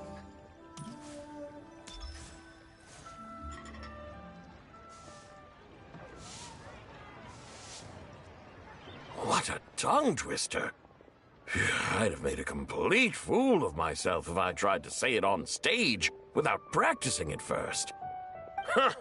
Call yourself Iron Tongue, Tien. Wobbly Tongue, Tien, more like.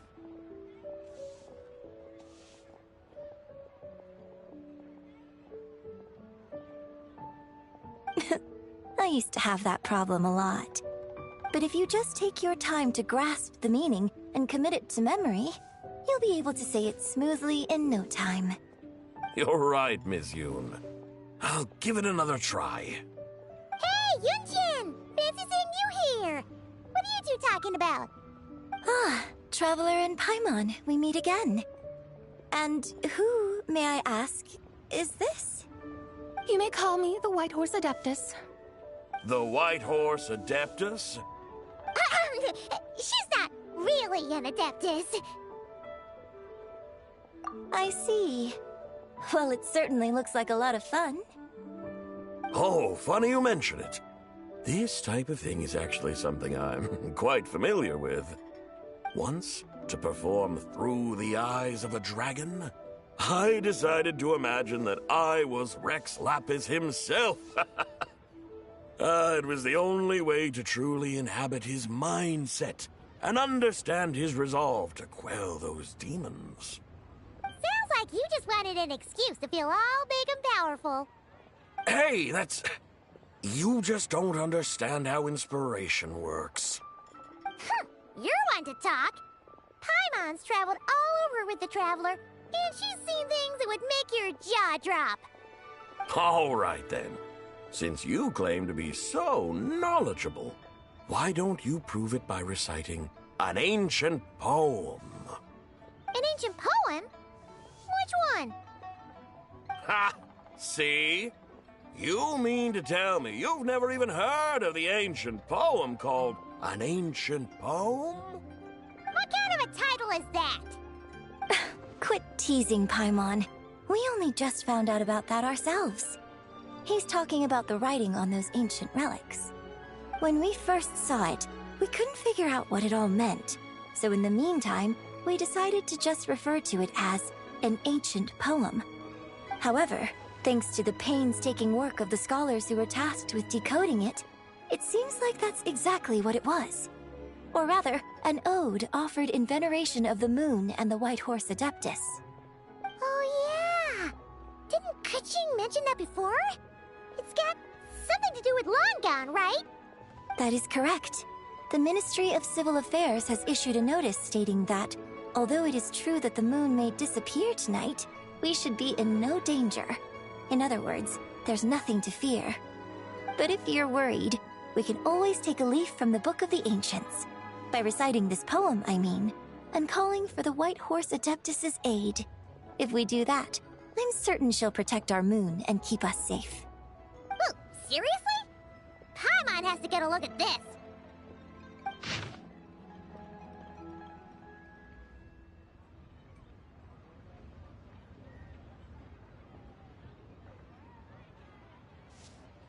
Under moon eternal, in radiant night, a maiden grants silk, soft and light?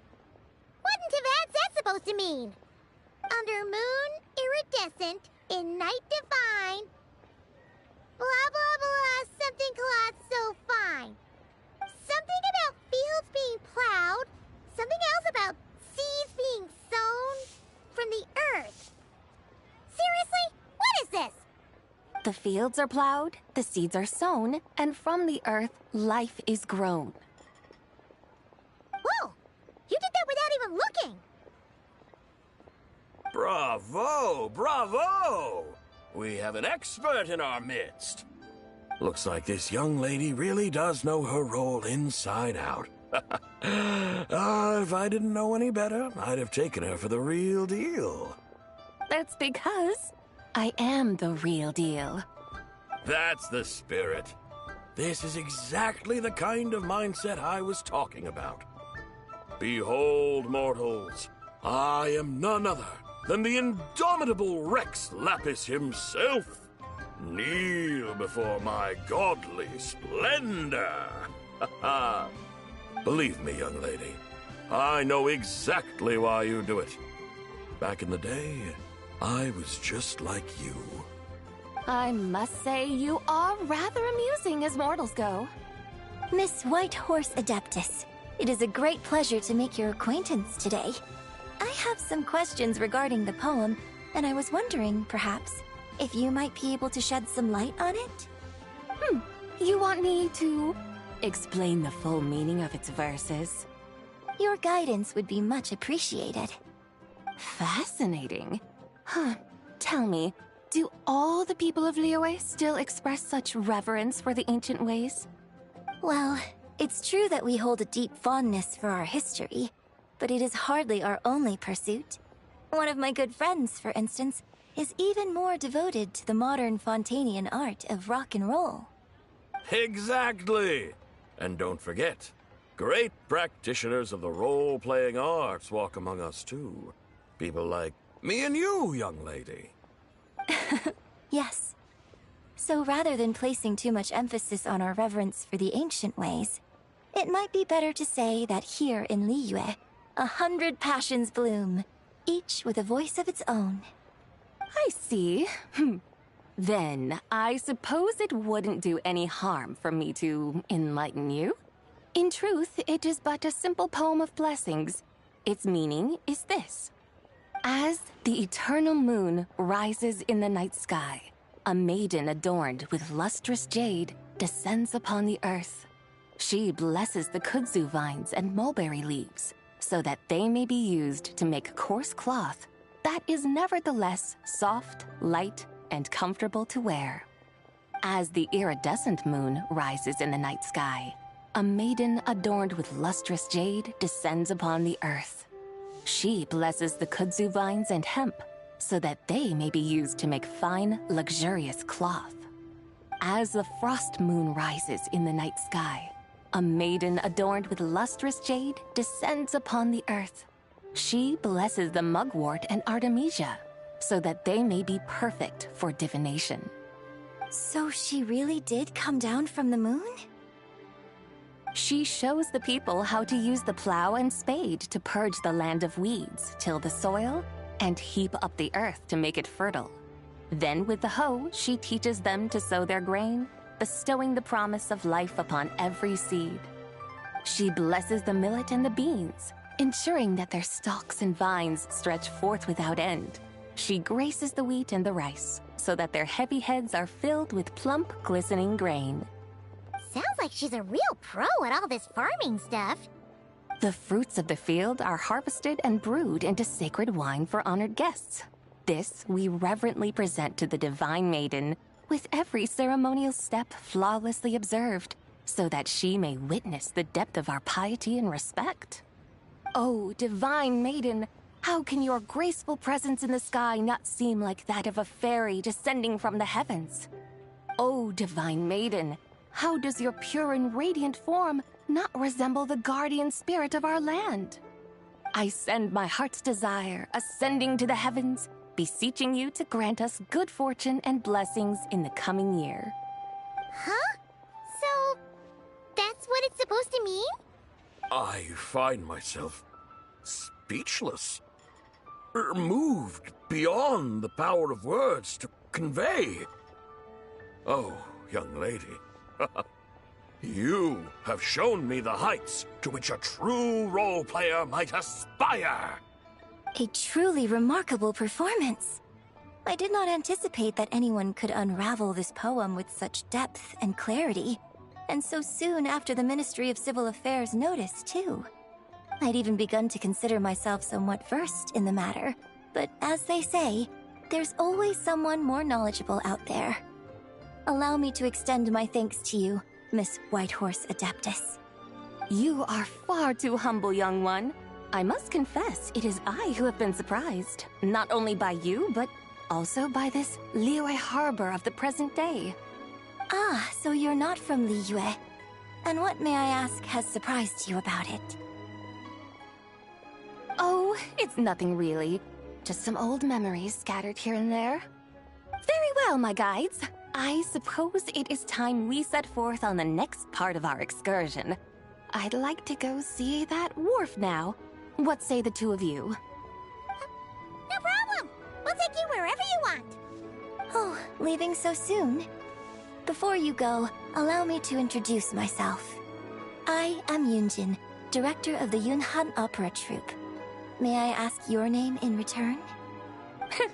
My own name is scarcely worth mentioning, but since you asked, perhaps I'll tell you the title of that poem instead. Huh? So, it isn't actually called an ancient poem? Of course not. Its real title is Odes of Long Zabai. Odes of Long Zabai. All right then, until we meet again.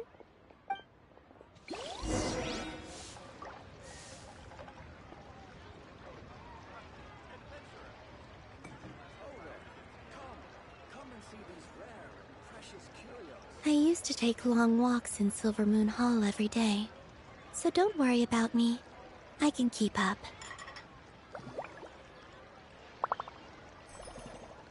Listen, let me tell you how it is.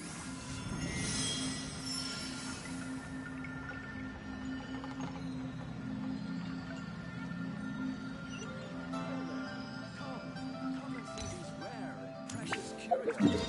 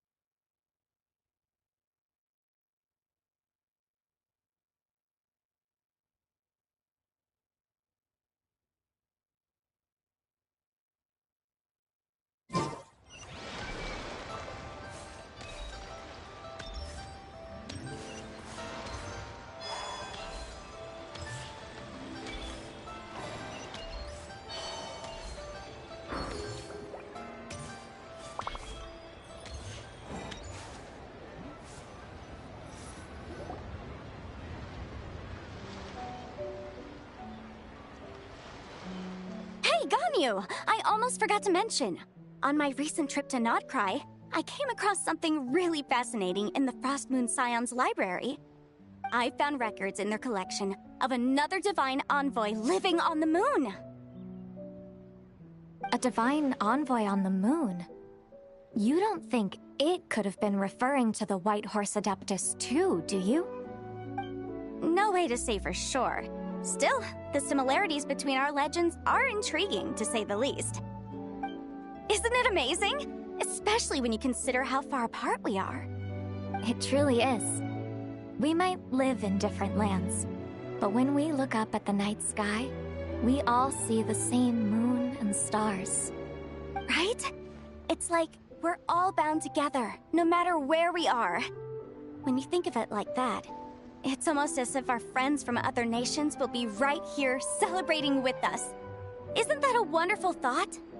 No wonder you were so excited to go see the giant lantern when you first got back. Sounds like you're a real fan of the White Horse Adeptus, huh? I guess you could say that. Just a pity she's so elusive. Even Granny's never met her, you know? Maybe she really is just a legend after all. Hey, Yanfei and Ganyu! Trust, Paimon. The White Horse Adeptus is as real can be. Huh? Oh, look! It's the Traveler and Paimon! Feels like I haven't seen you two in, like, forever. Happy Lantern Rite. It's so good to see you again. Hey, you two. Happy Lantern Rite. Did I hear you right just now, Paimon? Does that mean you've actually seen the White Horse Adeptus? She has indeed. And now, so have you. Huh? And you are? Why, who else? The White Horse Adeptus, of course! Could you maybe start with something else next time? You're the White Horse Adeptus? That's right. Allow Paimon to introduce you to our new friend, Zichao. She's been low-key obsessed with cosplaying the White Horse Adeptus ever since we met her. I see. Well then, greetings, Miss Zichao. My name is Yanfei, and recently I've been low-key obsessed with learning everything I can about the White Horse Adeptus. I'm sure the two of you will get along like a house on fire. Oh, and by the way, I'm Ganyu. So, Miss Zichao, you must be here to see the giant lantern too, right? Hmm? A horse-shaped Zhao lantern? Is that what I think it is? That's right. A lantern made to honor the White Horse Adeptus herself. Isn't it gorgeous? Huh? What are you laughing at? Both the lantern and myself. What do you mean? Oh, this lantern truly is an artistic masterpiece. But tell me this, have any of you ever seen a horse before? Come to think of it, Paimon can't remember ever actually seeing one herself. What about you, Traveler?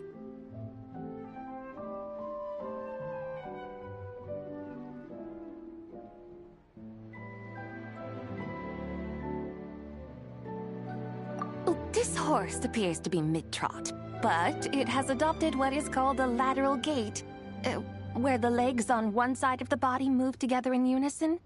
A rather rare sight indeed. Just now, I suddenly pictured myself, I mean, the White Horse Adeptus running the same way. The image was so absurd, I could barely contain my mirth. Oh, really? I never knew that. You learn something every day, huh? Oh, come on! It's basically a giant piece of fan art! Who cares if it's different than the original?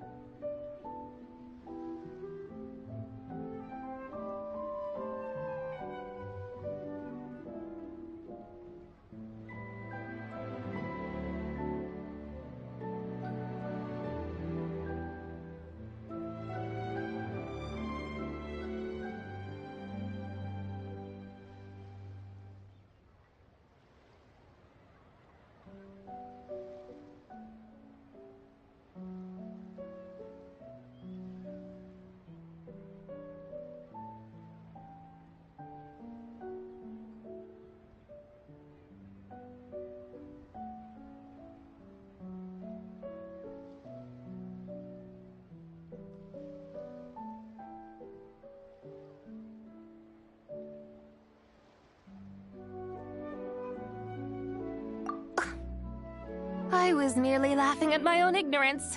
I came here thinking that the White Horse Adeptus's tale had been long forgotten. Yet here I am, gazing upon a lantern made in her honor. Well, you couldn't have been more mistaken. There are so many tales about the White Horse Adeptus, I'm starting to lose count. Just off the top of my head... Just so you know, Yanfei, we've heard it all like a million times before. Uh-huh. But there's one thing I can guarantee that you haven't. Huh? You mean like a new chapter of her stories come to light? Mm-hmm. And I heard it from Ganyu just yesterday. Hey, why don't you share it with the others? Sure, no problem. Where to begin? Do you guys still remember what Liyue's Moon Chase Festival is about? Of course! It's a festival held in honor of the Stove God. That's right. But it took a really long time for the Stove God Festival to become what it is today. In its earliest form, it was actually an adeptal ritual known as the Moon Chase Rite. Paimon remembers Madame Ping mentioning that before, but she never explained exactly what it was. According to Cloud Retainer, the Moon Chase Rite was originally a ritual meant for communicating with the moon. Communicating with the moon? But for what purpose? At first, Cloud Retainer wasn't entirely sure either, as it was always Rex Lapis who performed the ritual. Whoa! Rex Lapis did it himself? Must have been a really important ritual. That's right. Unfortunately, despite numerous attempts, they never actually received any response from the moon, which is why they eventually stopped performing it. But then, just yesterday, Kaching took a picture of the moon being obscured by a dark hole to Cloud Retainer and asked if it had anything to do with the Moon Chase Rite. The moment Cloud Retainer saw it, it suddenly dawned on her that the rite might have been an attempt to reach the White Horse Adeptus all along. Does that mean Zhongli's been trying to bring back the White Horse Adeptus all this time? So how about that? Bet you never thought there might even be a link between the White Horse Adeptus and the Moon Chase Festival. If Kaching hadn't taken that picture to Cloud Retainer, we would never have known any of this. This is probably what Kaching was referring to that day when she mentioned there were some ideas she wanted to follow up on. So, Geo Archon. All this time, you've been striving to awaken her. Huh? What do you mean, awaken? Nothing. What I truly meant to say was, this new insight you've provided has been truly eye-opening. Oh, by the way, my trusty guides, I've been meaning to ask, where in Liyue Harbor might one enjoy an expansive scenic view? Huh? We're off to the next stop already? But Paimon's barely done digesting that lore bomb just now. All the more reason to find the right spot to let it sink in. Oh, so that's what you're up to. A tour of Liyue Harbor? In that case, if you're looking for a spot with a panoramic view, I'd recommend Yujing Terrace. That's a great idea. Since the terrace is on higher ground, the sea view from up there's so much better. Great! Well, the lantern ride's about to start, so we should get back to Granny's now. Hope to see you all at the festival tonight. Oh, you're off too? All right then. See you both soon. See you soon.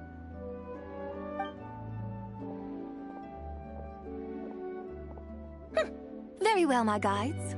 What are we waiting for? Okay, you're the boss. Yujing Terrace it is. After all, the customer's always right. Something else you needed to do? Oh, Paimon likes that idea. And what, may I ask, is a photo? It's this awesome invention that lets you record moments in the blink of an eye. Except, you've gotta try not to actually blink. Oh? What must I do in preparation, then? Nothing. All you gotta do is choose a pose. The Traveler will handle everything else.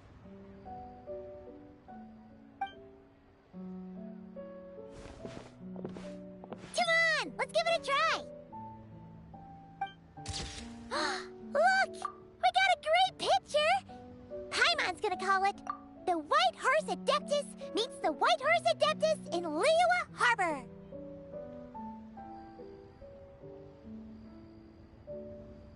Huh. They've even discovered a way to preserve moments in time. Now I truly am curious to witness what else these mortals might accomplish. Very well, let us proceed. Eugene Terrace lies in that direction, does it not? Hey, wait for us!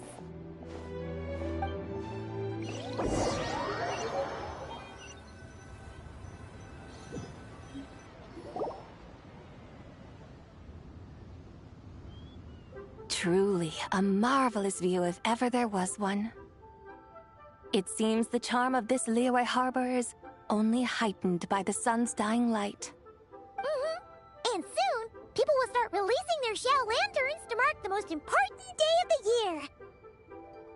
Practically everyone will be with their friends and family, eating a big meal, chatting, and even setting off fireworks. Trust Paimon, it'll look even more amazing then. What do you say? Want to stay to see that? No need. Let us bring this weary day to a close. Weary day? You mean you didn't enjoy your tour? I had imagined you would arrange for me to witness some grand spectacle.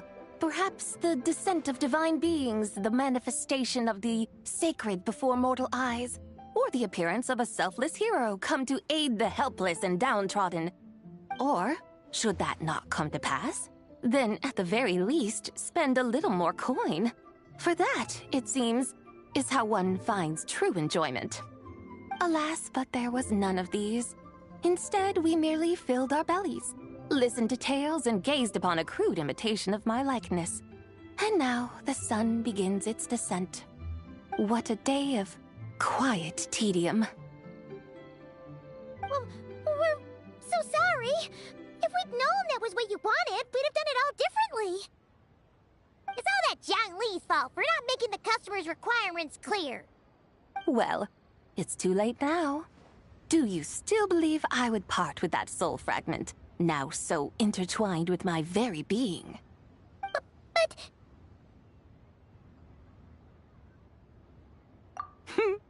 I knew you were the more astute of the pair. Huh? You were just trying to scare Paimon? It seems the realm of the Geo-Archon has a way of making one more stony-faced.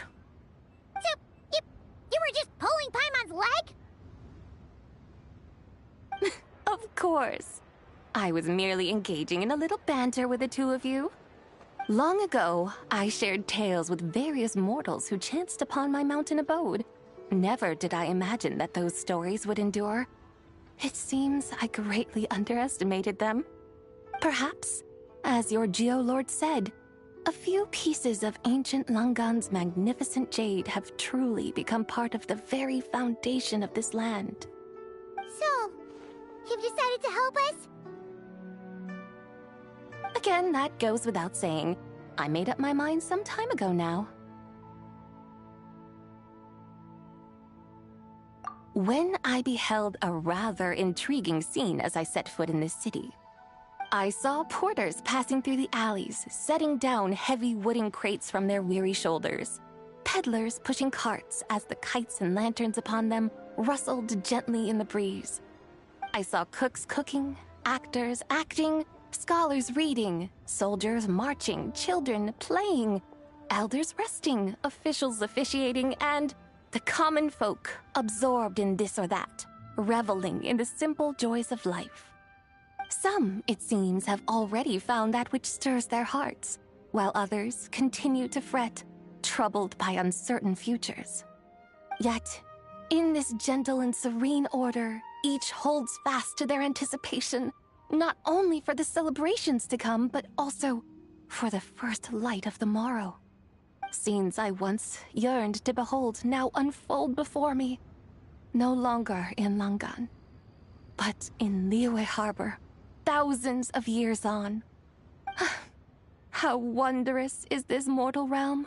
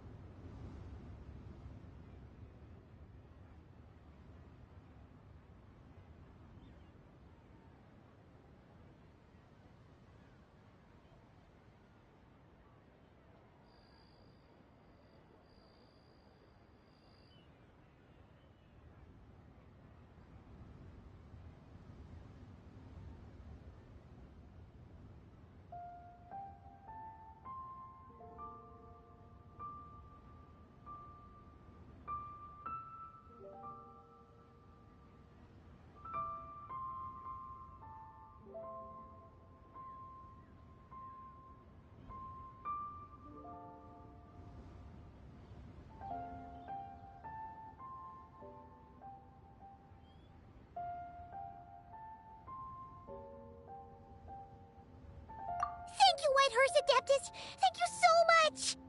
Adeptus, Adepti, perhaps the singular art in which we are truly proficient is that of sequestering ourselves within the high mountains. But once we leave our mountain refuge, we find ourselves drawn back to mortal ways all the same. So, it is I who should offer my thanks to the two of you. Traveler, Paimon, you have made this day more delightful than any I've known in a long, long time. Come now, and take what it is you need. You mean, like, right now? But don't you think we should wait for Zhangli? That won't be necessary. All things shall meet again in their time, for the waters know no rest, and the flowers their appointed season. One need not fear that life is but a journey of goodbyes.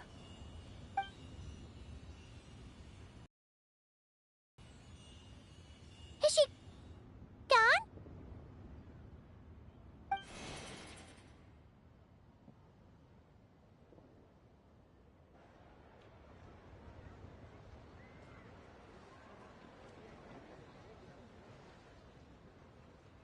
Yes, she's gone. A deadly self is formed from the body's impure vapors, so naturally it cannot survive long in this world. Had it not been sustained by the remnant of Zibai's soul, it would have faded away a long time past. Now that the remnant is gone, it has severed its ties to the mortal world. Zhangli! When did you get here? A while ago. Paimon would have thought you'd at least want to say goodbye. Though mountains endure, the ceaseless waters will, at last, wear away their sharp edges. Thus must I meet the marks wrought upon her by the ruler of time with great caution.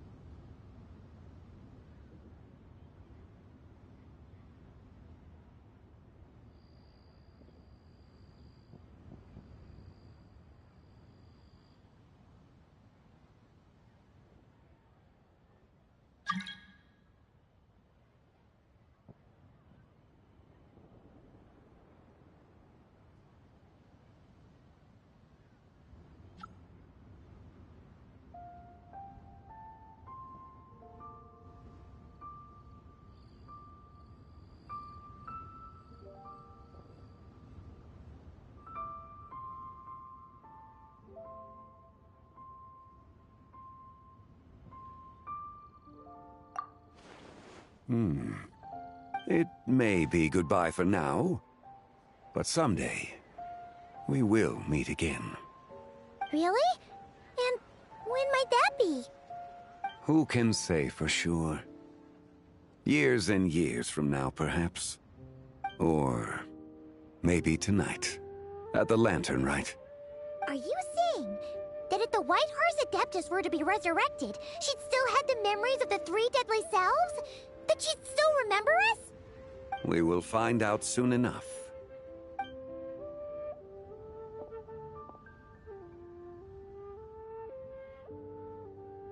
It is time.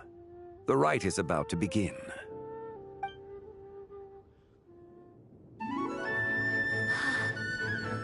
The rite is about to begin.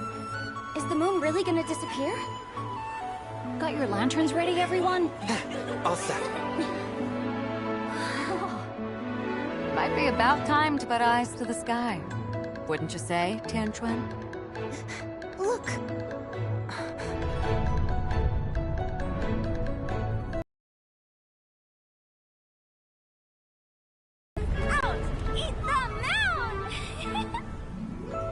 Whoa, is this the lunar eclipse? Under moon eternal, in radiant night, soft and light. Under moon iridescent, in night divine, a maiden grants fiber her cloth For so you. fine. Under moon of frost, in night so great, a maiden grants tools to divine our fate. The fields are plowed, the seeds are sown, and from the earth, life is grown. The seedlings stretch, the crops do rise, and all unfolds before our eyes. Fruits are gathered, sweet wine is poured. These gifts we offer to our Lord. Pure as heaven, so fair and bright, she shines as light in this dark night. And with her does this, wish take flight.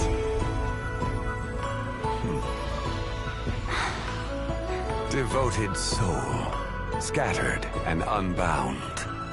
Let this lantern guide you home. By its light be found.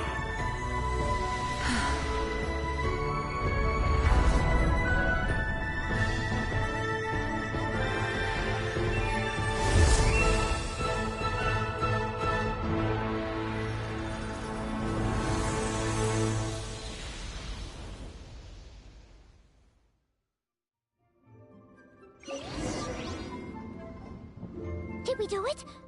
Do we finally get to meet the real White Horse Adeptus?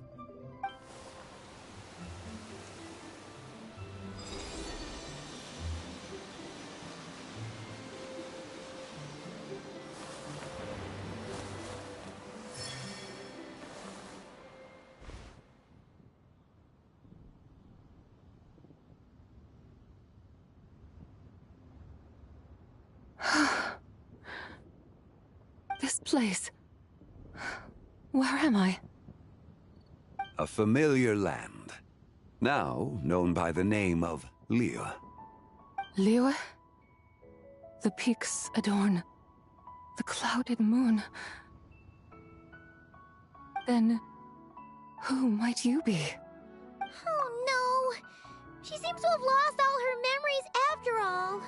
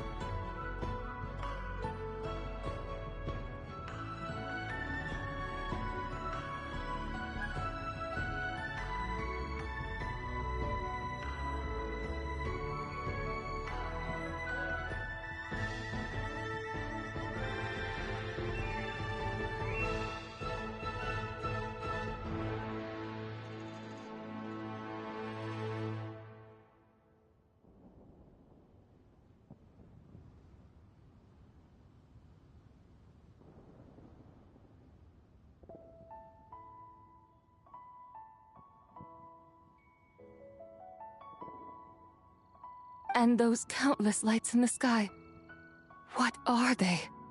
These lights, each like a dwelling in glad accord, usher in this day of joyous rebirth. And whose rebirth might that be? That of my old friend, Zibai.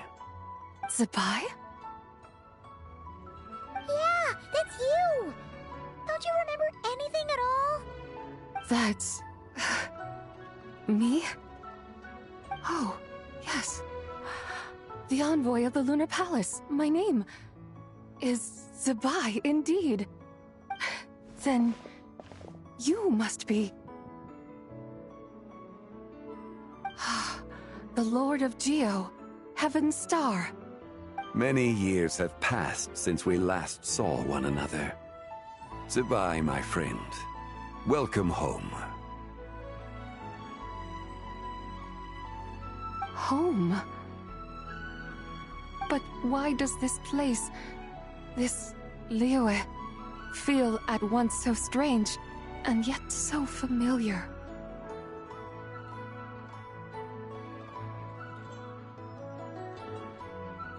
Who you are?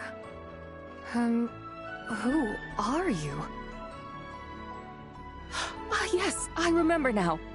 You are that treasure-hunting damsel, the one stricken by the poisonous fish stew.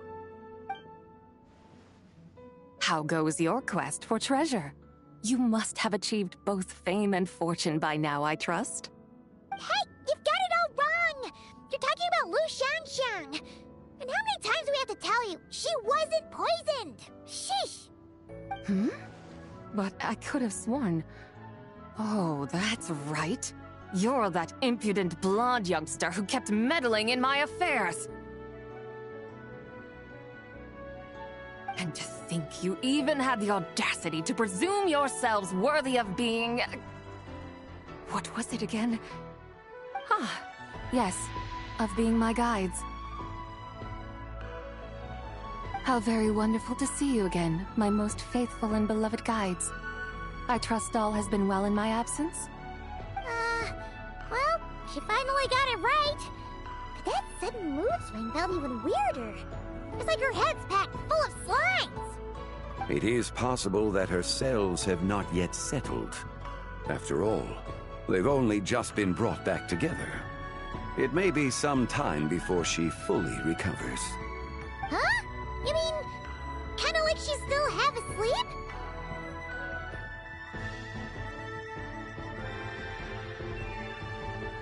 That I cannot say for certain. Perhaps a few days. Perhaps a few years. A few years? Mortal years are but a poor measure when divine beings tread the realm of dreams. Well, if you say so. Anyway, at least she's whole again, right? That already seems like a pretty good outcome to Paimon. Yes, there is little cause for worry. We need only wait and let time take its course. Say, what are those little creatures over there up to? Celebrating Lantern Rite, of course. And those lights up in the sky? Those are all Xiao lanterns. This year, each and every one of them carries a little wish inside. Lantern Rite. Then, may I join in too? Of course! Why else do you think we've been running around like headless chickens these past few days? Tell you what, Traveler, why don't we take the White Hearse Adeptus out to celebrate? Who knows? Maybe seeing some familiar faces might help her find her feet? Hey, Zhangli! You've got some time on your hands now, right? Why don't you come along with us? By no means a bad idea, Paimon. Oh, and Zibai, before Paimon forgets, when we meet the others later, remember to wish them a happy Lantern Rite! Happy... Lantern Rite? Happy Lantern Rite! Yes, happy Lantern Rite indeed. Well then, let's go!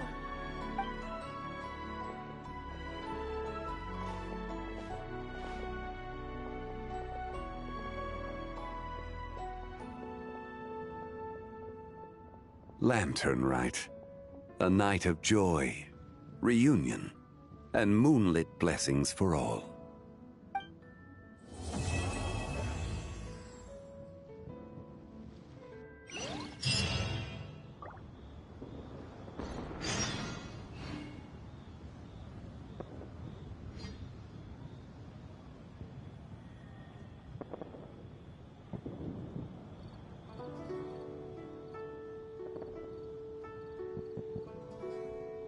Would you like to go moon gazing? You can sit in my rocking chair and admire the view. Or we could go to the moon and gaze down at Tefat. Whatever you prefer.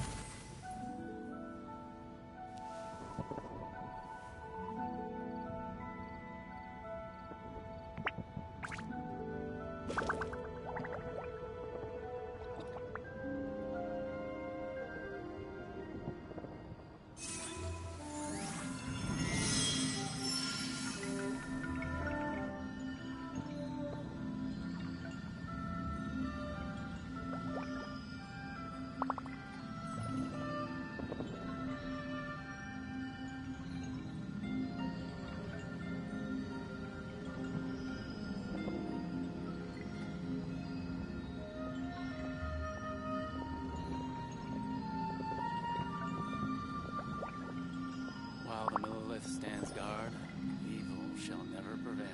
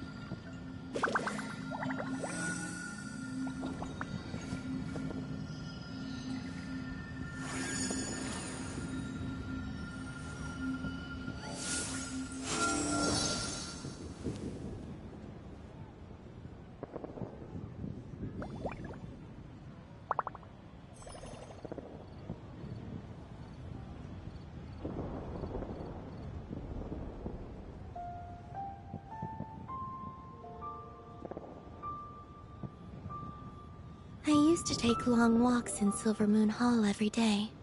So don't worry about me. I can keep up.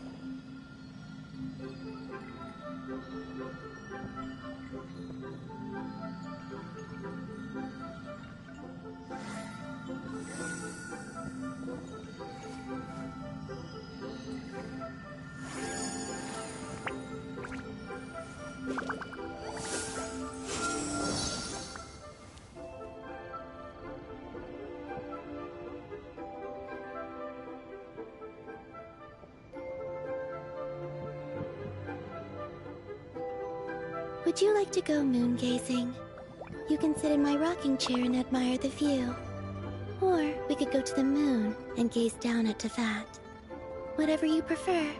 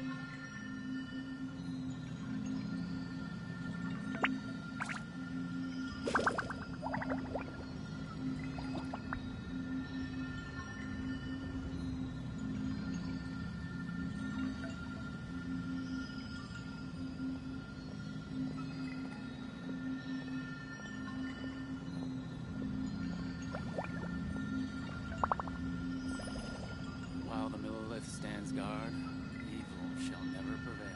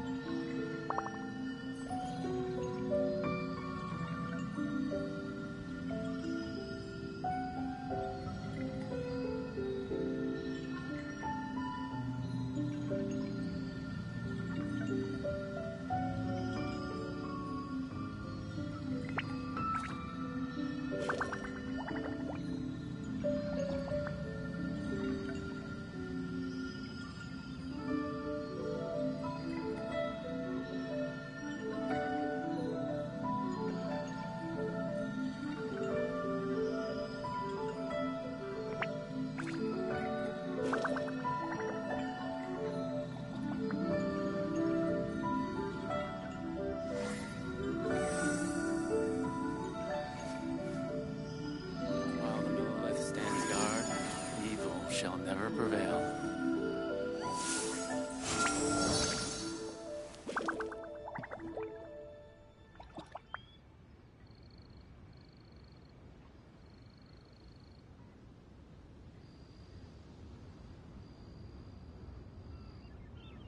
I used to take long walks in Silver Moon Hall every day. So don't worry about me. I can keep up.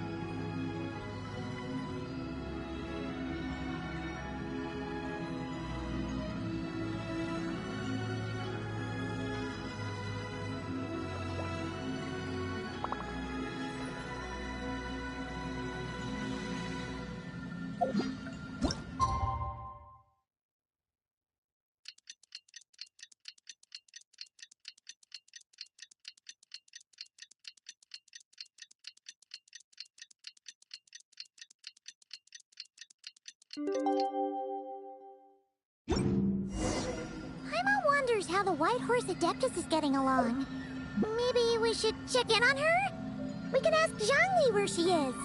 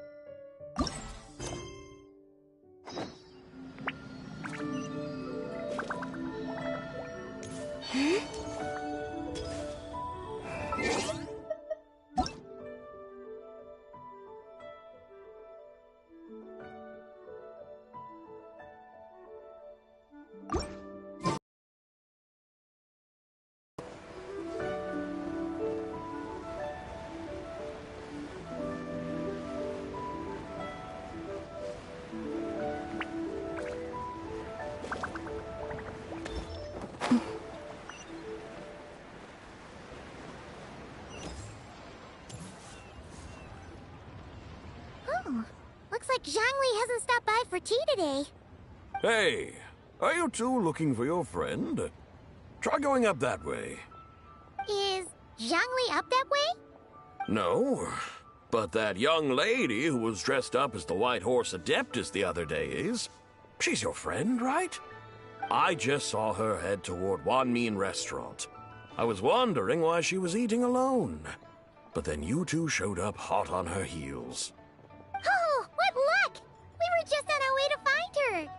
But what's she doing at Wanmin Restaurant? I have no idea. I said hello, but she completely ignored me. She couldn't have forgotten who I am, right? I mean, we're kindred spirits, aren't we? Maybe she's still half asleep, but her brain might be a little fuzzy. Oh, that makes sense.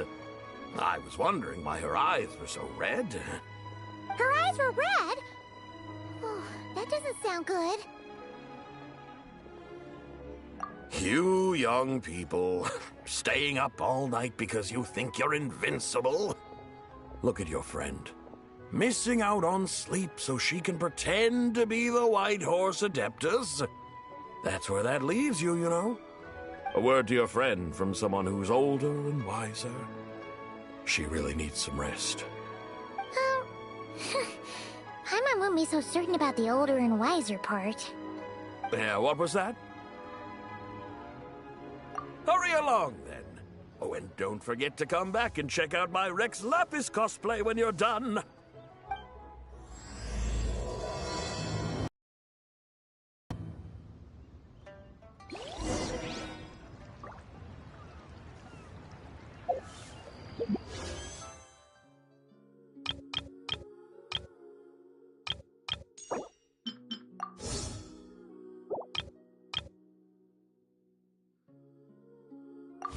Would you like to go moon gazing? You can sit in my rocking chair and admire the view. Or we could go to the moon and get... Where's the proprietor? Come out and see me at once!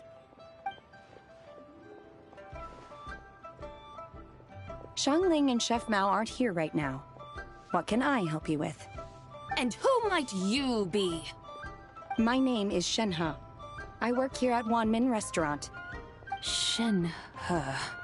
Shenhe. Are you that crane adeptus who loves planting mint? It's been a few days. Have you improved your gardening skills? Did you manage to cover the slopes with mint? Mint? I don't know anything about mint. But I am familiar with Xingshen and glaze lilies. Ha! Already casting mint from your mind. How can a practitioner of self-cultivation be so fickle, chasing after every new plant that catches their eye? I'm not sure I get what you mean. Are you delirious from hunger? Would you like something to eat?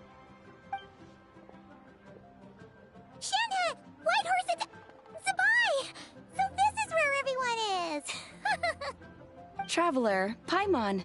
It's been a long time. Happy Lantern Rite.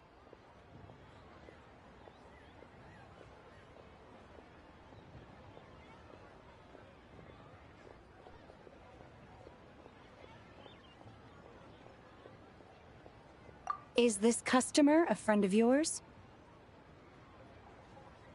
Don't mind her, Shenhe. She's just a little cranky because, she didn't sleep well last night and she's only just woken up. Look how red her eyes are. I see. In that case, Miss Zabai, I have a tonic here infused with Shingshin. It's cool and soothing when applied to the eyes. Would you like to try a few drops? Stop right there! Who are you two noisy children? Hey, have you forgotten about us already? Guides. Yes, I seem to recall something about some guides. Ah, yes, now I remember. What luck! I was just looking for someone to show me the way to Elong Wharf. Huh. Is she starting to come around? Someone requested my help in purchasing some tea leaves. I was informed they have discounted that I shall get a good deal there. Tea leaves? This sounds like Zhongli's doing. He sure knows how to get people running errands for him.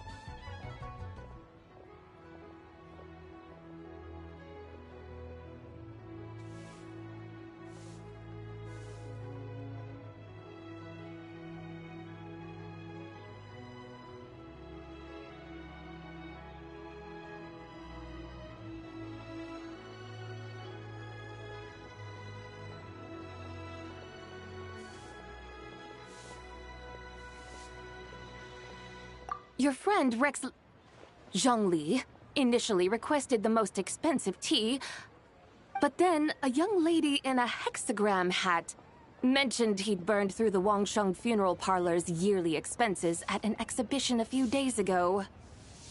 As such, he is only permitted to buy items that are discounted this month. Oh, that's his boss, Hu Tao. It's about time she realized the problem and put a stop to his spending sprees. Oh, I see. So that's why you're here. Unfortunately, Wanmin Restaurant doesn't sell tea leaves. If you're truly in need, I could gather some wild tea from the mountain slopes. You don't sell tea leaves? But I remember your boss, Miss Lu, saying that she owns tea fields. You really should get some rest. The person you're talking about isn't the boss of Wanmin Restaurant. She's just like you. She came here to eat. Is that so? Life really is full of surprises. What surprises? Your brain really is as gooey as a pack of slimes. Paimon can't believe Zhongli entrusted you with going all the way to Yilong Wharf and buying tea. That would be excellent, my dutiful guides.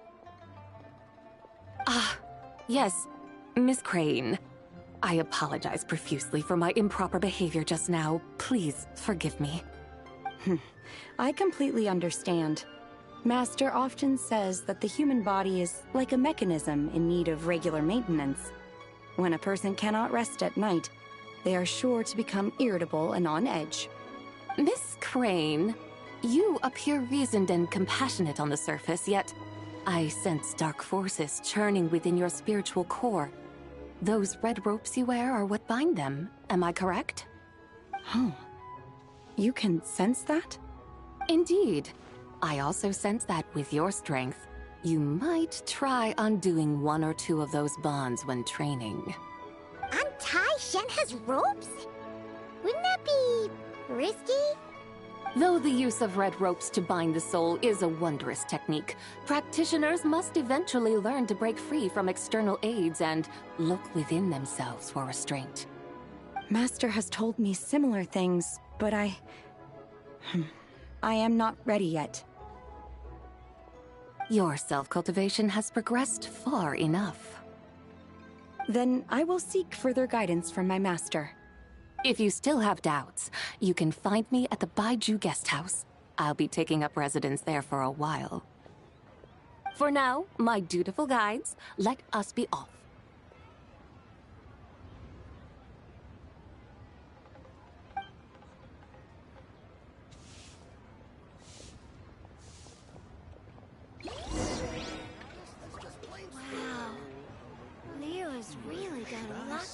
for this it. money will invest in.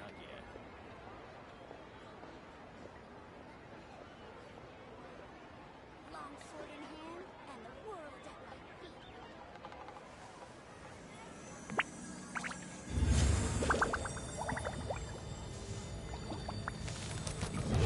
Tasty chop suey! Wow. Rio has really got a lot going for it.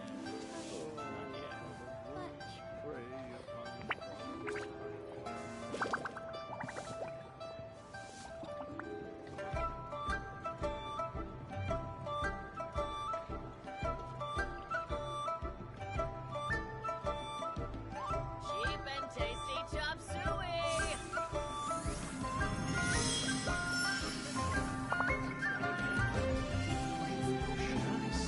This money will invest in.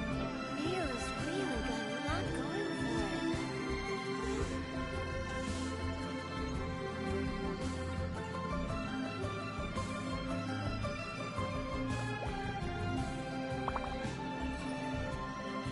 Cheap and tasty chop suey!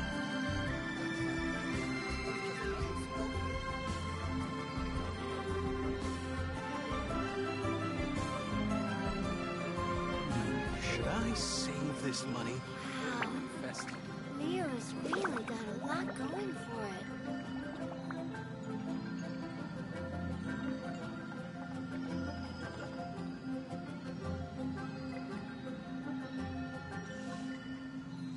Cheap and tasty chop suey! That's just plain stupid.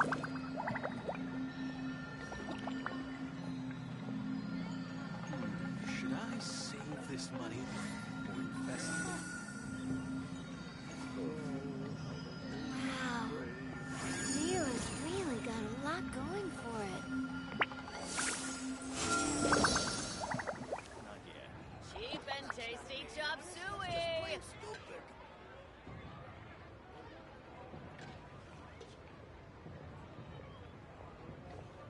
Long sword in hand, Should I don't sing for anyone in particular. invest it?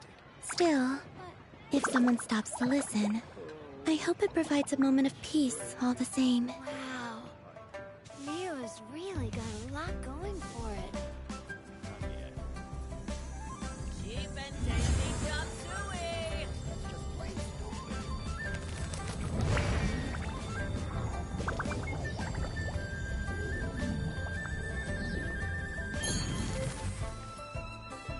Should I save this money or invest it?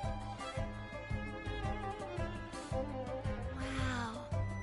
Rio has really got a lot going Cheap and for it. tasty chop suey!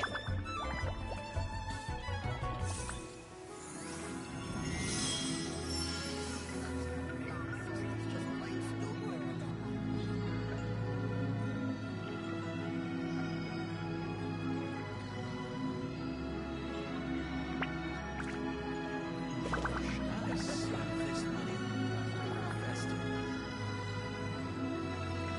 Wow. Rio has really got a lot going for it. Cheap and tasty chop suey!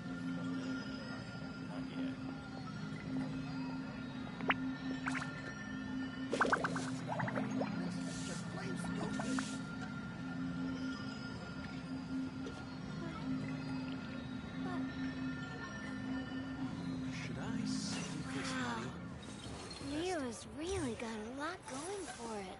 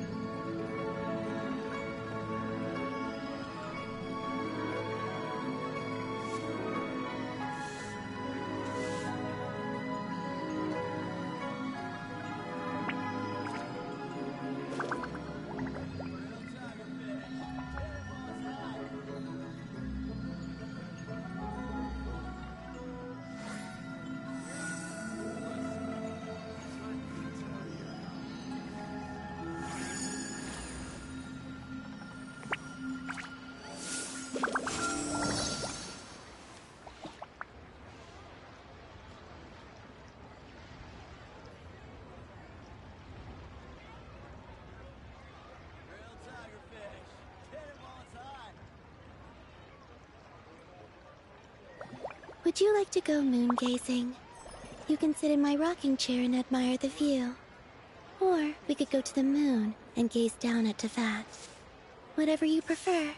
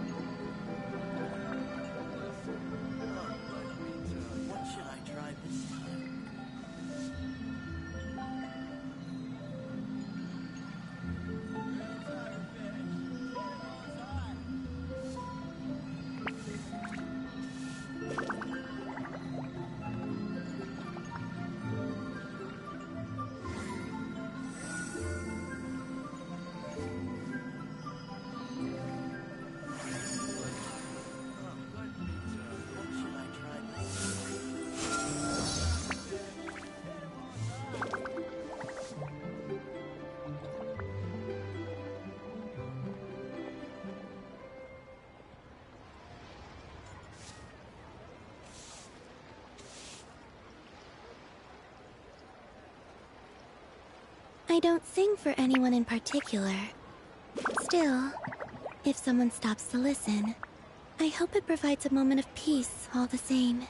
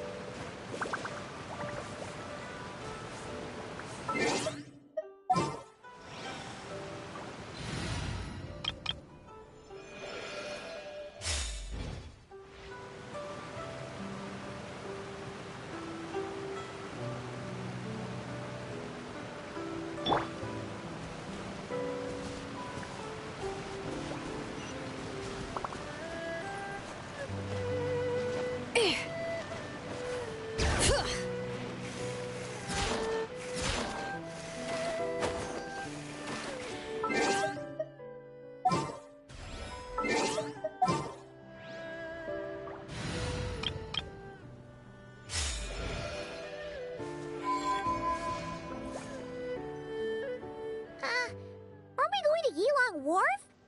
How do we end up on this mountain? Is that small town over there not Elong Wharf? I sense a familiar scent wafting through the air. You're right! Except for the smell part. Paimon doesn't smell anything. That is because this scent is the essence of jade, which can nourish the spirit.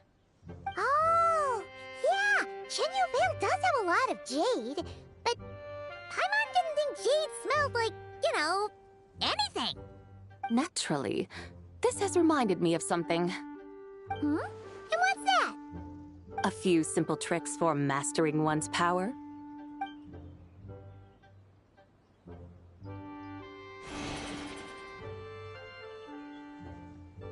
What is that thing?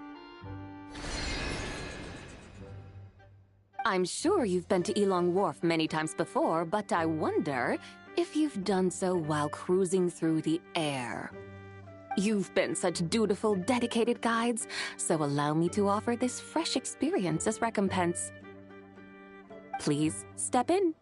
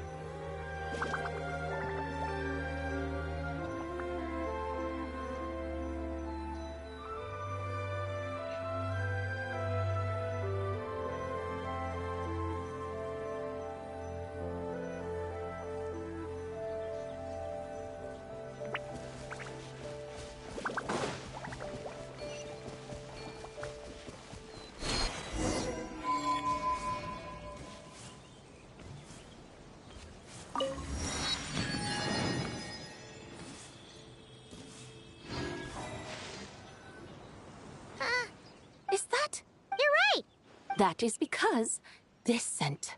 Oh! Naturally. A few simple tricks.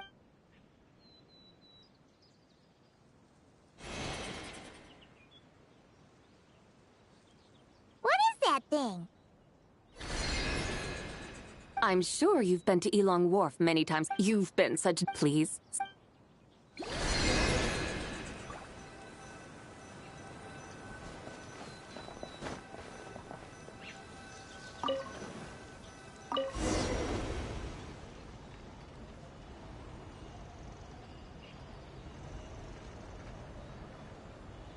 This is amazing! Paimon feels just like an Adeptus flying through the sky. What is this thing? I created it from my memories of the chariot of the Lunar Palace. Many years have passed since I last laid eyes upon it, so there may be some discrepancies. Nonetheless, it is functionally much the same. A lunar chariot? Wow! Paimon never imagined she'd get to ride in one! So, Sabai, does that mean you used to work on the moon? Work. That's an interesting way to phrase it, though I suppose you are correct. I was once an angel, a member of a race tasked with guiding humanity. Then, graced by serendipity, I became a moon envoy. Huh? What's a moon envoy? Some kind of super important angel? As you would understand it, a moon envoy is a job title. Any angel, or non-angel, can become a moon envoy. Does that mean you're not the only one? Of course not. Though my memories are still hazy, I vaguely remember some of my colleagues. There was one who liked to take on the form of an ibis. An ibis? Could it be... Can all moon envoys turn into animals? Does it mean Lauma could take that job? She can turn into a deer, and moon chanters are some sort of Luna envoy anyway, right? Moon chanter? I have no idea what those are. Oh, okay then.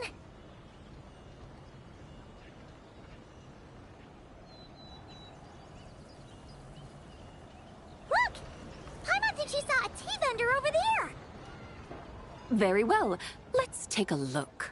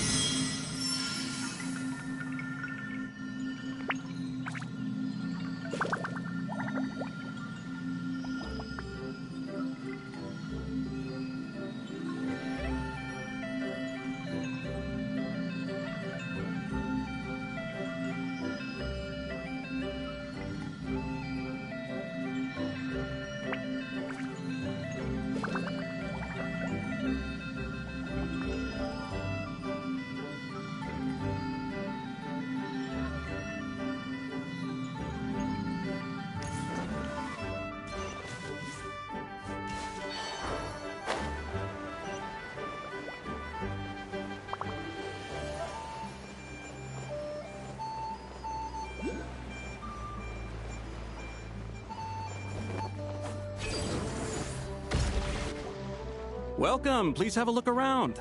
We only sell teas of the finest quality sourced directly from Chaoying Village. Right now we're offering a special discount for Lantern Rite. Look over there! Discounted tea!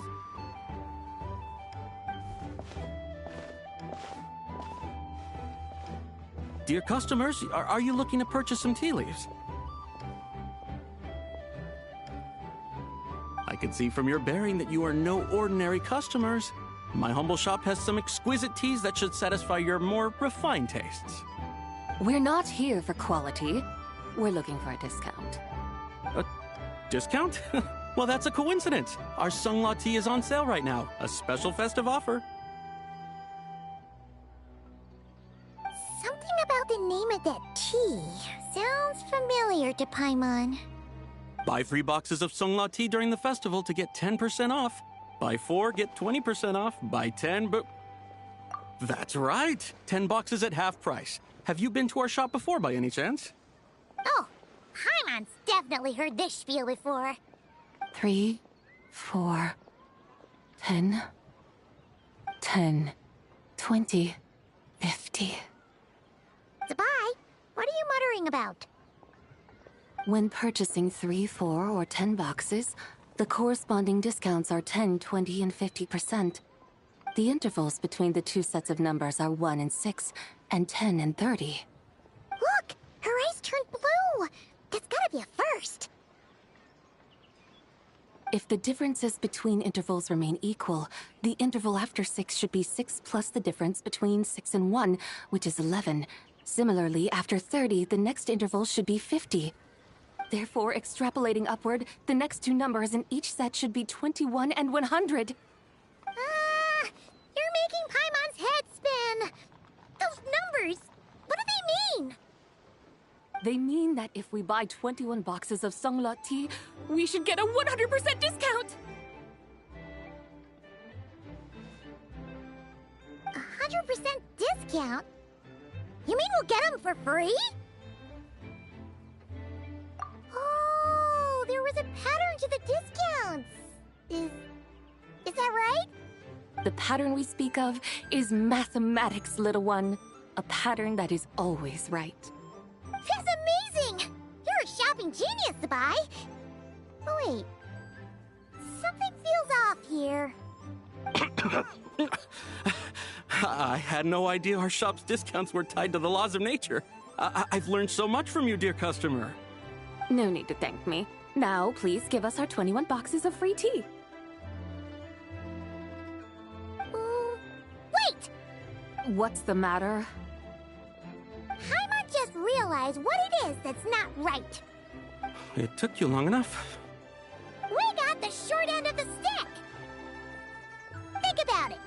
If we don't have to pay when buying 21 boxes, then if we buy even more, the vendor should be paying us money instead, right? Huh? Hey, Zabai, work this one out. If we buy 100 boxes, we'd make loads of money, wouldn't we? It stands to reason. Wait a moment, dear customers. Don't you think you're haggling a little too hard? You are the one dictating the discounts. We're simply extrapolating the numerical patterns within. As such, we are hardly haggling. You have a point. However, that's right. I'm so sorry. I just remembered. My supplier didn't come today, so we don't have any tea after all. Such a shame. Terribly sorry about this. Awful, awful luck. Where can we find your supplier? Well... Not to fret. We'll save you the effort and go straight to the source ourselves. Well, you see, dear client, the supplier's discount isn't as generous as ours. You won't be able to get the same price from them. Huh? Does that mean they won't pay us for taking their tea? They might not even offer you a 100% discount. How very unfortunate. Nevertheless, as the original supplier, they must offer some sort of discount. Besides, we're not looking to make money. We just want a good deal. Well, that's great. My suppliers are all tea farmers from Chaoying Village. You can go ask around the village, but please don't say I sent you. Do not worry, we appreciate your generosity. Referring customers to your business partners, even choosing to remain anonymous, the demeanor of a true gentleman indeed. Your business will surely prosper. I hope you're right. Then let us head to Chaoying Village. Do you know the way, my guides? Of course! Just follow us!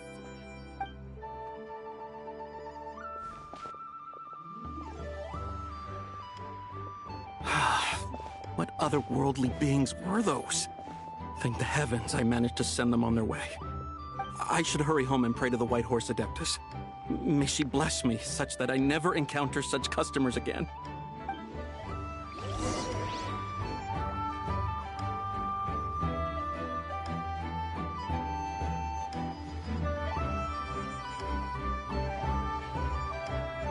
I used to take long walks in Silver Moon Hall every day, so don't worry about me. I can keep up.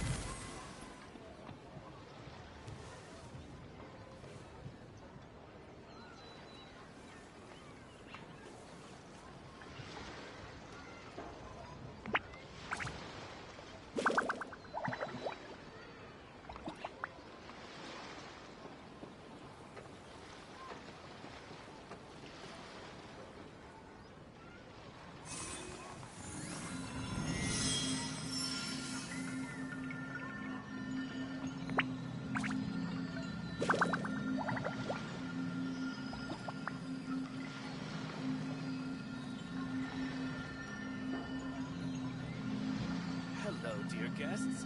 Is there any work that you need done?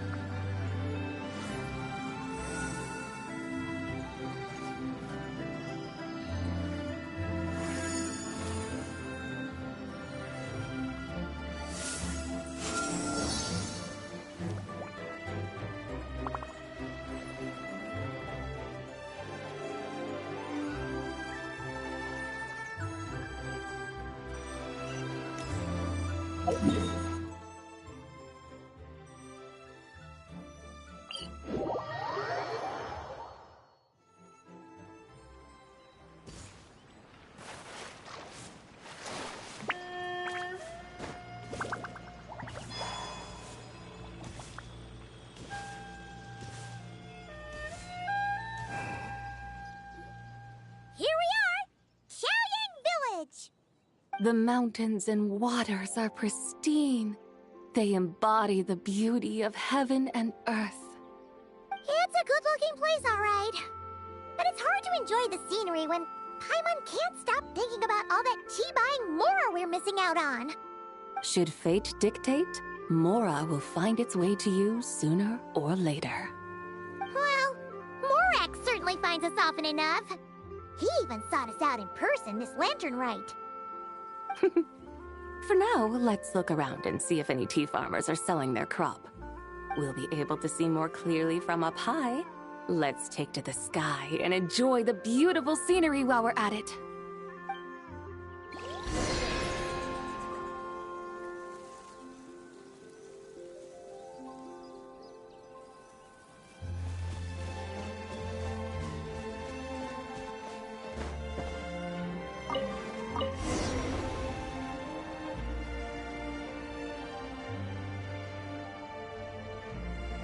Wow!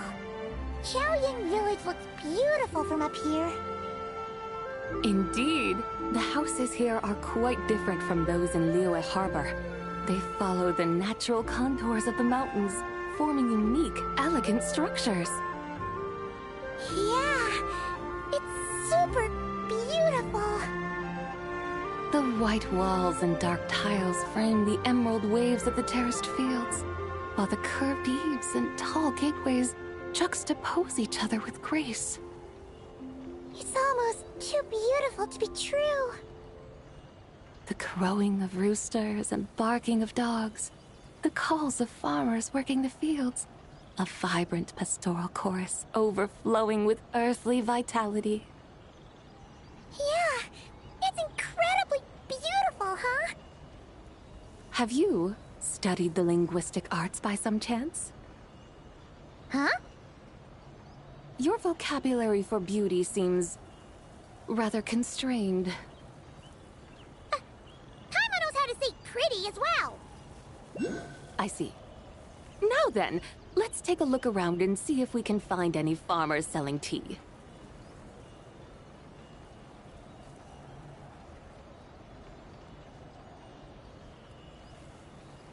Look! There's someone in that tea field! And they look kind of familiar. Wait, is that Lu Xiangxiang? And who is that? Oh, you'll remember her once you see her up close. Hey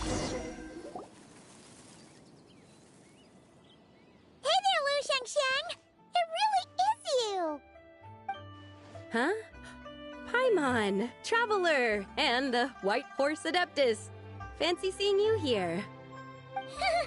The White Horse Adeptus has a name now. You can call her Zabai. And you are... Wait. I remember now, you're... Don't say anything about food poisoning or fish. You're the young lady who wanted to rise above the rest, are you not? Yes, that's me, but I'm in a bit of a state right now. At best, I can say I've fallen below them. Fallen below them? What happened? Like I said the last time we met, I'm being punished according to family rules. My father, mother, grandfather, grandmother, other grandmother. Oh, that's a lot of family members. Yeah, and on the night of Lantern Rite, they held a family meeting to discuss my situation. So, they do care about you. There's no doubt they care. But they think that since I caused all that trouble in Liyue Harbor, it shows I can't be trusted on my own. They decided to ground me. Ground you? Yeah, though they're not confining me to my room. Instead, I have to personally nurture a tea seedling until it grows big enough to be sold at market. Aw, a tiny little tea baby. Do they want you to experience what it's like to be a parent? It's supposed to cultivate my character and temperament. They say this will help me calm down and reflect on my issues. What happened in Liyue Harbor really wasn't your fault. Oh well, at least this punishment doesn't sound too harsh. So, how long will it take for the little tea baby to grow? Actually, I don't know. I've never grown a tea tree before. It usually takes 2 or 3 years. 2 or 3 years? Yes, the tea in this garden requires 2 or 3 years to mature. That long? Zabai, you're not making this up, are you? How do you know so much about growing tea? When the plants thrive and grow, that is the meaning of my name. I can tell at a glance when their season of ripening will come. Do I really have to waste 2 or 3 years here? Why is this happening to me? I'd only just found my direction in life.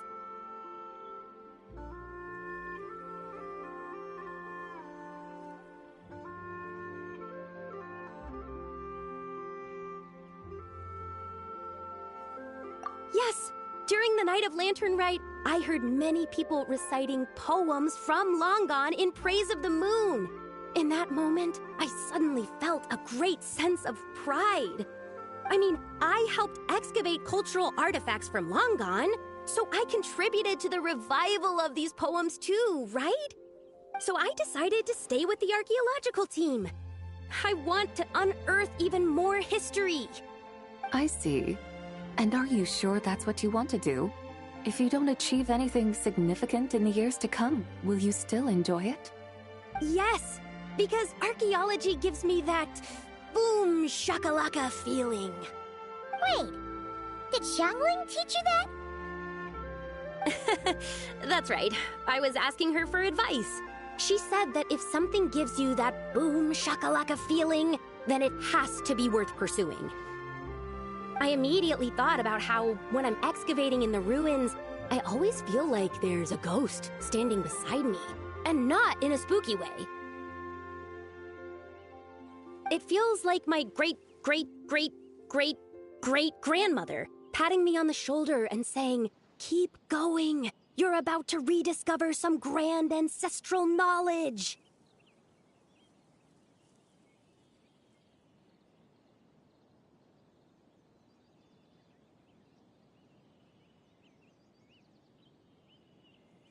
Right? It feels like I've made some kind of connection with my ancestors. Isn't that amazing? Since you've made up your mind, you should give it your all. And I'd love to, but I'm still grounded.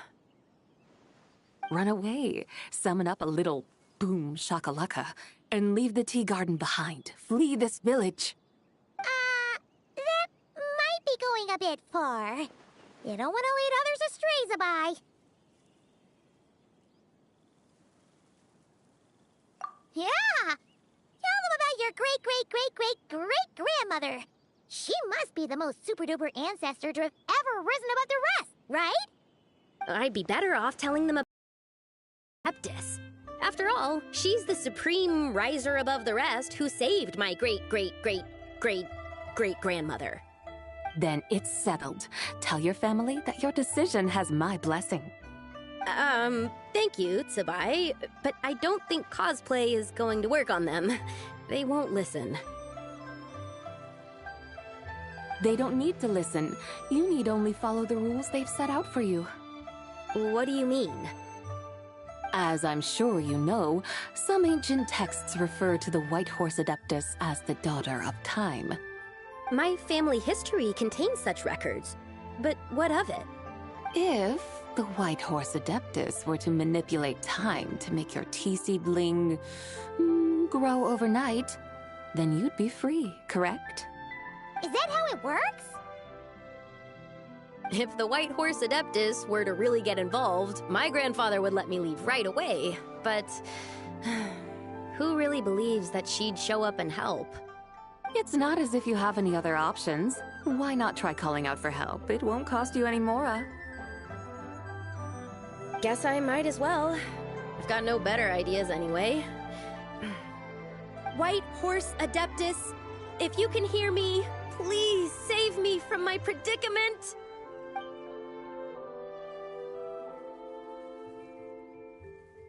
Ugh. Nothing happened, as expected. Perhaps the White Horse Adeptus has already heard your prayer. Why not come back here tomorrow and take a look? By then, the seedling you planted may well have grown into a thriving tea tree. Thank you, Tsubai, for trying to comfort me.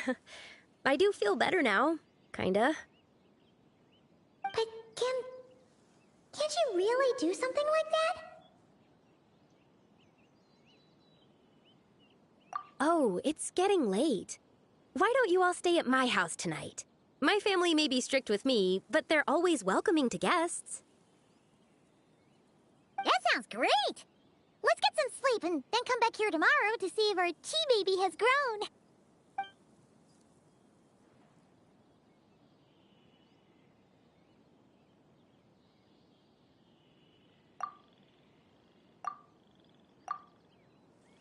Oh, the tea tree!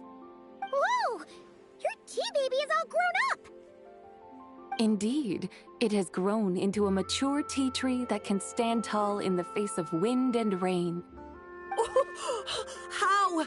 How is this possible? It must be the work of the White Horse Adeptus. Your prayer must have moved her. Are you sure? Perhaps she heard your prayer and chose to answer the call. She once saved my great-great-great-great-great-grandmother. This time, she saved me. That's incredible! Your family must be blessed by the White Horse Adeptus. I guess so. I need to tell everyone the news right away.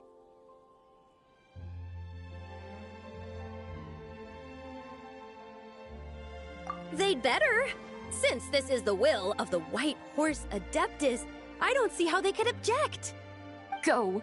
And if you run into any more trouble, call out to the White Horse Adeptus just like yesterday. Thank you so much.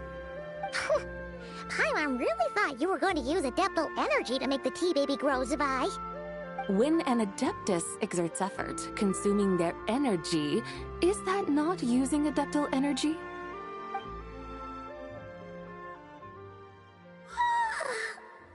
All right. What are we doing out here in the middle of the night? We're here to help Lu Xiangxiang fulfill her wish, of course. Can you really make the tea baby grow? It won't be easy, but there are ways.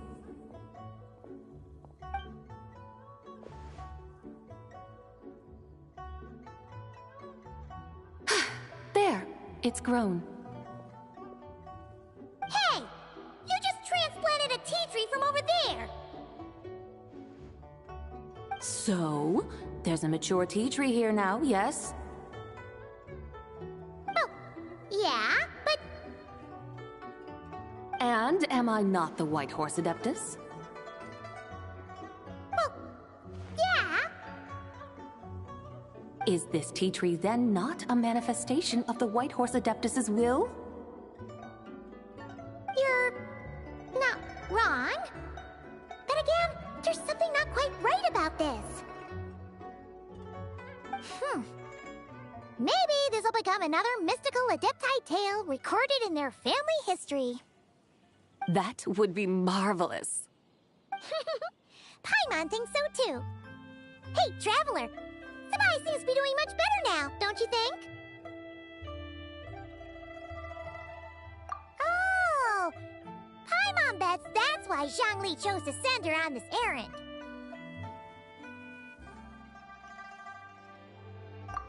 That's a great idea! We've already shown her Liyue Harbor, Yulong Wharf, and Xiaoying Village. How about we head to Qingce Village next? Qingce. That name sounds familiar.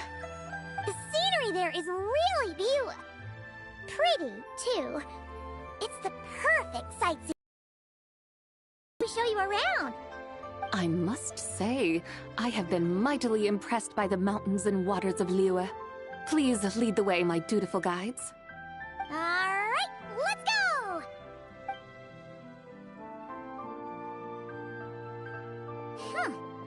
Paimon can't help feeling like we've forgotten something. Pay it no mind. I've already forgotten more than you will ever know. All right. If we forgot something, it can't have been that important to begin with. Qingce Village, here we come!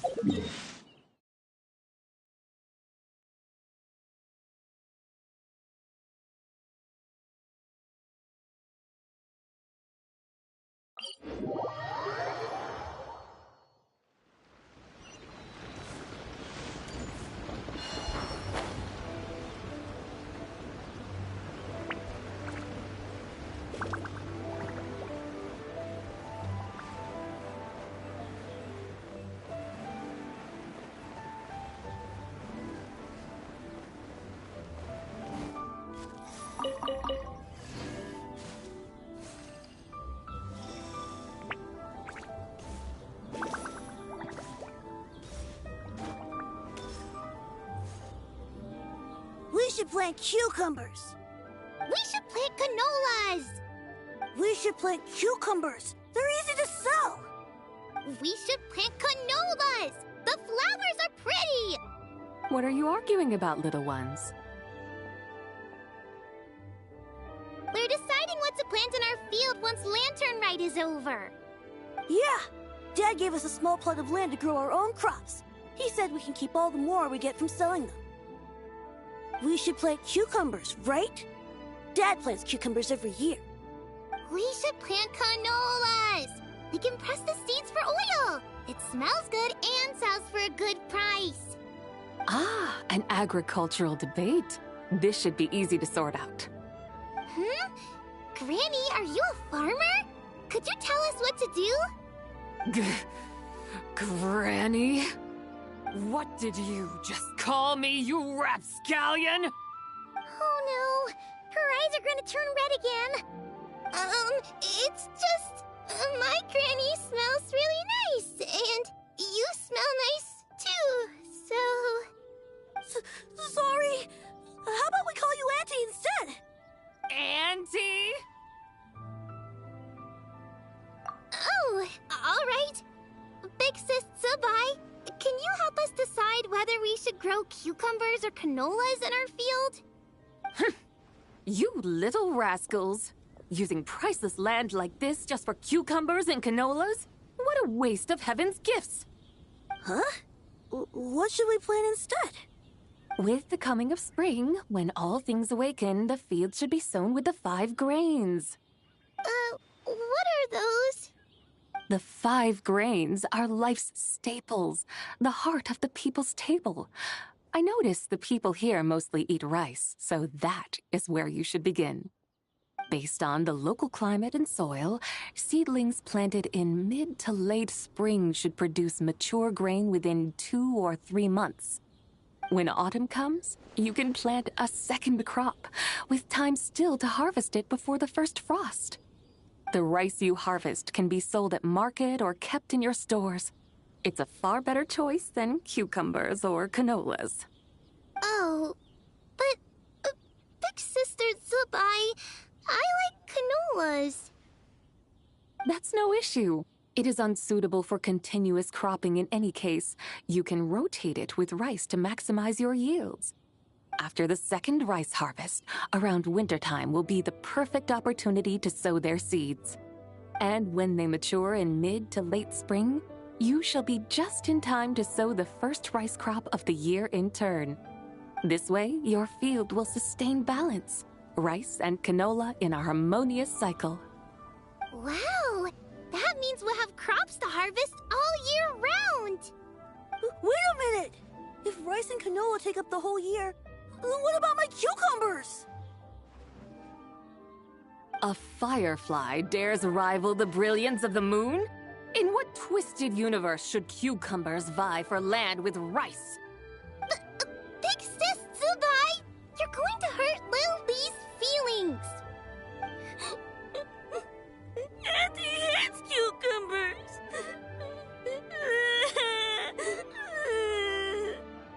Stop crying this instant!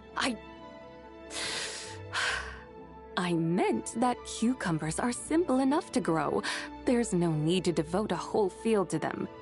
Just find an empty corner of your yard, scatter some cucumber seeds in the earth, and before you know it, you'll have a thriving patch of vines.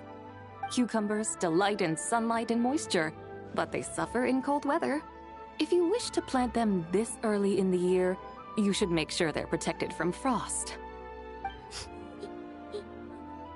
Wow. Is it really that simple? Let's hurry home and get started right away! Are you really in that much of a rush? Well, thanks, Big Sis Zubai, who's fierce but really good at farming. We gotta go! Thanks, Big Sis Zubai! See you around! Paimon never imagined you'd know so much about farming. What's so strange about that? The people of Longon called me the god of soil and grain. Are the fields not made of soil? Is rice not one of the 5 grains? Huh. That's true. So, if the god of soil and grain is a farming god, that means the White Horse Adeptus must be a farming adeptus, right? Of course the god of farming is down to earth. Mind your tongue, impertinent child. How dare you diminish the lofty bearing of an adeptus? Hey! You're the one who said the god of soil and grain is all about farming. Enough! It's time for us to take to the skies once more. Join me now. Witness the majesty of mountain, water, and field, and broaden your horizons.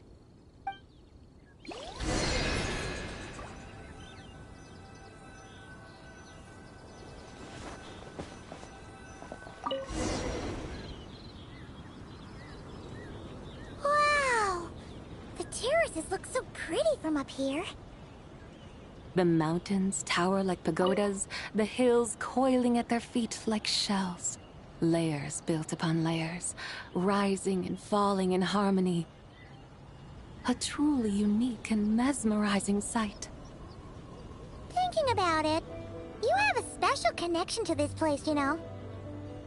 A special connection? Yeah! There's a local legend about a white horse leaping from a pure spring to follow Rex Lapis into battle. Don't you remember? You must have been living in seclusion around here. That does sound somewhat familiar. Oh, and if we keep going up this way, we'll reach a super-duper spooky spot. You might have a connection to that place, too. There's an ancient array that seals away the remains of a fallen god. A god's remains? Yeah! The people of Liyue turned that story into an opera called The Sanctification of Tao Do. Does that ring any bells? Tao Do. Huh. The 7 and 8 gates array. That's right, that's right! You do remember! Buna, the god of the underworld, who could pacify the forces of life and death. Huh? So, Tao Do had another name? Let's go take a look.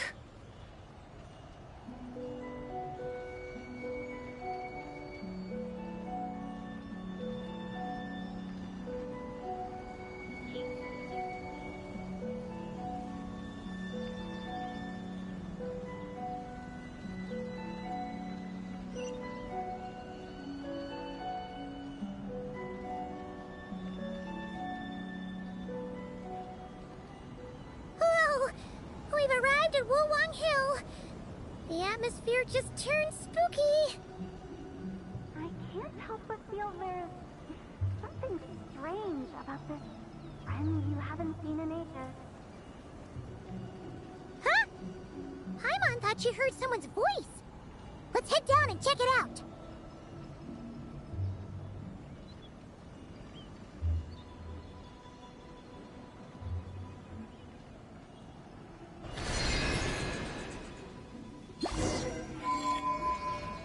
I can't help but feel there's something strange about this friend you haven't seen in ages. Strange? Whatever do you mean? Her strangeness defies description. This Miss Zabai is a full-blown enigma, don't you think? I'm afraid I have no idea what you're talking about. Aren't you worried about sending her all the way to Yilong Wharf on her own to buy tea? What if she gets lost? Where there are people, there are paths. Now I'm the one with no clue what you're saying. She can ask for directions. And then what? She will meet strangers in unfamiliar lands, build friendships, part ways. Hers will be a long journey indeed. The further the journey, the more footprints one leaves behind. The deeper those footprints, the harder it is for time to erase them. Ah, so you want her to make new friends. I see. But from what you say, it sounds as though she's not from Liyue. I believe she was not, but perhaps she will be. You're sounding stranger by the second. Huh. Oh, over there! Oh, look who's here! Hu-Tao! Zhongli! What are you doing here? Traveler, Paimon, fancy meeting in a place like this. Oh my, and Miss Zabai too!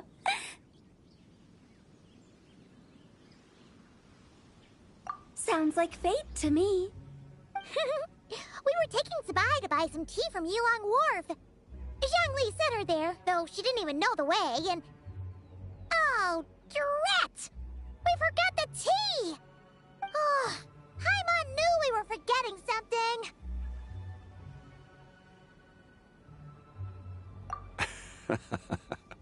What's done is done. There's no need to dwell on it. Fresh tea grows with each passing year. Let fate deliver it as it wills. Exactly. You can get tea wherever you go. You're hardly running low now, are you? Paimon feels a lot better now that you've said that. Still, I'm a little confused. If you were buying tea, how did you end up all the way out here? We're taking Zabai on a sightseeing tour. We started at Liyue Harbor, stopped in at Yulong Wharf, went sightseeing around Xiaoying Village, made our way to Qingce Village, and now we're here! Wow, that is quite the itinerary. Yeah, actually, Paimon thinks it's about time we headed back.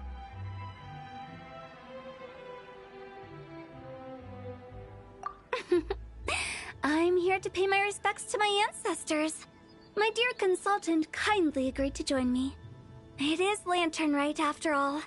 Adepti and ancestors should be venerated alike. Ancestors? Wait, could you be... Are you heir to the Wu-Wong kid? Or perhaps the lone butterfly of the Crimson Flame? Whoa! Have you got all your memories back? Huh? Miss Zabai, you know about the Wangsheng funeral parlor and the 8 adepts? I happened to hear a storyteller expound on the sanctification of Tao Do. Lots of people know that story, sure, but very few can discern my family lineage from just a glance. Well, Zhongli, your friend here really is quite something. Unfortunately, there's no time to dally right now. We have a hill to climb. Perhaps once today is done, we can find time to chat over tea, recite poetry, and admire the moon? That would be wonderful, Director Hu. Oh, and before we go, you've been traipsing around all day. I suggest you stop off at the Wangshu Inn on your way back for a good night's rest. Wouldn't do to exhaust yourselves, Don't mention it. All right, we'll take our leave now. See you later. Hu-Tao's so thoughtful. Why don't we follow her advice and stay at the Wangshu Inn tonight? Zabai, you can see the whole of Dihua Marsh from up there. The view's amazing. Plus, you can sample Smiley Yanxiao's cooking. Wangshu. An intriguing name. It couldn't hurt to check it out. Awesome! Let's go!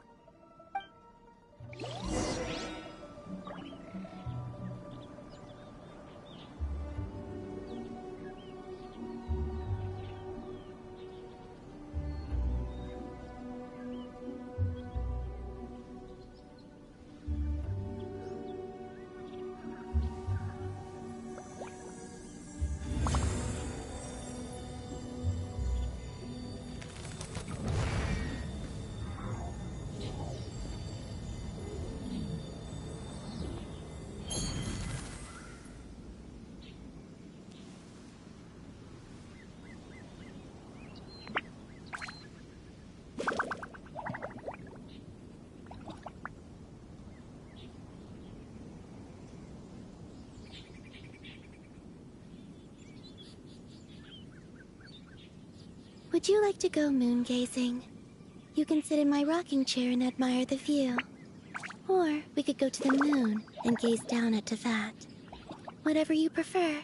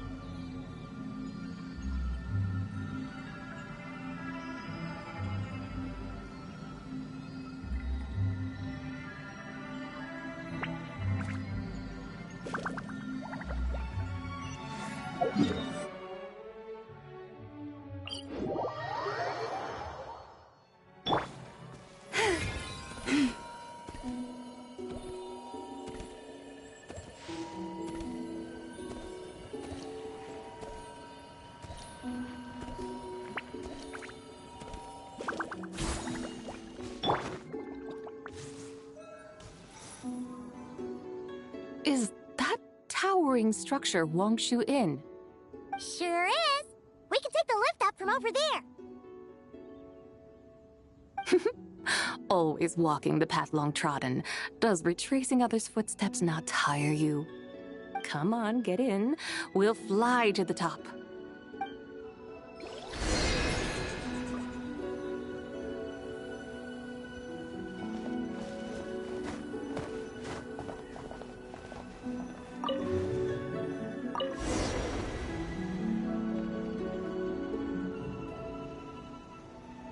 Are we really gonna fly up to Wangshu Inn?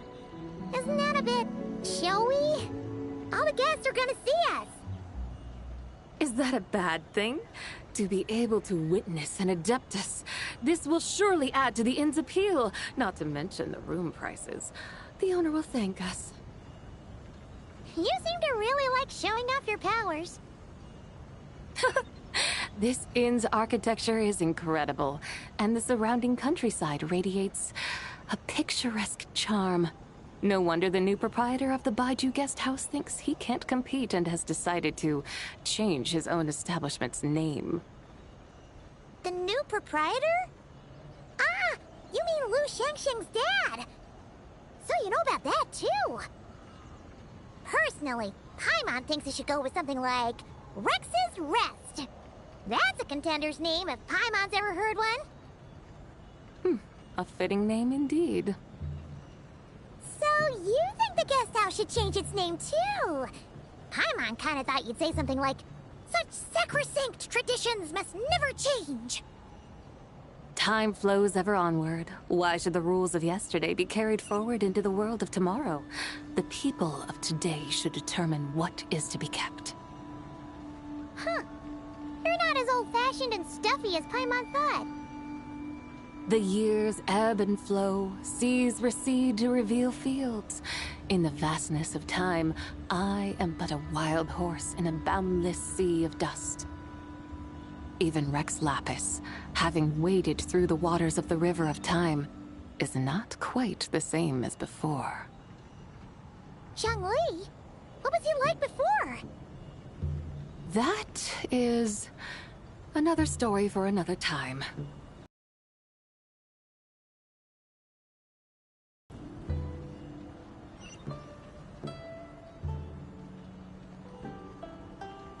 We have arrived.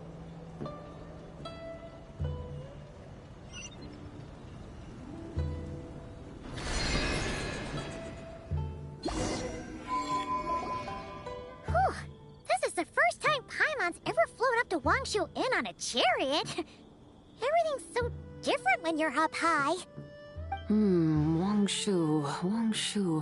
Like moon lanterns and shell lanterns. Might it all be a coincidence? What's a coincidence? Do you not know what Wangshu means? Wangshu can refer to the moon, but its original meaning is actually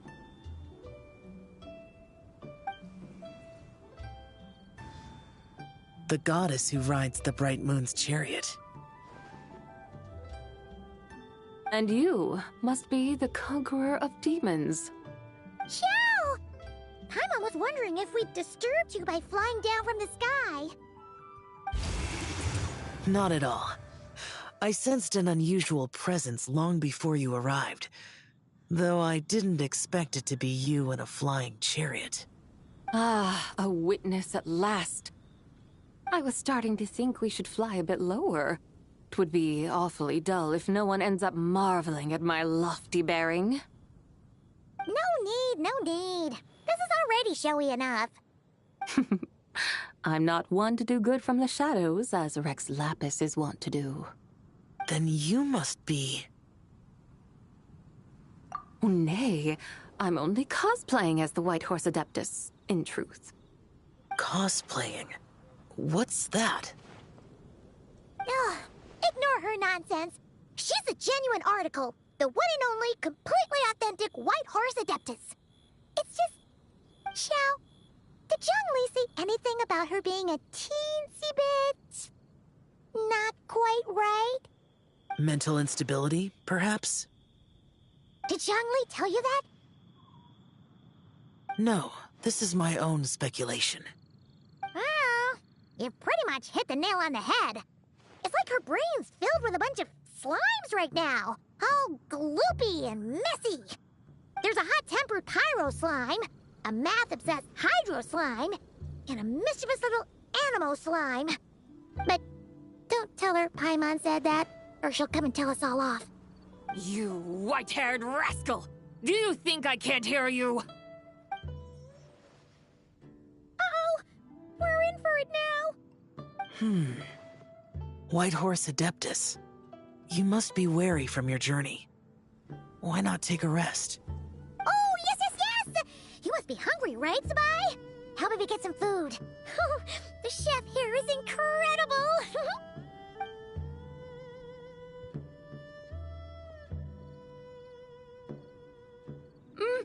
It's so hot! So spicy! Are you okay? Do you want Paimon to get you some water? Don't worry about me. I just need to pace myself.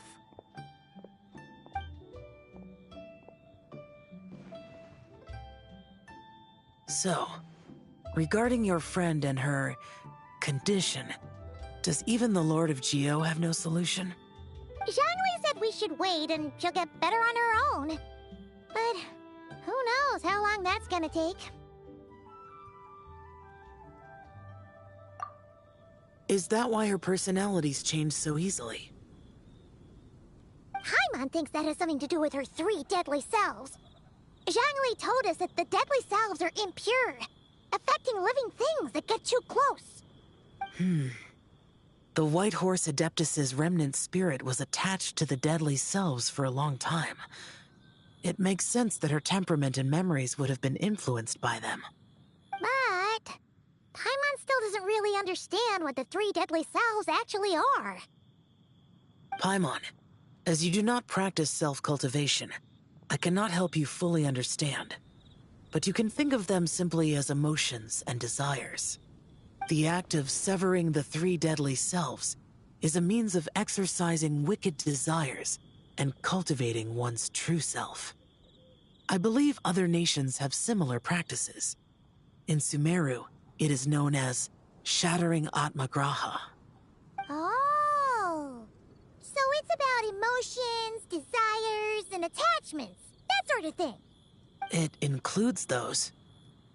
I wonder, does she still remember what happened in the past?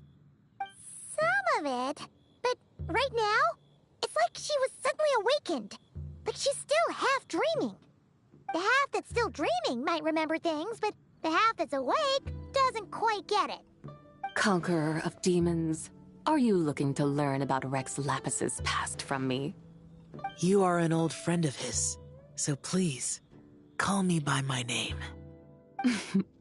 But Conqueror of Demons sounds so much more imposing.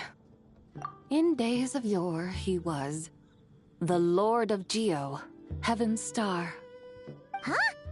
You said the same thing the day you came back, but what does it mean? I'm afraid I can't remember. Hey, did you really forget? Or are you just pretending so you don't have to tell? Why not ask Rex Lapis himself? Whether I've forgotten might be up for debate, but I am certain he remembers. He must have his reasons for not raising the past, and you likely have similar concerns. I shouldn't have asked. An answer that suits your style, General Olatis. Now that we're on the subject, though, I suddenly remembered something. Which is? In the distant past, there was a feast, which I attended. I faintly recall the Lord of Geo also being present that day. Oh! And then? What happened? Among the dishes served, there was one that could be found in every household throughout Langan at the start of spring. A dish called Flavor of Spring. I suddenly remembered the recipe for this dish. Is that it? Yes! Since it's Lantern Rite here in Liyue, why don't I make some for you to try? That sounds good.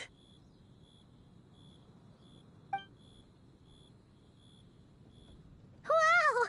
It might not have been the story Paimon was hoping for, but this looks delicious! The spring breeze stirs. Now is the perfect time to savor this dish. My dutiful guides have gone to great trouble to show me around Liyue, and even the conqueror of demons has graced us with his presence. I feel deeply honored. This flavor of spring is my way of expressing my gratitude. There's no need for such grand words. What's this? Hey!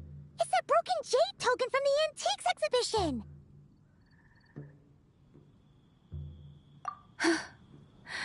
Indeed. This was once an Adeptal treasure of mine. I'm amazed it ended up in your hands. Alas, it serves little purpose now in its fractured state. Please, keep it as a memento. Oh, that's a shame. Can't we fix it? This is the way of the world. Once jade is broken, it can never be made whole. Then, what about forging a new one?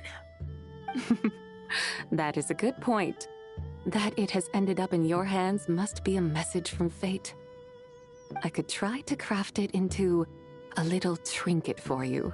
One that might prove useful on your journey. Ooh! What sort of trinket? It's just a passing thought, one that will require the right opportunity. I'll think about it more when the time comes. Now that we've had our fill, we should get some rest. Tomorrow we return to Liyue Harbor, where I'll have need of your guidance once more.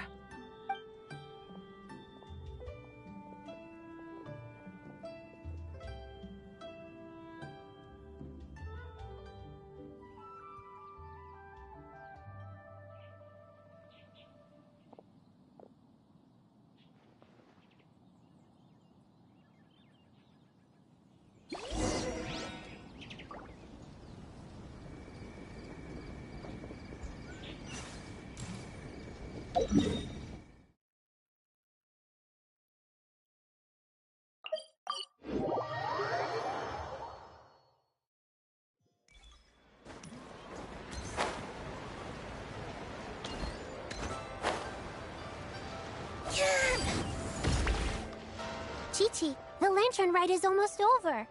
Do you remember how to make a Shao lantern? Morning, split bamboo, traveler.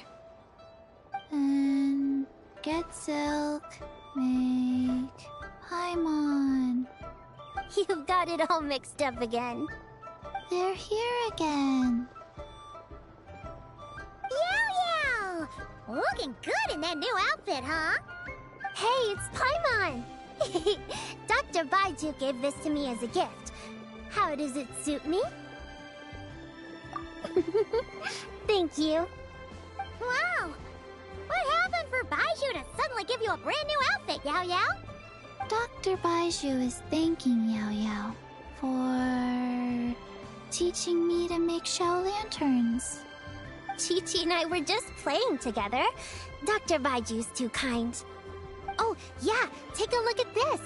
Dr. Baiju gave me these clothes, but it was Chi-Chi who wove this little basket.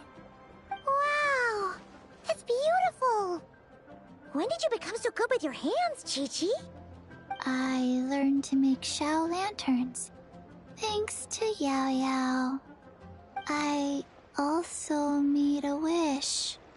What do I always say? The White Horse Adeptus answers prayers. Come, help this old man make an offering in thanks. Huh? Mr. Liu? What did you pray for? For my idiot son to finally come to his senses and not change Baiju Guest House's name, which he has. Huh? He's keeping the old name? Listen to this. My granddaughter planted a tea seedling in our village just a few days ago. She made a prayer to the White Horse Adeptus to help it grow. Overnight, her seedling flourished into a mature tea tree. Oh, that sure does sound like a miracle. Could the White Horse Adeptus really have helped it grow? Of course she did. Oh, White Horse Adeptus, how blessed is our family over whom you keep watch. Truly, this is an extraordinary miracle. You must record it in your family history without delay. Of course. Huh? Is that you, Miss Zebai? Indeed. I have a long-term booking at your guest house. Yes, I recall. Mr. Zhongli said to charge your expenses to the Wangsheng funeral parlor, if I remember correctly. That's Zhongli. Always making trouble for poor Hu Tao. I noticed when you were here last that you bear a striking resemblance to the pictures of the White Horse Adeptus in my family history. You both have golden eyes. Perhaps fate has had a hand in our meeting. And a glad meeting it is, Miss Zebai. Now why don't I gift you some tea from my garden to celebrate this encounter? We grow Sunghua tea there, and it has quite the reputation throughout Yilong Wharf. I hope you will accept it. Oh! Sunghua, buy 10 boxes, get half off teas. Back on the menu. Buy 10 boxes, get half off? Don't be silly. This is a gift. It's free. Woohoo! Nice! Thank you so much, Boss Lu. There's no need to thank me. You're a visitor from out of town, which makes you an honored guest. Make yourself at home. Lantern Rite may have ended, but the streets are still bustling with activity. Make sure to take everything in, meet some new friends, and enjoy your time here. And that goes for you kids as well. Happy Lantern Rite. Got it, Mr. Lu. Happy... Lantern Rite. Yeah! Happy Lantern Rite, everyone! Happy Lantern Rite indeed.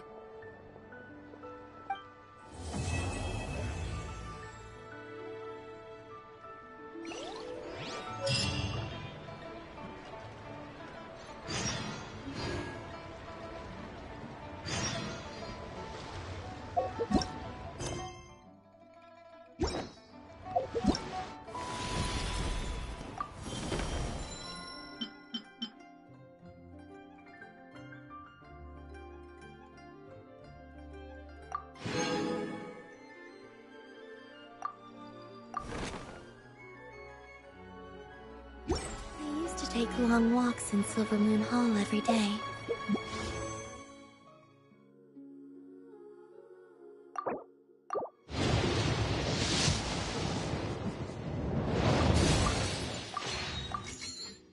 So don't worry about me. I can keep up.